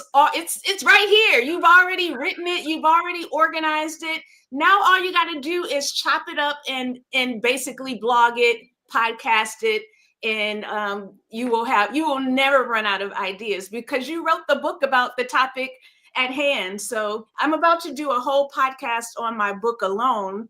And we just keep that thing going on a quarterly basis so that you have your evergreen content. It's just about how you deliver it and you don't have to think about it. What I love what you're talking about with the book, and I give Catrice credit for this all the time. She is one of the people that inspired me and pushed me to write my first one. So you saw me speak, and what did I say on stage? You remember? Write the damn book. Like literally, like she's standing there, like it just felt like she was just talking straight to me, and absolutely true, absolutely true. And I love that fact. But what I love is that Catrice is she's writing the book. She's not just an author, and then she's reusing the same content and delivering it in a different way. So now we're reaching a couple different. We started with NLP today with Michael Silvers. Now we've got a couple different modalities that we're using to capture the same message, right? You've got a book, which, a lot of people, they're just real tactical and kinesthetic. And now we've got the visual component to where Catrice is getting on a Facebook Live, and you've got the audio component to where she's literally talking about the thing. So she's really doing a great job. Write the damn book. I know that should just be our official hashtag. and to be very specific, in your book, you're literally just answering the frequently asked questions that your audience is asking you on a daily basis about whatever subject that you are expert in. So it becomes so easy once you write the right type of book, write the damn book, but write the right type of book that serves your audience and you're answering their questions or solving their problems or their challenges, then the rest is super easy. Love that. Love that. So, all right. So Crystal, what are you doing to draw inspiration for your content with your podcast, and how are you staying fresh and connecting to your audience with your content? Yeah. So just like what Dr. Catrice mentioned, it's really about what your clients are asking you, what they're struggling with, and to actually answer these questions. So that will actually help you with a lot of inspirations. And additionally is to lean into curiosity, like what Karen mentioned. And I feel like what Karen mentioned is so right, where you need to always focus and remember your why. Because when you know your why, then the content will be easy. Because that's, like, for example, for my why is that I want to inspire, I want to empower, then the content will revolve around that topic to help to serve and to be around that team. So I really love what the ladies shared because I resonate so much with that. Yeah, and I love the fact that you refer back to, and Carla put it on there too, know your why. And this is like, I want to expound on this for just a second with you, Crystal, because this has been such a big journey of mine around this why, because I didn't know what it was. I didn't know what it was at one point. And I didn't even know how to define it. I didn't even know the rules of how to go looking for it. Because if you ask most people, if I go out and I just walk through the grocery store and I interview, what's your big why? I'm going to get one word that is largely going to be the answer. Well, it's going to be two, actually. They're going to say my family. Almost everybody is going to say my family. I'm going to call that a big rock in different speak, but I'm not going to say it's your big why. Your family is an amazing thing. It's not necessarily your true why or your true purpose. So let's play this game just a little bit. And I'm going to I'm going off the deep end, and I'm sure everybody expected me to do this at some point, but I have a process, right? I have a process for going through your big why. And I've gone through the Simon Sinek courses, and I've done these other pieces. And defining your why is a project. It's a project and it's a process with which to do it. So like, talk to me a little bit, Crystal, about finding your why. What is your why? How'd you find it? For my why, I actually found it through my own personal suffering, my own personal big breakdown that that led me down the rabbit hole to really question about why do I want to do this. And okay, so for myself, I'm a single mom, so I survived after an abusive marriage. And I think that really led me to awakening, because I started asking a lot of questions. And I believe in this philosophy of asking yourself 5 why, meaning that the really good points that you pointed out, many people will respond, my family. But why your family? Tell me more. And then when you question the next why again? And why? And why? You distill down to the essence, and you will be able to recognize what is that you want for your family. That is the reason. For example, people will say, okay, I want them to be happy. But why is that you want to do what you want to do to make them happy? What's next? Yeah, so that's really important. And so for myself, the reason why I want to talk about money is because recognize after doing a lot of healing and inner work, understanding my values, I realized that if I know myself clearly and I have a strong mind, but I didn't have the money or the means to be able to actually walk out of it, I wouldn't exactly be empowered to make a healthy choice for myself and my daughter. So if I could actually provide someone else this lifeline and this capacity to be able to make a healthy choice and have the financial means to take that action, that would be beautiful. So that led me to find my why. And of course, you have to also have the expertise to be able to help people with that journey. Yeah. And thank you so much for sharing that, Crystal. I really appreciate it. So we're gonna let's do this, Jeff. Which question would you like to? Because we can either go, we can do both, because I want you to answer both, because I want everybody to get back to that. But I went off the rails, like you're well aware. So like, one, what are you doing to stay? Let's go back to curious. What are we doing to, that new content, that connection piece? Let's start with that one, and then we'll go to the why question. I think I can answer the both questions in one sort of summary. So let's try that. But mate, I love that you've got your finger on the pulse here and you're feeling the temperature. So just love everything that everybody said. Karen, stay curious. Dr. Catrice, Crystal, it's all, it's about that why. And someone who, I'm going to get a little bit deep here for a second and a little bit vulnerable for the real sake, not just for the sake of it, but as someone who tried to kill himself 10 years ago, and to get to this space that I am now, like this has been a discovery journey of who I am, but also like what is my greatness that I can make an impact onto the world? How can I serve others? And in that journey, learning how to love myself, and through that, learning how to love others. So we're talking about the why conversation here at the moment. And just like you, Jake, I've done all the Simon Sinek courses too. I've been a real student of this question, because I feel like when we can make our why bigger than us, that it's a why that impacts the world to bring light and love to the world, that's where our true heart-centered, purpose-driven mission lies. And one of the things that in our online social selling space is there are so many opportunities out there, and bright shiny object syndrome, we call it. And I'm pitched left, right, and center different things all the time. And the thing that I like to try and keep, our minds only work when they're like a parachute. They stay open. And so stay open, stay open-hearted, open-minded, but explore everything about through the lens. Does this help me achieve the goal and the impact that I'm playing? This helps me to stay in my lane and, staying inspired and staying fresh. Well, stay in your lane, work out, the core elements of what are the strengths that you can bring to the table that nobody else can.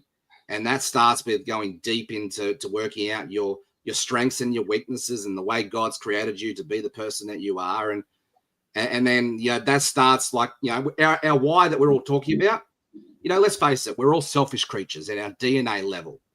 And so our why, when we started asking this question, and I was in this same boat, it becomes about me.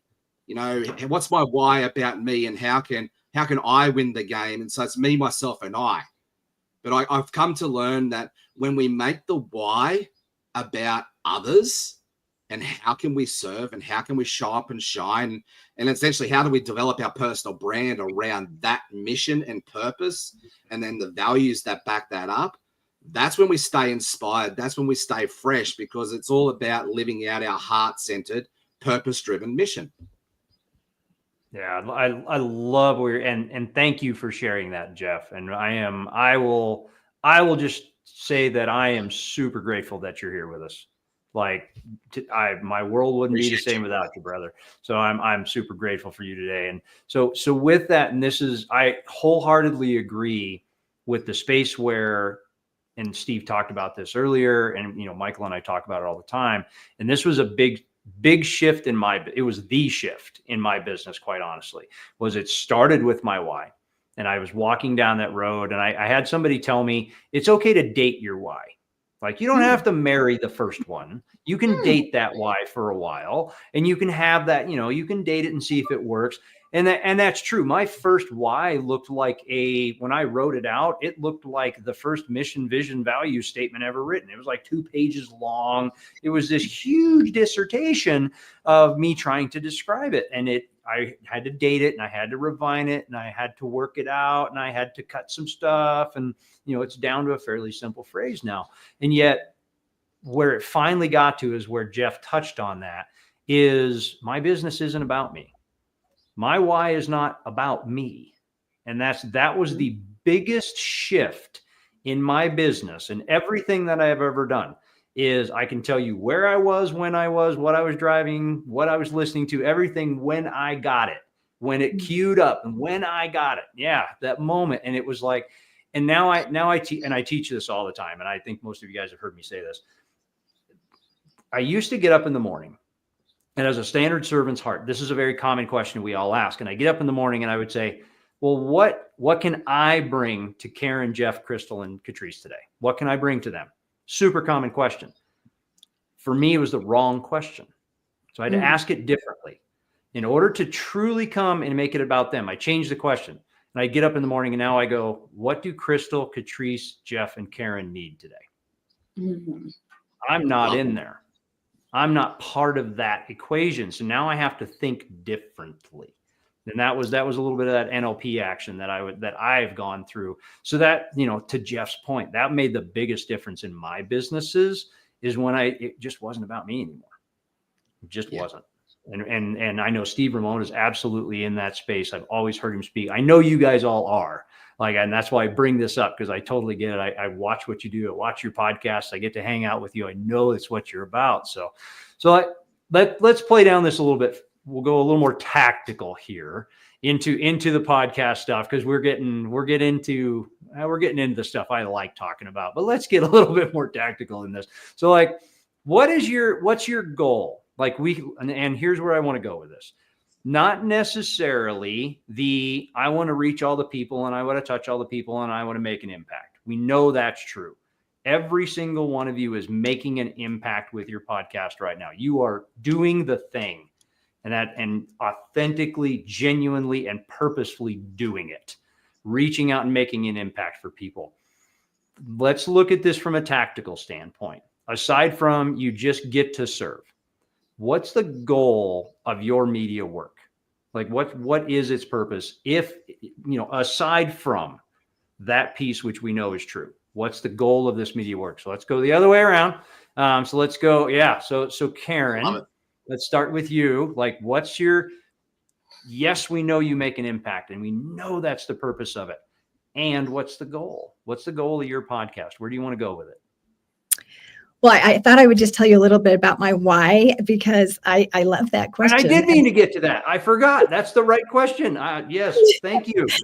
That's okay, because it ties into, my goal for my podcast, because so like Crystal, I have gone through some very dark times, like Jeff. And I think all of us have had times. And I think everybody out there in the audience has had times where you have faced darkness, and you have had to to really struggle and work to overcome some difficulties in your life. And as I was going through these things, I had a lot of fears. I had a lot of anxiety. I had postpartum depression, and I really struggled. And as I was trying to get back to love, I really had to tap into who am I? What was my divine identity? And just like you said so perfectly, Jake, I came with love. I am a divine being, and I am a being of love, but I forget that. And when I forget that, I don't act in loving ways. And that causes difficulties. And so my why was to learn to overcome those obstacles that were barriers for love in my life, to be able to drop the judgment. And it's a constant work in progress for me. It is not a one and done. I'm always working on it, because I have new interactions. I have the same interactions. I have challenging interactions. And my why is, if I can help one person to not suffer as I have, then my suffering will not have been in vain. And that is why I started my podcast, because I felt very alone when I was suffering, and I would reach out to people, and people would say, I can't relate to anything that you're talking about.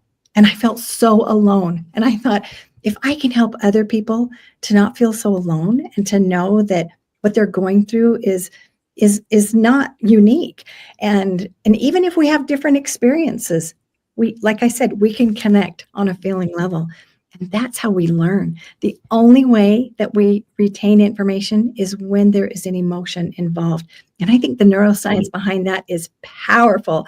And so if I can help you to learn and to make progress in your life, and to overcome and build those relationships through emotional intelligence, that impacts you not just personally, but that affects you professionally as well. And I love to see people succeed, and to have those aha moments where all of a sudden the light bulb goes on, and they are like, oh, I get it. Now they can connect the dots. And I also help them to see their gifts and to see their divine potential, so that they can tap into their spirituality and gain that power to be enabled to overcome. Yeah. And Jackie Wilkinson absolutely said it in the help one person and suffering will not have been in vain. And that's a mission driven why. That's a purpose behind the why to do the thing. And in that, there's a message there, and it's universally true. And when we solve it, listen to the language coming out of my mouth. When we solve it, the world will be such an epic place. It's an epic place now, but it's going to be really, really, really something. And it's that suffering alone piece that Karen talked about. And it's the suffering alone. It's the building alone. It's the trying to do things alone. It's there's that human nature component that, we're a herd animal, guys. It comes right down to it. We're a mammal. We're a herd animal. Like, there's no reason you need to do anything. If you hear the audience hears me say one thing today, is you are not alone. Like, look into my eyes. You are not alone. There are always people there for you, for whatever it is you need, whether it is and I don't want to downplay this. When you're having a struggle bus, whether it's emotional, financial, business, whatever personal thing that it is there, it's a big damn deal to you at the moment. It's a huge, big deal to you at the moment. And there's somebody that's there. Reach out, ask like that. I can't convey that enough. So I want to keep going on this one. We got a few more minutes here to roll through this. So let's go. I'll go around this way, so I remember where everybody's got to be. And I know that's the trick. Sandy Scarlotta had taught me that one. She's like, just go clockwise around the screen. You'll be just fine when you're trying to remember where everybody is. So we started with Karen on that one. So in that person, let's go to Crystal. Crystal, what if not just the impact piece? What's the goal of your podcast? What's the goal of this media presence? Yeah, I really resonate with what Karen mentioned. So for mine, it's really to help elevate human consciousness, to move them from fear-based consciousness to a love-based consciousness. Because I feel like there are many things that we do, even suffering, they actually stem from fear. and even scarcity in terms of money, it's all about fear. But if we actually move into love, that's where, like what Jeff mentioned, come back to self-love, and we can start to think about abundance, about service. We can think beyond us as compared to actually just thinking about us. So it's really actually leveling up human consciousness through education. Yeah, through finance education, because everyone is also, I feel like everyone wants to actually get better financially. So if I can help them in a gentle way to empower them with knowing how to actually use this tool and see abundance and see the love, we can actually come back to our divine self. Yeah. So It's such a just even unique impacting perspective. one person, that means a lot to me. And if I can impact more, Yeah. that would be good.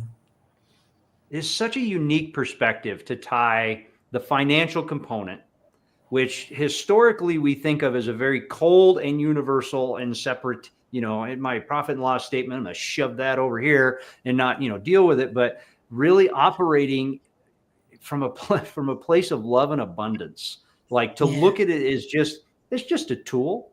It's just a piece it's a piece of our universe. And the reality is, and here's what the entire audience knows, is when you have plenty of money and everything is working well, you feel pretty good. That's generally true. That's just how that works. And when you don't, look at where Marcus talked about and where we've all come from at one point in our perspective. When things are not good financially, things are not good emotionally. So I love the fact that you're tying those two components together, and that your work is just so important, Crystal. Thank you for that. And to your point, Jay, when people exceed a certain net worth, then more money doesn't mean anything. So that's why, finding the purpose, finding the why, and getting back to themselves, the spirituality part is so important.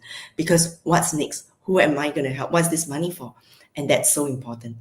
Yeah, it is. Yeah, it is. So it's really to disrupt their thought about money. So that's why I like your mission. Like it's really disrupting, like total destruction, different areas. It is very disruptive. Well, it's asking people to accept something they need to accept. Yeah, like we have to. And where you went with it, you decided, and this is path to mastery stuff. Is there's a certain place to where you can only practice it so much before the next step in mastery is to teach it. And that is one of the best ways to master a thing, is to teach it. And that's where Crystal's at with this is I've gotten to here, but now I need to teach it, and I need to give it to others to truly master it in that process. And I'm super grateful for that. So, all right, Catrice, what's the goal of your podcast? If I understand the question, you wanted to know outside of impact, because I want a nation of smile champions. I want people to really feel like they are winning in life with their smile, because it can open up doors to career success, love, and so many positive things that can happen with their smile.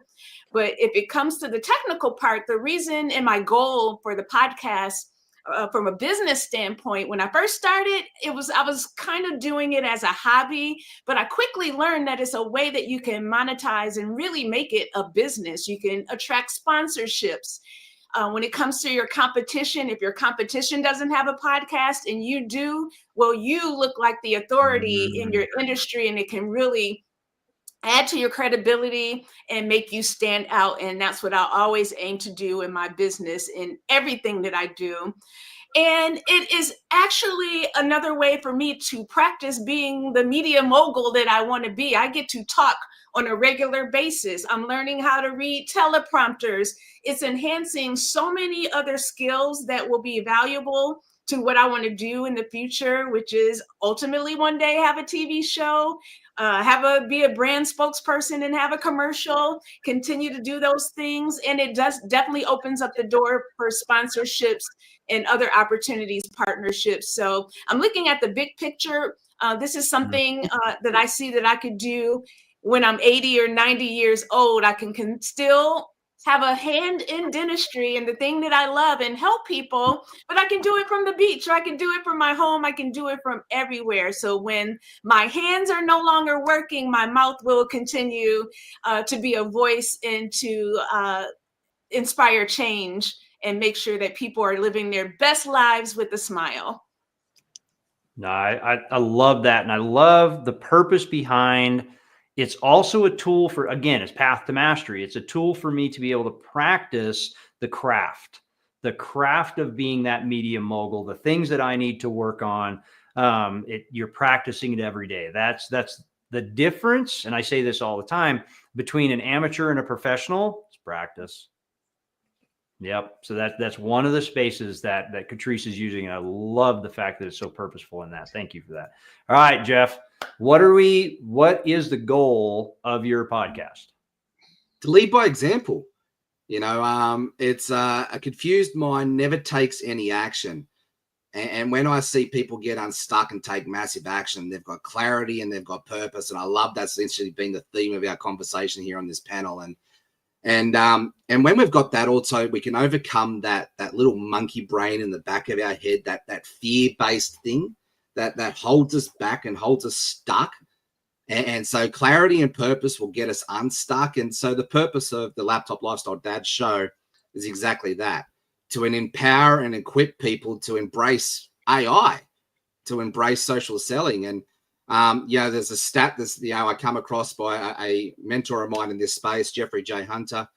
He said that 91% of USA businesses, they know about AI. They know that they need to be leveraging AI and attraction marketing, but they just don't know how.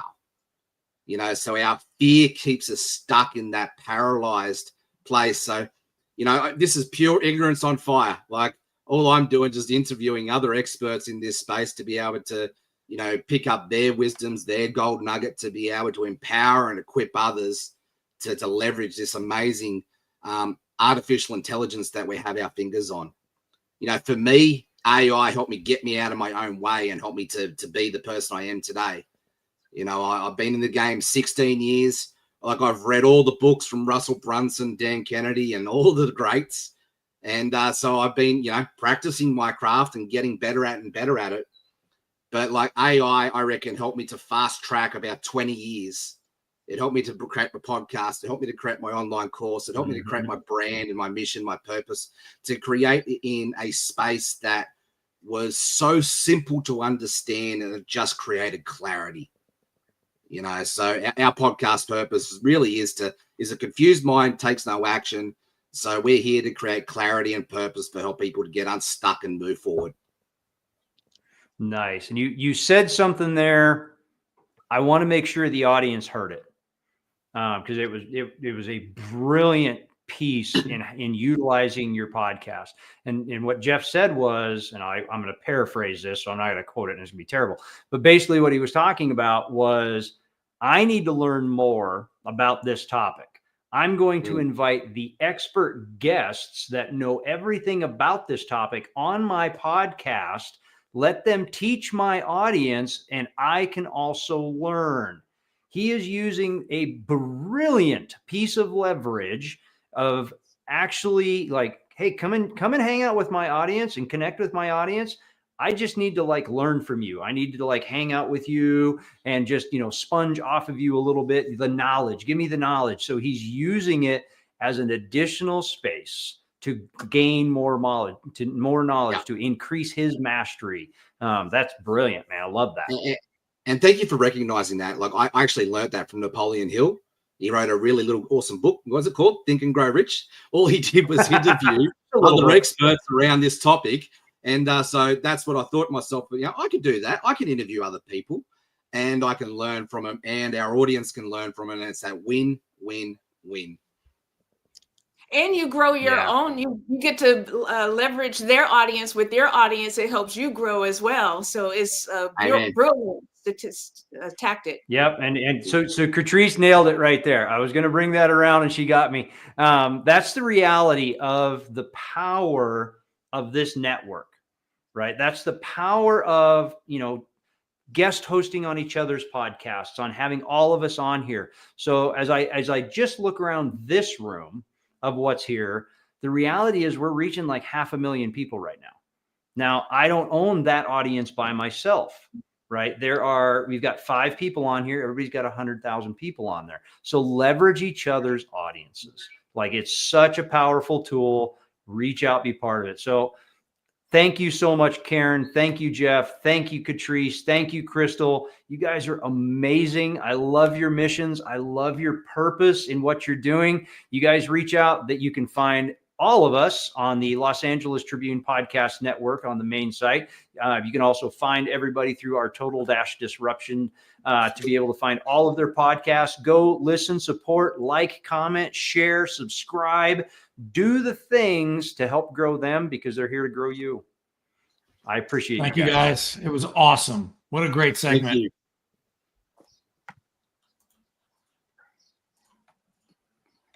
We'll get there. All right. Everybody's Jake, still there. that was Everybody's trying to powerful, dude. smile Thanks until we for pull them leading off the that. screen. Thanks, man. Yeah, we're getting there. Appreciate you leading that. That was awesome. I got a lot of value out of that.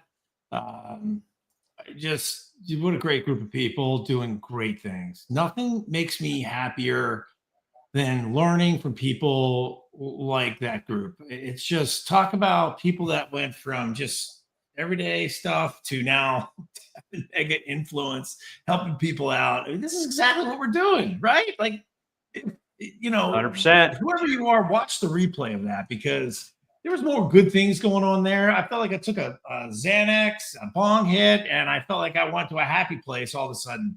It was fantastic. I mean, it was we just went for a different audience altogether. No way, man. I got that much emotion. I mean, you flow from Steve Ramona to that. Come on. So why is it that I feel like you almost have to read Think and Grow Rich to be a podcaster, speaker, and coach? Everyone keeps mentioning that book. It's amazing how so here's what's fun. Like, think about that. That book was written. We're right at 100 years ago. We're right there when that book was written and how it is still wildly relevant to just about everything. I mean, it's universal. That part has always impressed me about that book. And I have it on the bookshelf. It's right there.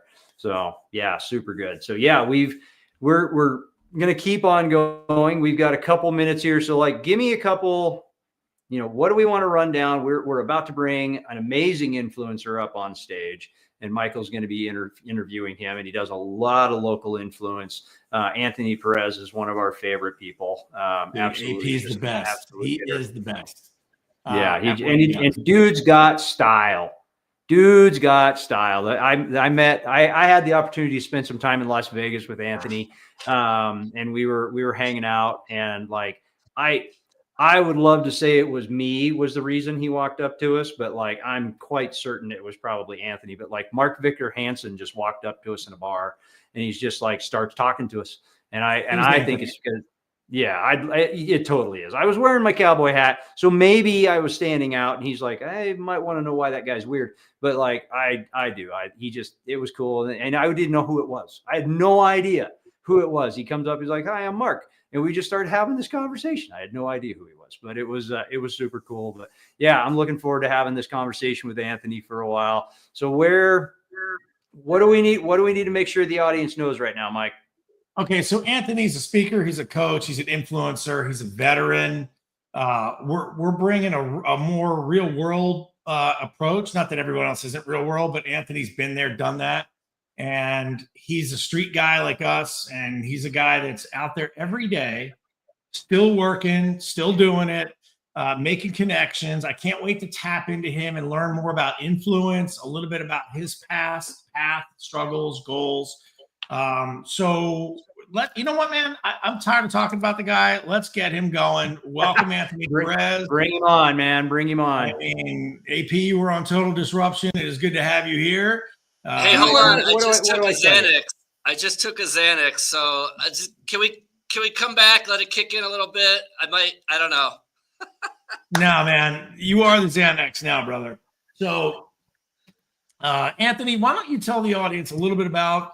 I love when somebody. I know it's all great to have an intro and we do a little talk up, but I really like hearing the authenticity from the person that's actually getting ready to talk about what they're doing. Why don't you tell us about yourself and a little bit about your journey? And then I've got a series of questions for you that I think will be beneficial to the audience. So go ahead, Anthony. Welcome to Disruption. Well, first, I want to say thank you to you guys. I mean, this is a great platform. You talked to me about it a couple times. I've watched what you've been doing. I've watched you grow, and going from the last event to this event. I mean, the speakers, the conversation, the chat, the insight. I mean, Marcus and Steven, I mean, all hard group to follow. But I will say, to answer your question, I think that's in alignment with Marcus and Steven, right? We're and you kind of said it. We're just people that kind of figured out what we're passionate about. It took longer than some, right? I believe we all have to go through 3 career paths. I say the socially acceptable. Like, why are you accountant? I don't know, because my parents said to be an accountant and it's socially acceptable. There's that, that money thing. I'm hedge funds. I'm in real estate. I'm doing something because I'm all about making the money.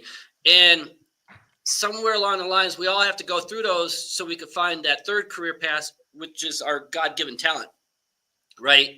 You figure out, I made all this money, but I feel empty. I don't feel fulfilled. And you start figuring out things. You figure out your career path and you go, I don't know, man, it just doesn't feel right. Something's missing, and you start searching and you get your tribe. You connect with folks like yourself. I'm not this special. I grew up outside of Chicago. And like a lot of people, I had a mentor, my grandfather. Okay. And, but he wasn't one of those that this is how you do it. It was just, he was in my life and I watched how he does things. Fast forward, I'm 45, 47. And I'm like, oh my God, I'm my grandfather. Right. And, college didn't work out. I always knew that, right. I was always the guy that could connect with different groups. While we were on the call, my buddy from Austin just called, and we were just talking about that. Like rockers, deadheads, jocks, right? I was a jock. Like I could always just connect and relate with people, and I didn't think that was a special talent. I was just being me, And fast forward, I joined the Navy just because things weren't really working out at home, not because I was some kind of gun ho guy. It was my exit out, and did the military thing, learned a lot about myself, learned a lot about management. People are always like, did you learn about leadership? I don't know. Learned about management, learned about myself, learned how to relate with people, learned how to connect with officers, right? And that's right. Valuable, right? And so, got into financial services, got the entrepreneur bug, got to do presentations. I've taken improv classes, and I was like, hey, I like being in front of the room and teaching and educating and speaking. And my mentors, Jay and Mike, they were always about, you gotta work on connecting with centers of influence. You work through centers of influence. People with influence can open up and minimize your work, right? You could connect with the right people. And we've heard this many times. Steve did a great job of talking about that. Doing the podcast, right? It's the new way of being a person of influence the right way, right? Creating value to somebody and yet having them come on your show and you do good by them and they open up this door of opportunity because now you're able to get into their inner circle, right? And they're willing to help you, the law of reciprocity. But yeah, I got into entrepreneurship, loved speaking and coaching, started Success as a Language when I got back to Chicago and got that up and running. And I was there about 2 years. And at the time I was married and we decided to move to Colorado Springs because that's where my ex-wife was originally from. And going from Chicago to Colorado Springs, especially in 2012, it was a culture shock. I was like, whoa. But going back to influence, I met a man and we were kind of thinking about maybe moving to Denver. And I met a guy, Henry Allen, and he was the president of NAACP at that time. And my company is called Success as a Language. And he and I had a conversation at a youth event and, success is a language. We just connected. We just spoke the same language. He said, the community needs help in some areas. I've always been wired to serve. As you mentioned, I'm a veteran. I was doing some things for veteran groups the last 2 weeks. Great thing about veterans are, we give an oath to serve. And I believe when we get out, that doesn't change, right? Whether we're serving our companies, our clients, our community, we're just wired to serve. And I saw an opportunity to advocate, to support our community that needed help. And I just kind of ran with those opportunities. I used to tell people, I believe the community at the time when I moved here was like a blank canvas to me. There was a lot of things that just weren't going on, and I was just looking at ways that I could help fill those voids. And along the way, being good at what I do, being a student to my mentors and how they taught me about working with people and working through people, and a win-win-win philosophy, right? Always looking to create value, always looking to be a solution to somebody, always sharing, what can I do for you? We've been hearing that all day, like, how can I help you? How can I help you? I think so many times, especially younger generations, I tell people, no one gives a shit what you do. No one cares about what you do. Right. They care about who you are. And I think Marcus did a great job of talking about character attributes over skills, right? Right. We know a lot of people that can do great things, but they're jerks, right? You don't want to be in the same. We do know some of those people. Right. We do know some of those people. And really, I'm a person of faith. I trusted in the Lord, and I just, I figured out what my God-given talent is. It's empowering. It's connecting with people. I was blessed with an opportunity to give a TED Talk on servant leadership. And, I have an interesting perspective about things. I call them little Perezisms, right? And, away you go. We started some nonprofits. I've worked at state boards. And I realized this. I don't have letters in front or after my name except for an M and an R. And I knew I had to create a platform. And I worked very hard at being seen as somebody of influence, someone that creates value, but mostly, hey, you're consistent. You know what you're going to get. I'm going to tell you. This week, we were at a board meeting, and it was a board of 14 people, and I didn't agree with something. And 13 said aye, and I said nay. And the next morning, I got a text from my chair that said, hey, man, it's 6 a.m, by the way. Hey, man, I didn't get to tell you this yesterday, but I value you. And I like the fact that you supported and you didn't waver. And hey, man, you know what? That says a lot about your character, that you stayed true. You explained why you felt the way it is, and you voted that way. And you know what? That's why I like you on this board. You can't do much better than that, right? I mean, right? If we all strive to get that feedback from people that you're impacting their life, I think we're on the right track, and you can feel good when it's all said and done. So, well, that's Anthony. I'll be honest with you. That is one of the reasons why I am so glad that you're here. You're a very polarizing individual. What I mean by that is you literally intelligently plant a flag. Yeah, you'll listen to other points of view, but if you're here, dude, you're planting that pole in the ground and saying, this is the AP poll. I'm not doing anything with it. I'm here. This is it. Like it or not. You can rain on me. You could blow ice my way. You could try to burn it. It's not going anywhere. So that's why I really feel like when we're going to talk about influence, right? And we're talking about people that are going off the podcast and you're trying to please an audience, but you also cannot waver, right? So this is right where you're going to be really a gem in this whole thing. You're kind of this like sort of guide wire that people should be psychologically threading through their broadcasts or their speeches, right? Is they should extract from you this very thing about how to be polarizing in a good way, in an earnest way, and how to stay true to their course, right?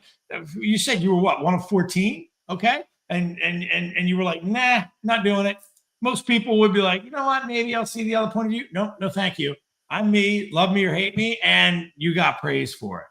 So I've got one sort of I've got a question before our questions.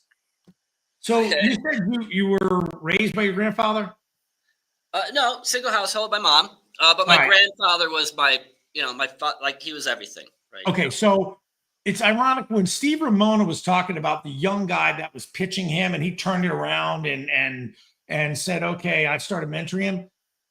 and we're seeing this more and more as I brought the point up after that. Do you think that gap generational influence on you had a lasting effect, and that's some of the reason why you are the way you are? Like you had a different generational person with wisdom influencing you at a young age. Do you think that helped at all? Like, how do you think that's impacted you now in a good way?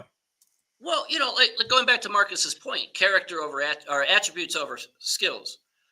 I believe that influence is for a season, right? Sometimes it's a short, sometimes it's your whole life, right? I've got a gentleman that's my mentor, Jay O'Meara, my whole life. And then there's certain people you just meet for a season, but they impacted your life, right? My grandfather, obviously, but my wrestling coach, but both of them gave me examples.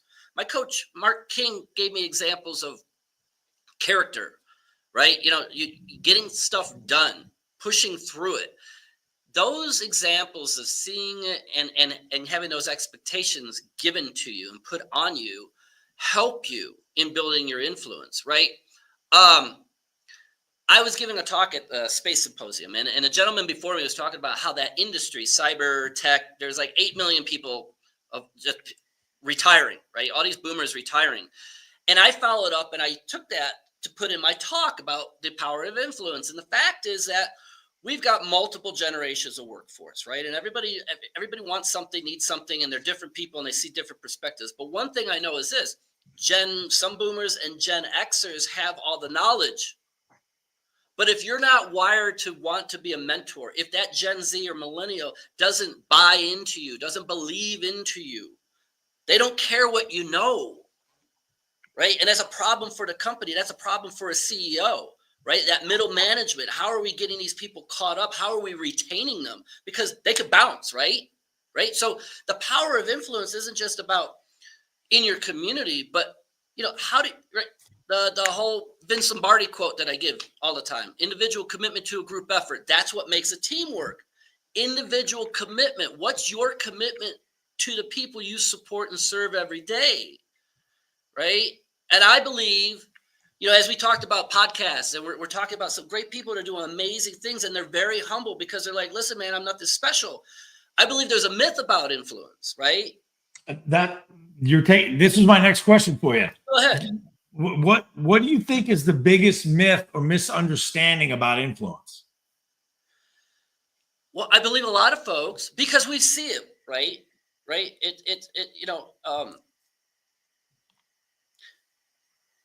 I think a lot of people feel, right, you need a special title, you need a big bank account, right? You need all these things to be influential. Now, not saying that you don't, you can have all that stuff, but what are you doing with your influence, right? We've all been influenced positively and negatively by people, organizations, what have you, by social media, right? My point is, I think that's a myth, right? Now you need currency, right? You mentioned that earlier, right? You need currency. I think if you look at Steve, you look at Marcus's story, right? The currency is character.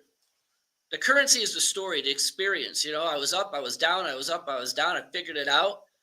The currency is your purpose, right? When you're able to be in alignment consistently, evaluating what's my individual commitment to those that I serve every day, right? Personally and professionally, and you're in alignment and people know this is where you stand and you don't waver, right? That grows over time, right? And that influence comes from credibility, and that credibility comes from accountability, holding yourself accountable to the things that you say are important, right? Holding your people accountable to the things you say are important. And when you do that consistently, you instill that mindset, and that helps you increase your influence with people. They don't need to like you. They don't need to agree with you. No. But they value that, you know what? I know where he stands. You know what? If we're going to make this happen, I need her on board, because I have an idea, but if I got her on board, we could really make it happen, right? And then that challenges us to get better at trying to figure out how do we connect to make it work, right? If we're at odds, how do we come together to complement each other? So Well, I think you're onto something here. I mean, I think especially today in the whole environment that we're in, both worldly, politically, and everything else, you're hitting the nail on the head, man. We got to figure out a way to come together and sort of agree, even though we're polar opposites. Because too much of this, too much of that, there's not enough motion. Everybody's stalled, right? There's not enough motion, and we can agree and have boundaries at the same time, right? Or we can agree to we can agree to advance a topic, and we can agree to make things happen without completely crumbling where we stand. And I feel like this is a really delicate subject right now because a lot of people have thin skin, but I like talking about it because it's disruptive.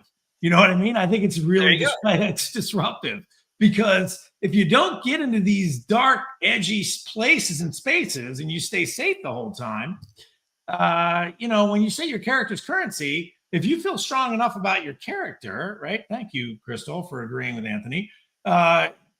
When you say, your character's currency and you want to be able to showcase your character, not fold like a deck of cards and yet maintain forward progress, there's art there, right? So with that being said, what do you think about real in-person influence? Is it still important today? Like, in other words, I know we're virtual for the sake of everyone's schedules and stuff like that. But when you're out in front and you're out there and you transform off the screen and you're speaking or educating or running a workshop, do you feel that that's still necessary today? absolutely. I think it's more so than 10, 15 years ago. I'm going to tell you why. One, influence gives you your tribe, right? Okay. Right. You and I met, and Jake, right? Jake and I just connected, right from the beginning. It was just like, right. Influence gives you your tribe, right? And we know each other in person. I think the podcast idea is a little different than what you and I've talked about. Like, hey, you're great. I got 50,000 people on my TikTok or whatever. That's fantastic. You're super. You heard me give a talk a couple weeks ago to, hey, when you strip away the banners and the likes and the books and all that, what do you have left? Right. Right. Just you. And I tell people all the time, who are you to your community, right? Who are you to your family?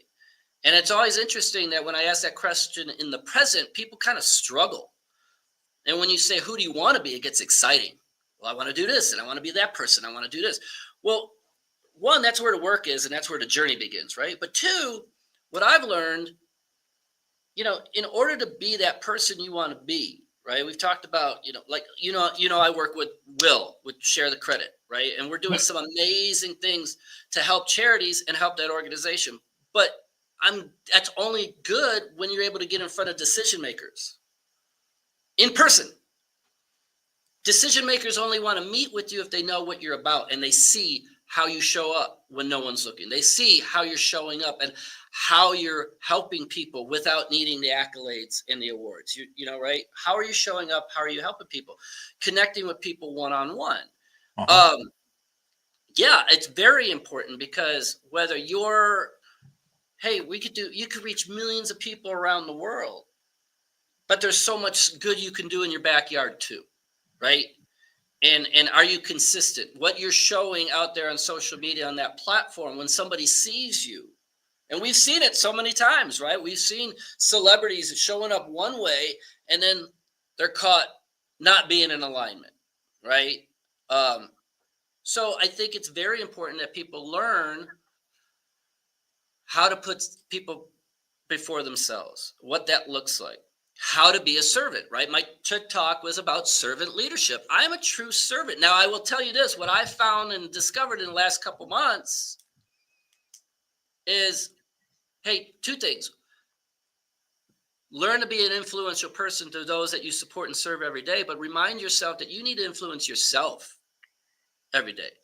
Be a servant to those you support and serve every day. Look for ways to help other people. But man, you got to take time to serve yourself. And sometimes we forget about that. Sometimes I'm not on my to-do list. Does that make sense? Yeah, that's an interesting thing. We get caught up in the momentum of the shift, and we're out there. We had this idea, it got traction. We're out there speaking, repeating the idea, dealing with people who are new to the idea, converting them to the idea, or allowing them to be converted and adopt or not adopt to the idea.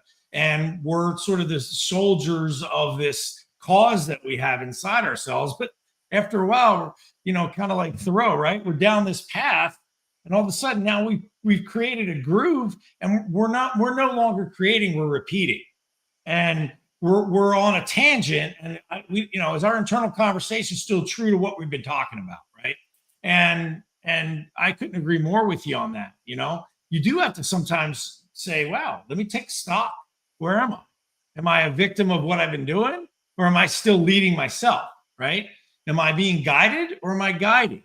So, when you put yourself on the to-do list, being in the military, I'm sure you've adopted some routines, and you seem like a person who's, genuinely pretty self-aware. Even raising the statement, I'm not always on my to-do list, means you're very self-aware.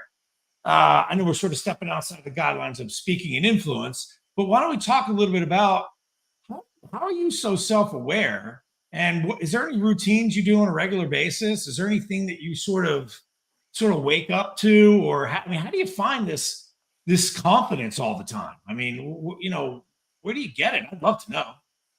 Well, Karen and I, we still need to connect, but she'll love, I discovered emotional intelligence in 2012, and I started teaching about it, and I've taken it everywhere, right? Law enforcement to NFL, because it's just professionalism to me. Can we elaborate on emotional intelligence? EQ, EI, right? Self-awareness, self-management, social awareness, relationship awareness. Just defining it for everybody that doesn't know it. Right, those four pillars, right? You can't be a great leader, let alone an influential leader, let alone a transformational or servant leader, without that component. You're just fooling yourself if you don't take the time to learn how to look inward, right? I come up with this phrase. Sometimes you got to pause and you got to give yourself an IOU, right? You got to look inward, see what's going on with you. You got to look outward. Where's my support? But more importantly, you got to look upward. And I think it's that we forget about, right? We're always looking inward. What's going on? Okay, why do I feel this way? This is right, self-awareness, right? And then evaluate what are my actions in alignment? What am I being hijacked? What have you? But looking outward too. Where's my support? Where's my tribe? Right? I reach out to Jake sometimes when I'm having those moments, right? I need some Jake time. But I believe a lot of people, more than ever in society, are forgetting about getting on your knees and looking upward. My morning, I do my 8 minutes. I do 8 minutes prayer, just giving thanks, gratitude, thanking, and thanking people in my life, praying for them for abundance opportunities. Vocalizing. I like what Eugene Marcus was saying, speaking out what my expectations are, giving thanks for the blessings that I've received, giving thanks for the blessings that I'm about to receive. I have my day mapped out the day before, obviously, right? You Think and Grow Rich has been referenced how many times now? It's funny because I was getting ready to put it on Audible, and you're like, you know what? I'm gonna read, and then I guess it's a sign. But they go together, Mike. Your emotions, and Eugene again, right? Or Marcus, he did a great job. Emotions and brain, right? The emotions and the logic, heart and brain. For me, it's a different way, right? I talk about serve and solution, right? I've had a lot of businesses, a shuttle company, cleaning company, staffing companies, all those things. Not because I was excited about, having those businesses. I just saw an opportunity as an entrepreneur. They moved quick because of my influence in the community, because people knew who I was. My hands were on it, so they trusted they'd get a good product. Are you with me? Yep. But the logic was it made sense. I'm solving a problem for somebody. I'm doing it better than somebody else, and I can make money on it, right? That's what motivated me, because I'm wired to serve, right? Now, the thing is this. If we work really hard to increase our influence, here's the thing that I've been struggling with the last couple months, evaluating myself, right? Okay, we're winning in the area of influence. Are you using your influence? That's one thing. Have you developed it? Are you using your influence? Are you using it in all areas of your life the way you should? And are you using it for what you want? And I got to be honest, those last two, it was a no, right? It was like I was helping other people. I was helping other people get what they wanted. And it's a good thing. I could feel good about it. But I realized I wasn't using my influence to get what I wanted, right? Okay. And we were talking about whys and why to do a podcast or your programs and making an impact and helping one person, right? Where you got to drill down and say, hey, I've done the work, created a platform. I'm an influential person that I can help and impact people. I could solve problems for them, all those good things. That's fantastic. Am I getting what I want? And I don't mean by money, right? Right. If it means getting on a stage and giving your message, if it means, starting a foundation, whatever it is that's in alignment with your why, are you using your influence in all areas of your life the way you need to, and in a way that you get what it is that you actually want? Does that make sense? Yes, that does. That makes a lot of sense. And I feel like this is almost like like I was saying earlier, guy wire or guide rod for people that are out there on these podcasts, and that we're all of us, me, TV, podcasts, doing interviews, man, making sure you're using your influence to get what you want. I mean, obviously, you want to help others get what they want, but at the same time, you do have to get what you want ultimately. Otherwise, it's sort of a headless horseman. You're sort of rolling around and you've lost yourself in your mission. And well, you heard Steven say he realized he wasn't asking. Right. Hey, if you want to get on more stages, are you asking? Right. The last 6 months, I've been really asking, I've been using my influence, Michael, to say, hey, listen, I know you do a lot of lunch and learns. I know you do. You have people come in and do corporate trainings. I know you go to different associations and they have keynotes. Hey, can I send over my information? Could you keep me in mind? Who do I need to talk to? Is that person you? No, but this is the person. Oh, okay, great. I'm asking for what I want. They know who I am. They know I can deliver. So you know what's the worst thing is when people go, oh, you do that? Oh, you do that? You already lost. I just had a speaker last week. I didn't know you. I would have loved to have given you that opportunity. Oh, right? I know there's people watching going, yeah, I've had that situation. Yeah. I didn't know you do that. Shame on us, right? Yeah, that's bad news for sure. And a lot of you out there should be gaining this perspective. It goes back to the best kept secret, but it also, you just said a pretty good nugget here. You said, hey, I do this. Are you the person I should talk to? That's very direct. And it shows the person respect. Should I be talking to you about this or not? This way you're not running on at the mouth to the wrong audience. It's great. I was with Southwest Airlines. Here's the nugget. Be in the room.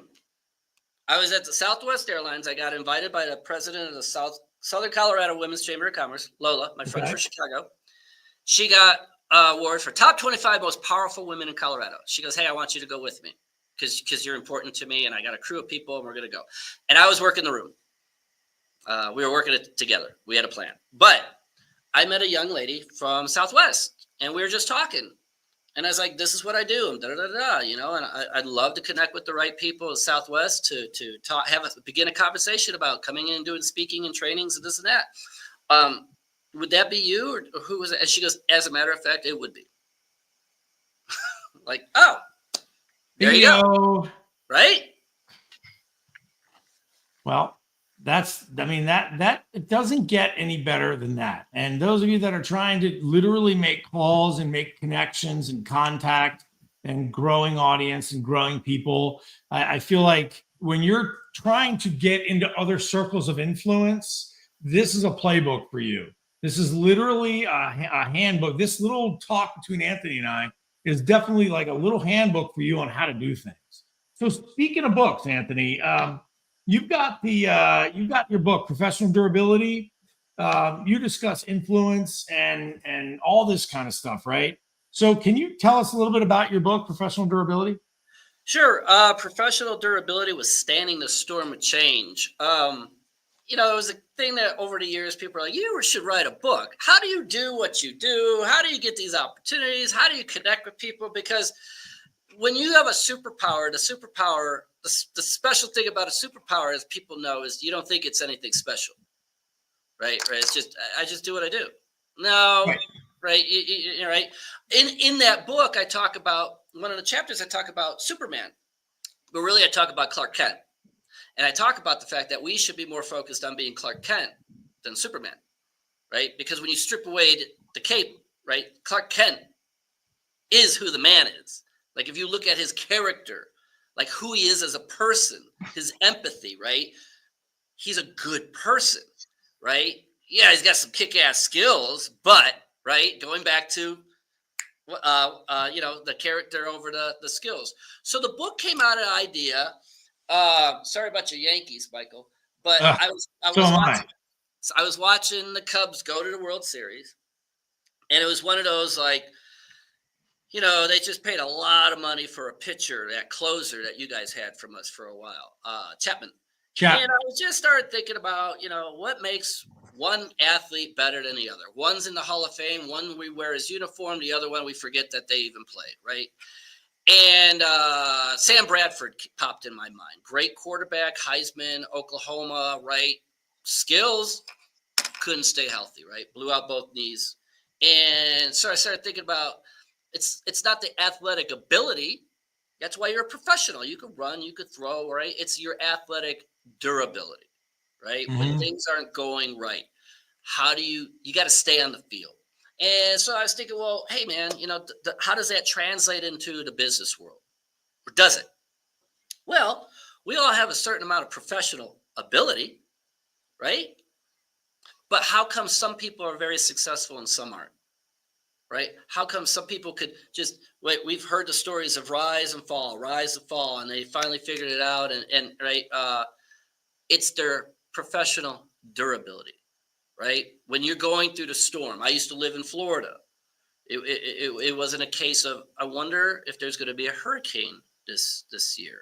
No, it's a freaking hurricane season. It's not up for debate, right? It's right. How many, where, how bad. Am I prepared? How am I going to navigate through it? Right? That's life in business. And if you're professionally durable to deal with the stress, the overwhelming, if you're resilient with the change, the discontent that comes with everything, right? How do you rise? Because that goes back to your influence. When someone sees that when you go through the storm, you're calm, that when you go through the storm, you go, we got this. And you can navigate around that, your stock rises, right? Right? They know, hey, you know what? Michael and Jake, they're going to get us through this. And I've been with them before. It's all good. So what goes into that? Emotional intelligence, resilience, performance character, right? How you execute at a high level, and servant leadership. Right? Caring for other people. So it's kind of the nexus of the book. Well, man, what nuggets. We could just keep going on and on and on. I've got one. I mean, I know you're probably a busy guy. We're getting right around to the end of time here. Let's just talk. We got about 5 minutes here. Let's speak to veterans, right? One of the things I'm near and dear about, and as Max said, thank you again for your service. What advice do you have for the veterans out there, no matter where they are? I've been hearing a lot more push on veterans, veteran business, veteran speakers. Maybe just because, again, it's almost like if you see yellow Beetle cars, you start to see all of them. Right. Maybe I'm just more receptive to it, right? So, what do you have for the veterans?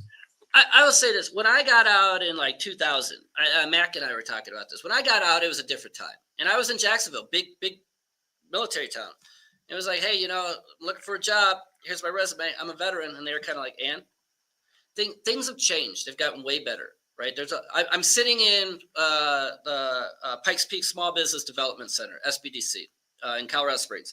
You see in the back of me, Mount Carmel Veteran Services, VBOC, Veteran Business Outreach Center. It's under the SBA.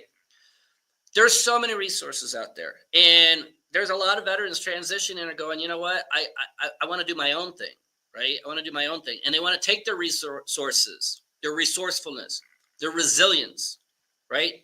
All the training, the character training that we've been trained on to execute the mission. Those are great tools to bring in, not only in entrepreneurship, but in corporate America.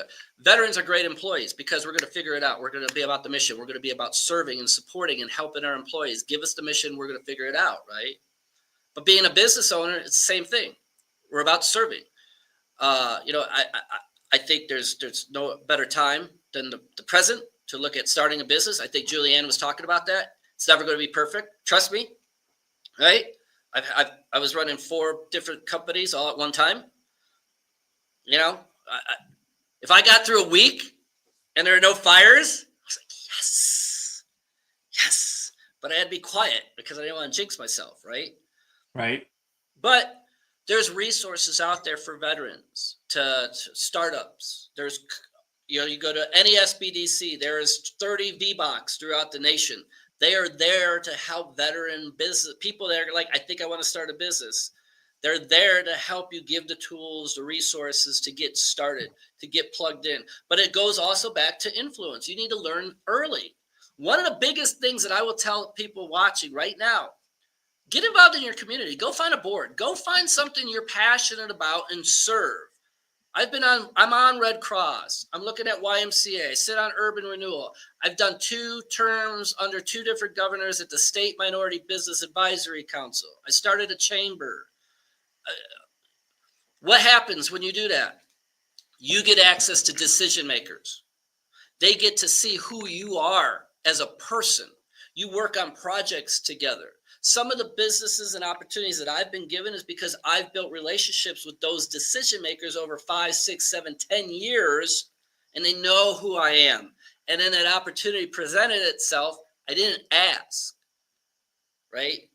It was given to me because I earned that by being selfless, being a servant, right, to the cause. So as a veteran, get involved in your community.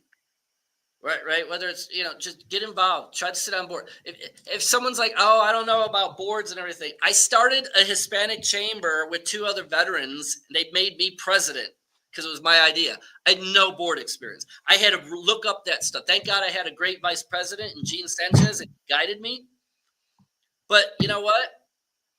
If you're passionate about it, find something you're passionate about, just get on the board and watch, learn. But you know what? That grows your influence. And you start connecting with the right people. And then it goes from there. So thank you for that, Anthony. What powerful information. And what I mean by powerful is you just really did give a playbook for people. You can do this if you're a podcaster, a speaker, a coach, a workshopper, a trainer, like we talked about with Silvers earlier today. There's such a multitude of things that you can inject yourself by being with these people of influence, and not necessarily everything's a transaction, right? You're giving with a servant's heart. You're doing things for the community. You're commingling with decision makers, and then you're executing a plan that, kind of in the back of your mind is now you're using your influence for good. Thank you, Anthony. Can I share a quick success story? Yeah. So pandemic happens. Falling out happens internally. I go and start my own cleaning company. Right? We know what's going on in the pandemic. And I said, every time something bad like this happens, there's the opportunity, right? There's an opportunity. I got to find the opportunity. And what ended up happening was I met with a guy. I reached out to school districts in different places. Hey, we're here to help. And what ended up happening was I knew a guy who was a veteran. He said, here's an opportunity. They're looking at Denver, but I got a meeting with you because you're local and you're a veteran, and I know who you are. And I've known this guy, Lewis Fletcher, for at least 10 years. No transactions ever happened. We ended up getting the cleaning contract for the school district, COVID response team, just going around wiping people. I employed 45 people when they needed work, and I was billing that school district $25,000 to $32,000 a week. Wow. I had that relationship with that gentleman for 8 years. Nothing. But we'd always have lunch. We'd always share ideas. We'd see each other. Hey, how's it going? If that doesn't say patience pays off and then constant persistent stuff, I mean, each relationship monetizes itself in different times. But you have to have the key thing is I got from your takeaway here is take care of yourself, but also keep inserting yourself as well into these different relationships. Anthony, how do people get a hold of you? I can't thank you enough for your time. I'm going to put Mac up here just for whatever reason. I like to promote Mac. Talk about veterans. I'm All on right, LinkedIn. Anthony. I think I sent Jake my little LinkedIn today, but you can find me on LinkedIn, Anthony Perez, Success is a Language. That's the easiest way these days. LinkedIn's great. You can email me at anthonyperez@successisalanguage. Hey, there we go. Go ahead, hit that QR code and reach out to me. I'd love to chat. I love to see where somebody's at. I'm always about helping them, give a different perspective. Hey, if I could connect you to your next great partnership, collaboration, opportunity, that's what I do. I'm a connector, I'm a servant, and I'm always about how can I help you. So, and again, so are you guys, and that's why I like working with you. And one servant to another. Thank you so much for giving me the opportunity to be a part of Total Disruption. Thanks, Anthony. We appreciate you, man. You're the best. Yep. It's a great day, buddy. And like I said, man, you got the style. Thank you, Jay. Where's the hat, man? Where's the hat? Now, I can't wear the hat inside. It just looks weird. My coach gets mad about all the darkness on the face. Oh, that's when it gets weird. That's when it gets weird. Oh, that's when it's getting weird. That's when it gets weird. All right. Thanks, man. Thanks, Anthony. We'll see you soon. AP, what a guy. Yeah, he is. And I love the fact that he talks about and he says it specifically to veterans, but I think it's true just in general. But definitely veterans, and thank you, veterans, for all that you do for, not just your service, but thank you, families, for your service. I mean, that's an underthanked space. And you think about plugging, he said, veterans, plug into your communities, get involved. Absolutely true. And anybody, even if you're not a veteran, plug into your community at the community level, get involved locally, and those relationships will build. I mean, it's just like, we have a community within what we're doing. Get involved there, but get involved locally too. So the good news is I think we fixed the promo video. It only took 5 hours for us to fix that because I broke it. Now here's my defense. It worked fine before we went live, and then it crashed and burned. So 3 people later, 2 computers later, it's working. You ready to try it? So what you're saying is your technology has stage fright, Jake? Oh yeah. My technology has performance issues. Yeah, that's absolutely true. So but I think we've got it fixed. We're going to try it. You want to try it? You feel good about trying it? I'm waiting on you, man. This is the season. I know. Here we go. We're gonna run it. See if we got it fixed. Do you have the vision and the drive to make your business a true sensation? Are you ready to capture the recognition that really actually propels you to the top? At Total Disruption Business Battleground, we know that recognition isn't just an advantage. It's the crucial spark for explosive growth. But to truly stand out, it takes more than just strategy. It takes an expert touch to command the attention your venture deserves. That's why we've created this one-of-a-kind program. It's designed to equip you with the tools and insights to thrive, of course. But way beyond that, you'll have the platform to showcase your brilliance on a whole new level. Our TD formula will define your vision and then put your business front and center to make the maximum impact. And you won't do it alone. Our production team is on hand to ensure you look your best, polished, professional, and ready to blow your future clients away. You're to gain the skills to lead with confidence and connect with an audience of tens of thousands who can't wait to hear from you and buy what you're selling. Reimagine what's possible. Create a compelling presence that commands recognition and opens doors that you never knew existed. You'll gain valuable national exposure, connect with high caliber peers, and compete for cash prizes that will fuel your next leap forward. Are you ready to redefine your path to success? Are you ready to become a true disruptor? Leap into the spotlight and apply now for the Total Disruption Business Battleground. Your business will never be seen the same again.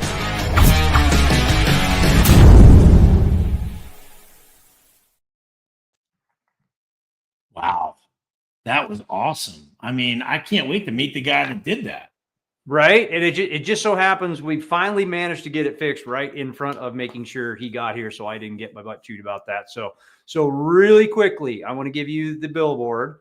I want to give you guys the opportunity to go ahead. Here's the registration for the application to be a contestant on our next season. Mike and I dropped this earlier about really being present in media with a monster board of directors application piece here. Apply. Worst case is you're going to get some free stuff and you're going to have a conversation with Mike and I. And if you've got the right story and you've got the right direction and you're really actually ready to quit taking courses for the sake of taking courses and just let's get on TV, let's access 500,000 people, let's get my message clear, let's make sure we get out there and convert. Yeah. Hit the QR code, guys. We're ready to hear from you. We've had a couple applications today. I'm super excited about those. We're going to be following up with you. So anything you want to finalize on that, Mike?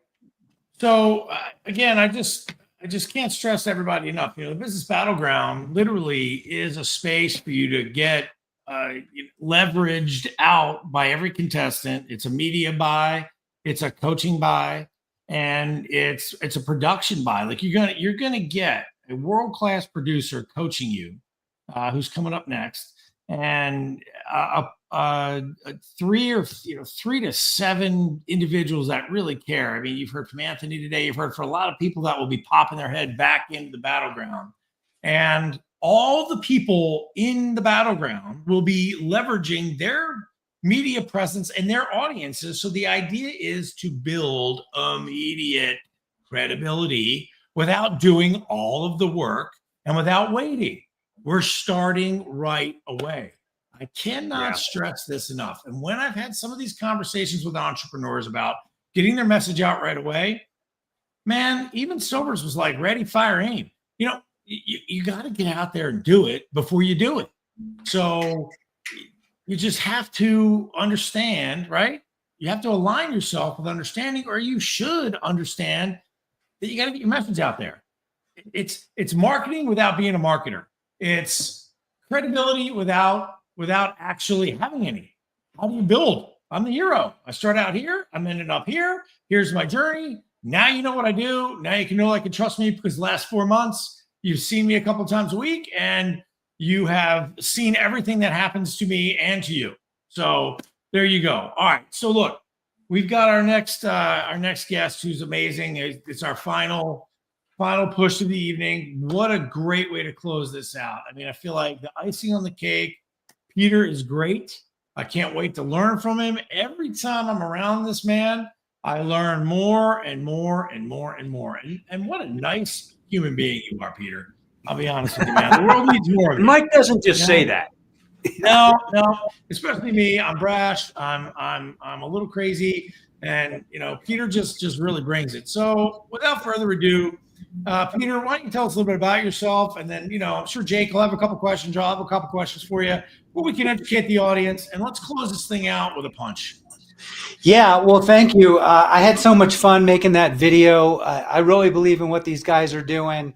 And, what I do is just what you saw. I take what you have and I put it on video and I put it out there and I elevate you and your business. And I'm so excited about this collaboration. Just quick history, if you don't know who I am, the background in television, worked in LA for years. I now have a company that works with companies to promote them. I'm working with E360 TV as well. I'm working with some people on there. I've known Jake for about, I think, 4 years. Are we working on 4? I think that's right. Actually, I think it's more than that. Might be, but came up in business coaching, which was part of my journey. And now I take that business coaching and I apply it to working with businesses, getting their focus straight before we even roll camera. So everyone knows what the call to action is before we say action. But I am so excited about this collaboration. I'm going to let Jake take it from here because we're really working on this project together. And I want to hear your input and I want to answer the questions. Love it, man. No, and I think it's been much longer than that. And usually when people say I've known Jake, they usually say, well, God, it feels like it's been forever. That's usually how they feel about that. But I mean, it's honestly, it was pre-COVID. Like it was right in the throes of COVID. So yeah, it's been a minute. So with your experience, and this is where we're really leveraging each other.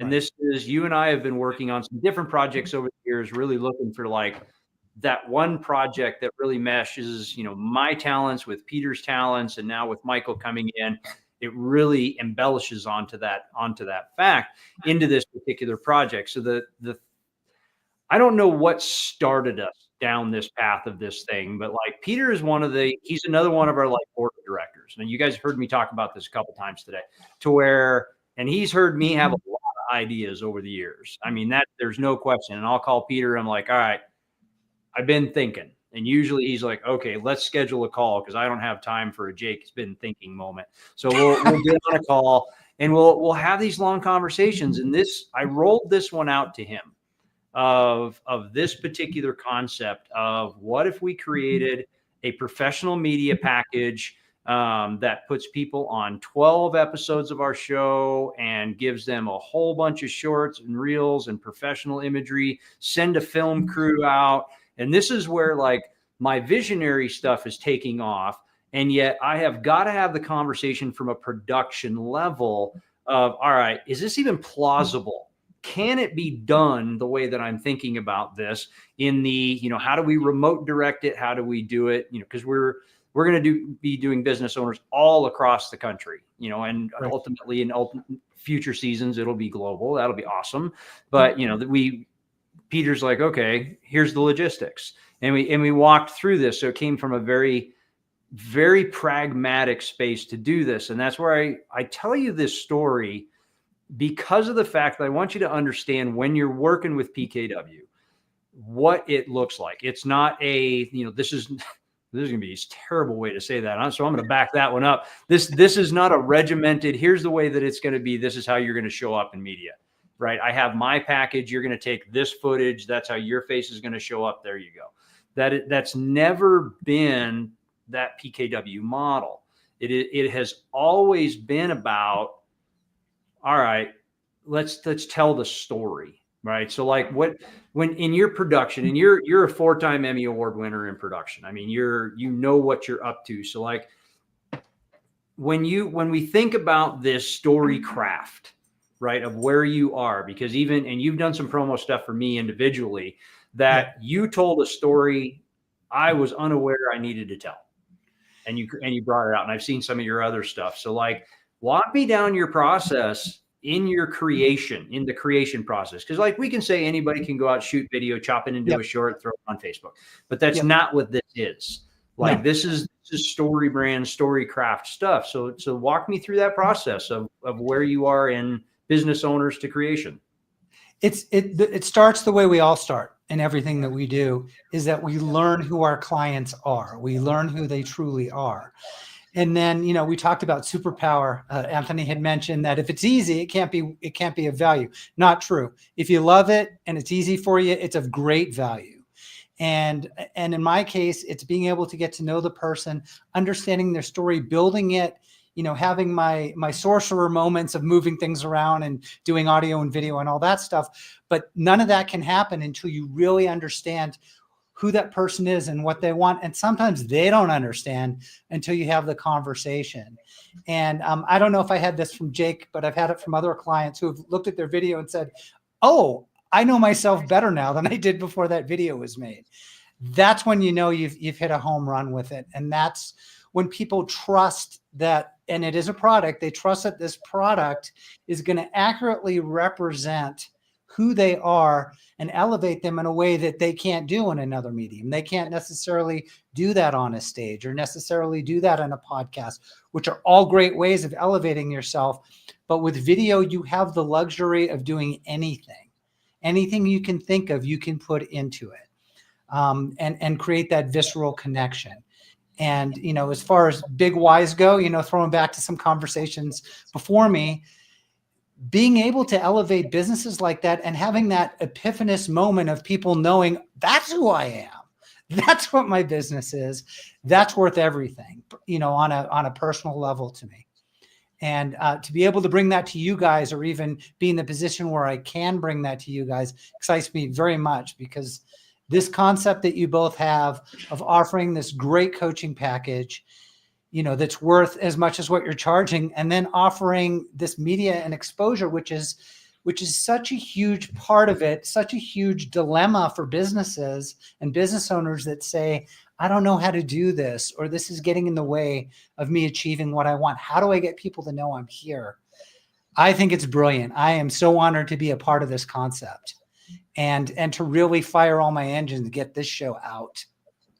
Yeah. And so you and I walked, we talked about that through COVID, and I came out of a different coaching space. You came out of obviously a production space.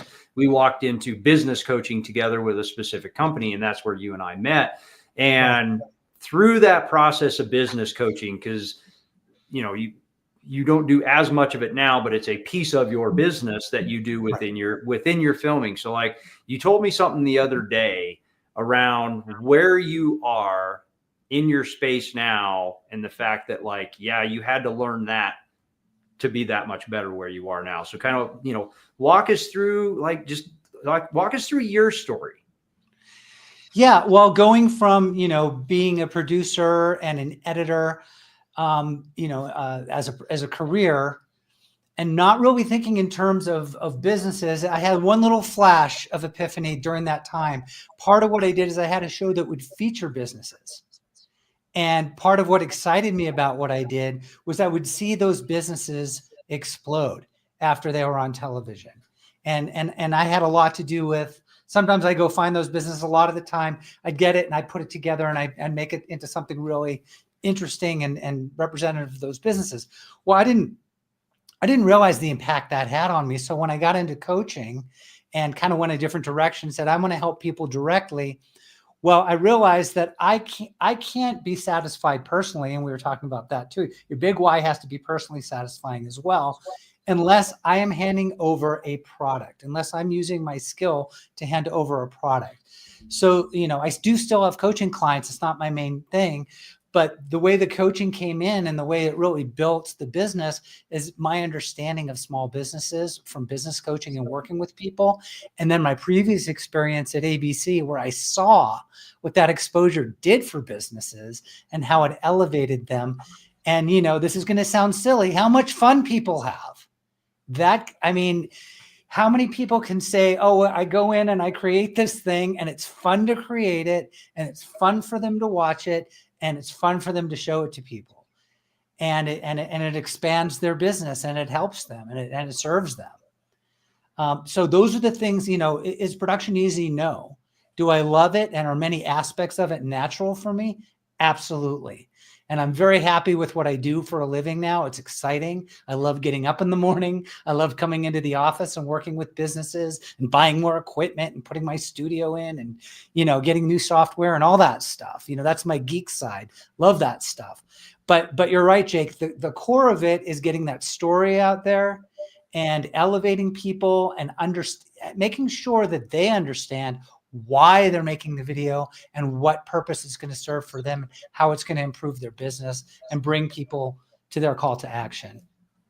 And I totally agree with that. And Karen says it here, and she's like reading my mind to where I'm going with this. But there's you mentioned the having fun part around where this is now. Like video, let's be really real with this. There's a segment, and I would bet you, and you and I come from this universe. Welcome back to the 80-20 rule. Probably, right. I would bet you 80% of the people have a fear.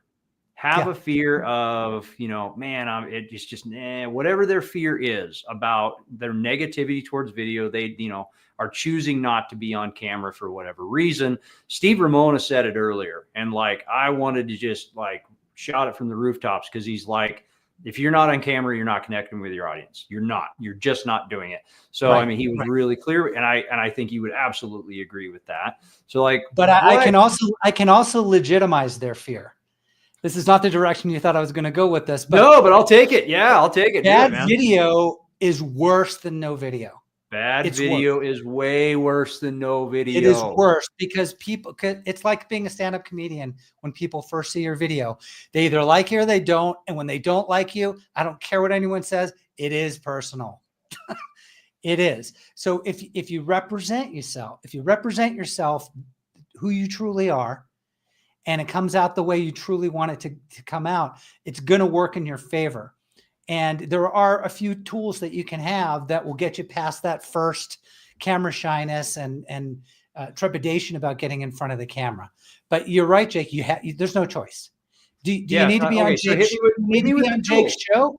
Not necessarily, but you do need to do some kind of video. I say, yeah, you do need to be on Jake's show, but you do need to. There's an application. We put it out there earlier. So yeah, we totally do. So like, what? Give me some of the tools. Give me some of the tips. Give me some of the tactics that just, because the reality is, like, you look at this dumb thing, and albeit the cameras now are honestly epic compared to what they used to be. Yeah, you can go on Amazon, you can get a creator's rig, you can get an external mic, you can get one of these guys, which Peter made me get, by the way. As we have filmed with those, he's like, you need better mic. That you just know. So I've got lapel mics for portable stuff. We've got our cool little boom mic setups that we've got. There's a lot of things. So what would be the basic? Here's the tools you need to do. Like from a technical perspective, even just from the mental standpoint. Yeah, I mean, you can invest probably $200 if you have 4K on your phone, which everybody does.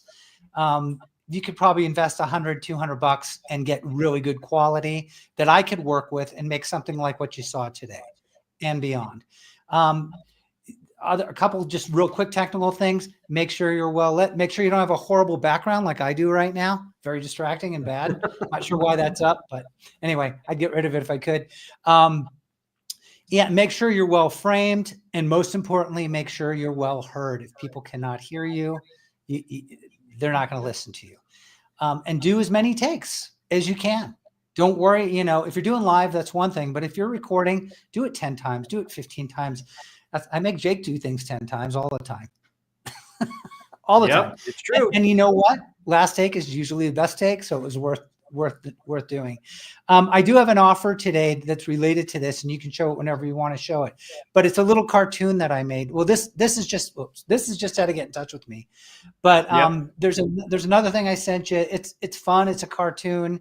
It's about 7 minutes long, and it explains how you make your first video, from writing the script to setting it up to learning. Do you want to memorize something? Do you want to embed instead of memorize?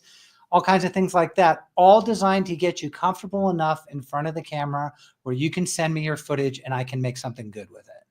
So this is where Peter's going to, he's going to yell at me because I uploaded it. I did it. I can do it. Hold on, can I share? If you've got it. So here's what it did to me. Oh, there you go. What it did to me is it gave me this. Oh, shoot. Okay, let me try. Gave me this, but there are the QR codes. Let me get rid of I'll go to there. You can scan that while Peter's working on it. So this is, as we've talked about several times today, this is live TV. Like we're doing the live show, we're doing the live conference. This is how this goes. So here you've got how to contact Peter. There you got his gift. Looks like he's getting that fired up. I see some shadows happening. I do not. Okay, hold on. Yep, there's always, this is how it uploaded for me today when I tried to upload it. It says it. I see it. See, we had this problem earlier. I think it's a StreamYard thing because when I went to play it, it wouldn't bring it up. Huh. So you want to change the screen layout, Jake? Maybe presentation mode or something? We can go to presenter mode, sure. Let me try this. There's always fun. So we'll go to this presenter layout. We'll see if that fixes it for Peter. Did that do it? I've got one I can add to the screen. I know, we're having fun. I'm going to add here we go. There it is. This may do it. That's adding it to the stage. Let's see if it'll do it. Yeah, let's see the back. This is just a fun little animation, and it's spoonful of sugar for the facts, and then on there's some packages you can get. I don't necessarily push for the pre-designed packages because I would rather talk to you and see what you need and figure out what we can do together. You're welcome to go for the packages. They're, it's essentially the same stuff, just kind of a little more rigid. You can watch the videos and see what they are. But I would definitely recommend talking to me and finding out what it is you actually need so we can kind of break it down. I work organically a lot better. We all have our packages, but I really prefer to talk to people, watch the video, try to make some videos, call me up and say, hey, is this good enough? Can we do something with this? That would be awesome. I would love that. Cool. Well, hit play, see if it's going to work, man. Oh, no, it's not a play. This is just the gift. Oh, it's just the image. Oh, you have to it's scan just it. the I image. had that one. Okay. Yeah. So, yep, you're good. Yep, we can see it. So yeah, this is the scan. Check out the videos of what Peter's doing. We're going to play our promo again for you guys so you can see what that is. You can find it on YouTube. And you are going to see in the coming years, especially coming out of our first season, because Peter is our primary production studio. I'm sure there's like, we could put a Julianne title to it. But he's putting our new show together. And he's doing the in-person directing for us. Well, not in person, but the virtual in-person piece. When you guys are going to fly out here eventually, we do have to get you in the same room. We are going to eventually. Michael and I will have to be in the same room at some point. We did attempt to do that in October, and that was a horrible fail. I'm not saying you did it wrong. Everything's all about you, Jake. Never me. I know it is all about me. You're right. I point with 5 fingers. That way, there's other pointing back to me. Yeah, I know. That was totally me. So Peter, with, last couple of minutes, and I know you've got time constraints today too, and we're grateful that you're here I'm today. okay on this end. I'm good on this end. You're doing all right over there. I had a hard time getting here. Now that I'm here, I'm good. Okay, cool. So give me the meat and potatoes. Give me the meat and potatoes of what is it that, from a coaching perspective, getting people on stage, so that they can understand how important this is. I mean, Anthony talked about growing your market locally. That's absolutely true. Do that. And how critical this is in the business place right now, that you grow your market through media and especially using video. I mean, you can do a podcast, but you should still be doing video podcasts, but you've still got a lot of extra work. So in your world, why is this the most important thing to do? Because you have access to all your resources all in one place. That I've learned is really vital. Every picture you've ever taken, every video you've ever taken, everything that represents who you are, everything that your friends and your relatives and your coworkers have on you that represents who you are, all that can be accumulated into one spot, one laser focused, perfect moment where people can see who you are, and you can keep going because you know how stories work. Initially, you see something and you're like, that's interesting. I want to know more about that story. And that's what drives people. So I know that when I'm looking at a new business or I'm looking to do business with someone, the first thing I do is go to their website and I look to see if they have video, and because that's vital. If I don't see it there, then I'll go to their social media and see if I have video, and I'll see the kinds of videos they have, and I'll see if I can get information on who they are and what they do. And if I'm really interested, I want to know how they do it. I want to see a video on how they do it, especially if it's a product or a very specific service.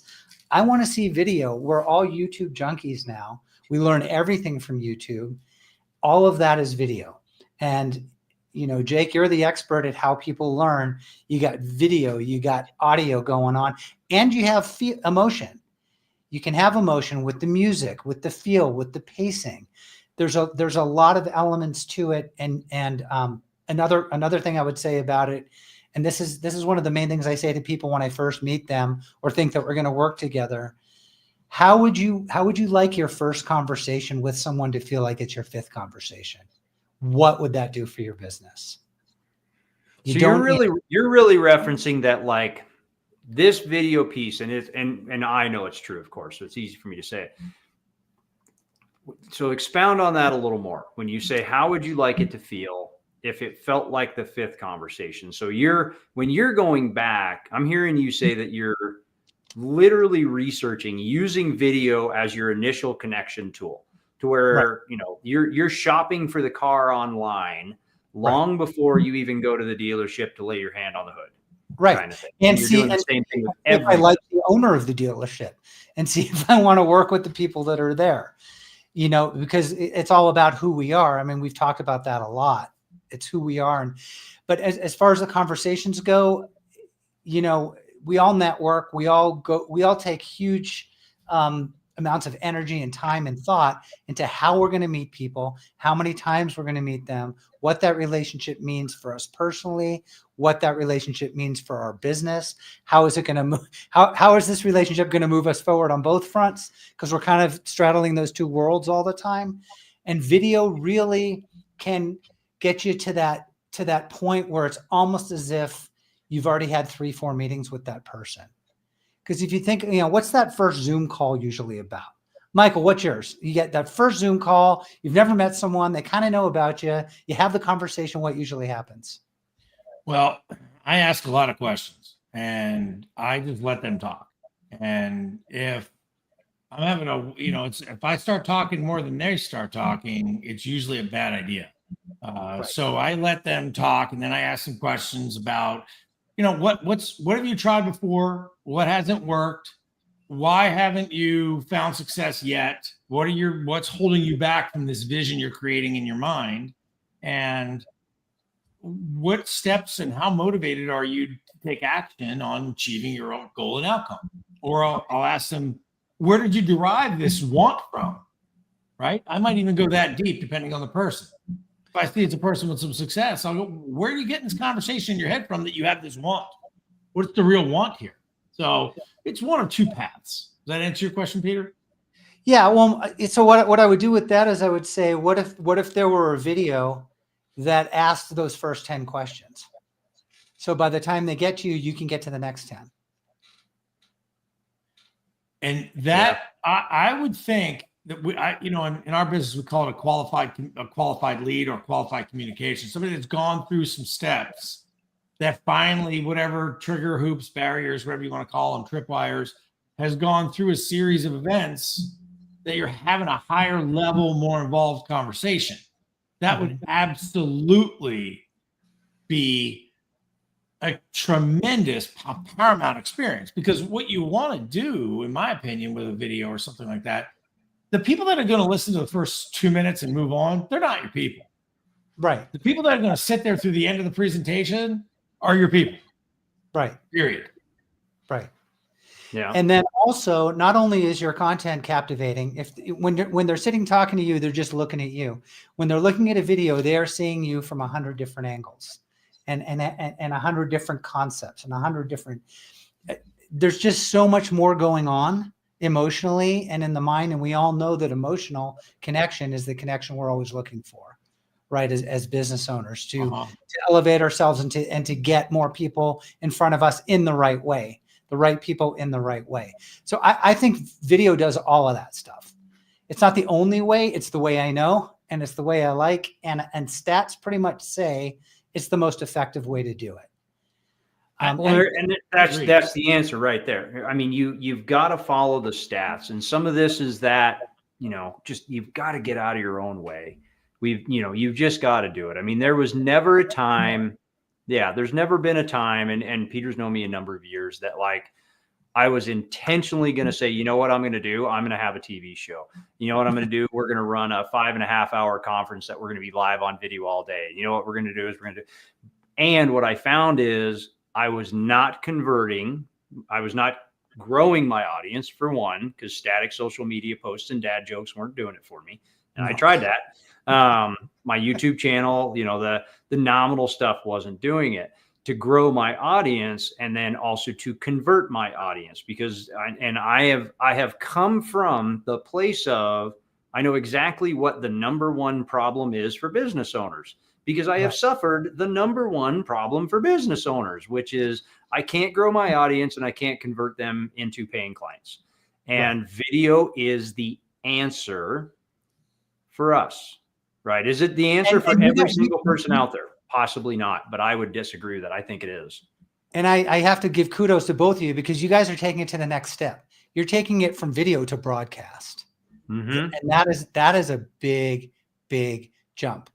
And also kudos, you're taking the skill and the power of video, and you're incorporating that into your broadcast. So these are all things that I can wave huge rah-rah flags for, because it's what I want to do for you, and I want to do for businesses. At the bigger the project, the better, the more exciting it gets. So I can't tell you how excited I am about this. And yeah, I kind of have to parent these guys a little bit and kick their butts and get them into the production mode, but they got it. And it'll certainly happen. Yeah. Hey, Well, hey, and Peter. here's, so go ahead, Mike. I had a quick question. There was somebody that was requesting, what are your websites? I don't mean to cut you guys Yeah, off. but website QR code wasn't behaving. Alex Beecroft was asking about it. Here we Okay, go. yeah, you can put up. It's just pkwmediasolutions.com will get you. We'll get you into the wonderful world of PKW.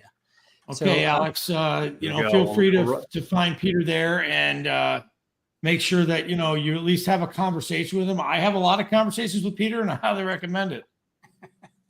He really sets me straight. I usually see a car seat with a kid in it behind him. Yeah, it's true. It's true. Which is all good, man. It's all good. So like, and there's the piece, and this is where I want to kind of round this out in the day. And Peter's the perfect example and point of fact of this. We talk about, started out in the beginning of the day, we were talking about making sure you leverage those things you aren't the best at. You stay in your wheelhouse. You focus on your why. You focus on your passion, the thing that you're doing.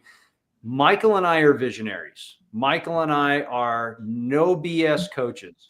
We are leadership and communication. We have specific skill sets around coaching and growing and doing really ridiculously, amazingly fast things with businesses. I am not a video producer, and neither is Michael. We don't do the thing. So when I started having this idea, I'm like, I have no idea how I would logistically put this together. So I reached out to Peter and I'm like, okay, man, logistically, what does this even look like to pull this off? Because I know he comes from that universe to be able to pull this off. And we worked through it. He from a coaching perspective, and actually it was one of those moments he was really excited. He's like, this is one of the first times I've gotten to coach you. And it was really great. And I really enjoyed it. But it was that you're close here, but we need to adjust. You're close here, but we need to adjust. And we got this refinement to where here's where it is. Here's what the budget is. Here's what we can do. And holy crap, look what we just built. Look at this amazing thing. So this is where leveraging somebody, leveraging that talent, those mentors, those role models, those power players in your world. When you ask, like, this wasn't hey, Peter, I want you to come into this thing and I want you to do all these things for me.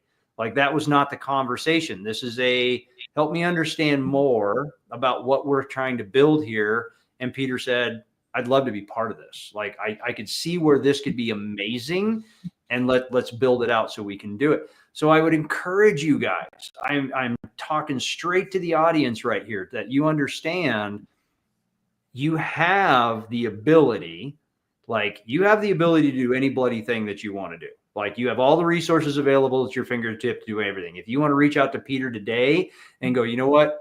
I want a promo video that looks like Jake's and Jake and Mike's because it looks really cool. Awesome. Reach out to Peter, get the promo video, get started at the very least. If you say, you know what, I want to run a TV show. I'm ready to launch a full-fledged TV show. Reach out to Julianne. Guess what? Peter can also help you with some of that stuff. There's another Julianne and I are working together. You guys are working together. If you're like, you know what, I want somebody to take me by the hand and grab me by the belt loops in the back of the neck and put me into this and march me down this road and get me on 12 episodes and coach me for the year and make my business and I want to leverage their 500,000 people that we have within our stuff. You could reach out to us too. So like that's the deal, guys. If you guys don't put yourself in that spotlight, if you have any inkling at all to get in front of the camera and have your business explode, you absolutely deeply consider what Michael and Jake are offering. Because I've never, in my business, I've never seen a model that's more cohesive and really, this sounds cheesy, a better deal. It's just an amazing, amazing deal. just what they're offering without the coverage, without the exposure is worth the money. And then the coverage and the exposure is double. You're getting at least double the value of what you're paying. Well, that's what we wanted to do, Peter. Thank you for saying that. I mean, we really said, the number one problem with a lot of businesses is exposure, right? It is, okay, great. You need some coaching, guides, hacks, tools, tricks, blah, blah, blah. You need to meet people like you. You need to get us who know people like you who are super accessible and eager to work and can work quickly, right? So there's the difference, right? First, you got to find the Peters of the world through people like us, right? Or people like us through the Peters of the world. And put yourself in a different comfort zone. I hear so many entrepreneurs talking about mediocre results. If you've got a 1099, right? If you're a 1099 person, our program's for you. Whatever you're doing, this whole media thing is for you. And some people also, Peter, get a misnomer about having to work with somebody or working with somebody. Let's say 1 out of every 4 pieces somebody puts out into space is really highly produced, right? It's an economical way to utilize production value. That's an evergreen piece of content, and it's really highly produced. Yeah, it's going to be cool. So, Peter, dude, thank you as always. We have a huge project ahead of us coming up. You guys are going to be seeing Peter constantly on everything that we do. He's going to be, literally probably weekly here in January, starting on the show. You're going to be seeing, you can connect with him here. Here is Peter's website. You can connect with him through total-disruption.com. If you can't somehow find Peter, reach out to us, hit us on Facebook, find us. We will connect you with Peter. So you can get your story told the way it should be told. You've got a message, you need to tell it. And if you live anywhere near northern Utah, come on by. All right. Swing by the studio. It's ski season, man. I know it's cold today. Nice. It's not here. It's Dirt City. So I'm waiting for something that looks like snow. Peter, buddy, I appreciate you as always. Thank you so much. Have an amazing afternoon. And Thanks, with that, we will round her out. Thanks, Peter. All right. Thanks for having me today. Appreciate it. Thanks. All right, Jake. I think that is a day. We're pretty well there. Yeah, I think we're gonna wrap out with the promo at the very end here. One more time. Guys, fill out the application. We're doing the contestant applications for the next season coming up for this next year. Like we said, worst case scenario, you're gonna get some free stuff out of it. But if you don't fill out the application and then you're griping because you don't have media exposure, I'm not sure what to tell you. This is on you, to do it. And we've got the ability to do some really cool stuff and leverage some amazing talent, guys. So thank you for everybody that came all day. You guys were absolutely amazing. Thank you to every single one of our speakers today that just came from contribution and showed up with tremendous value. I am so excited and so grateful for all of them. And I'm really hopeful that you guys are able to pull something, if not one nugget from today, that you can take and go out and launch today something that will move your business forward. Take one thing and execute on it. Man, that's the stuff. So we're grateful for you. Michael, any closing words today? Hey, listen, I'm going to close it out like we close every episode out. Thank you, everybody, for contributing. Now it is your turn to disrupt. Now it is your turn Till to next disrupt. time. We will roll the promo video, and we are out.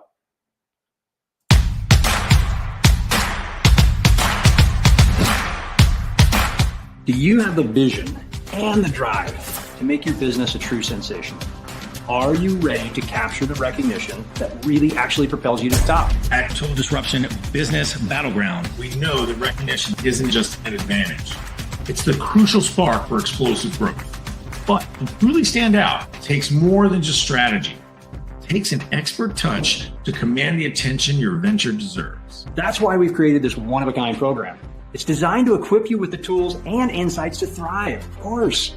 But way beyond that, you'll have the platform to showcase your brilliance on a whole new level.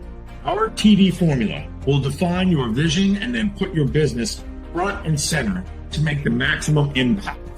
And you won't do it alone.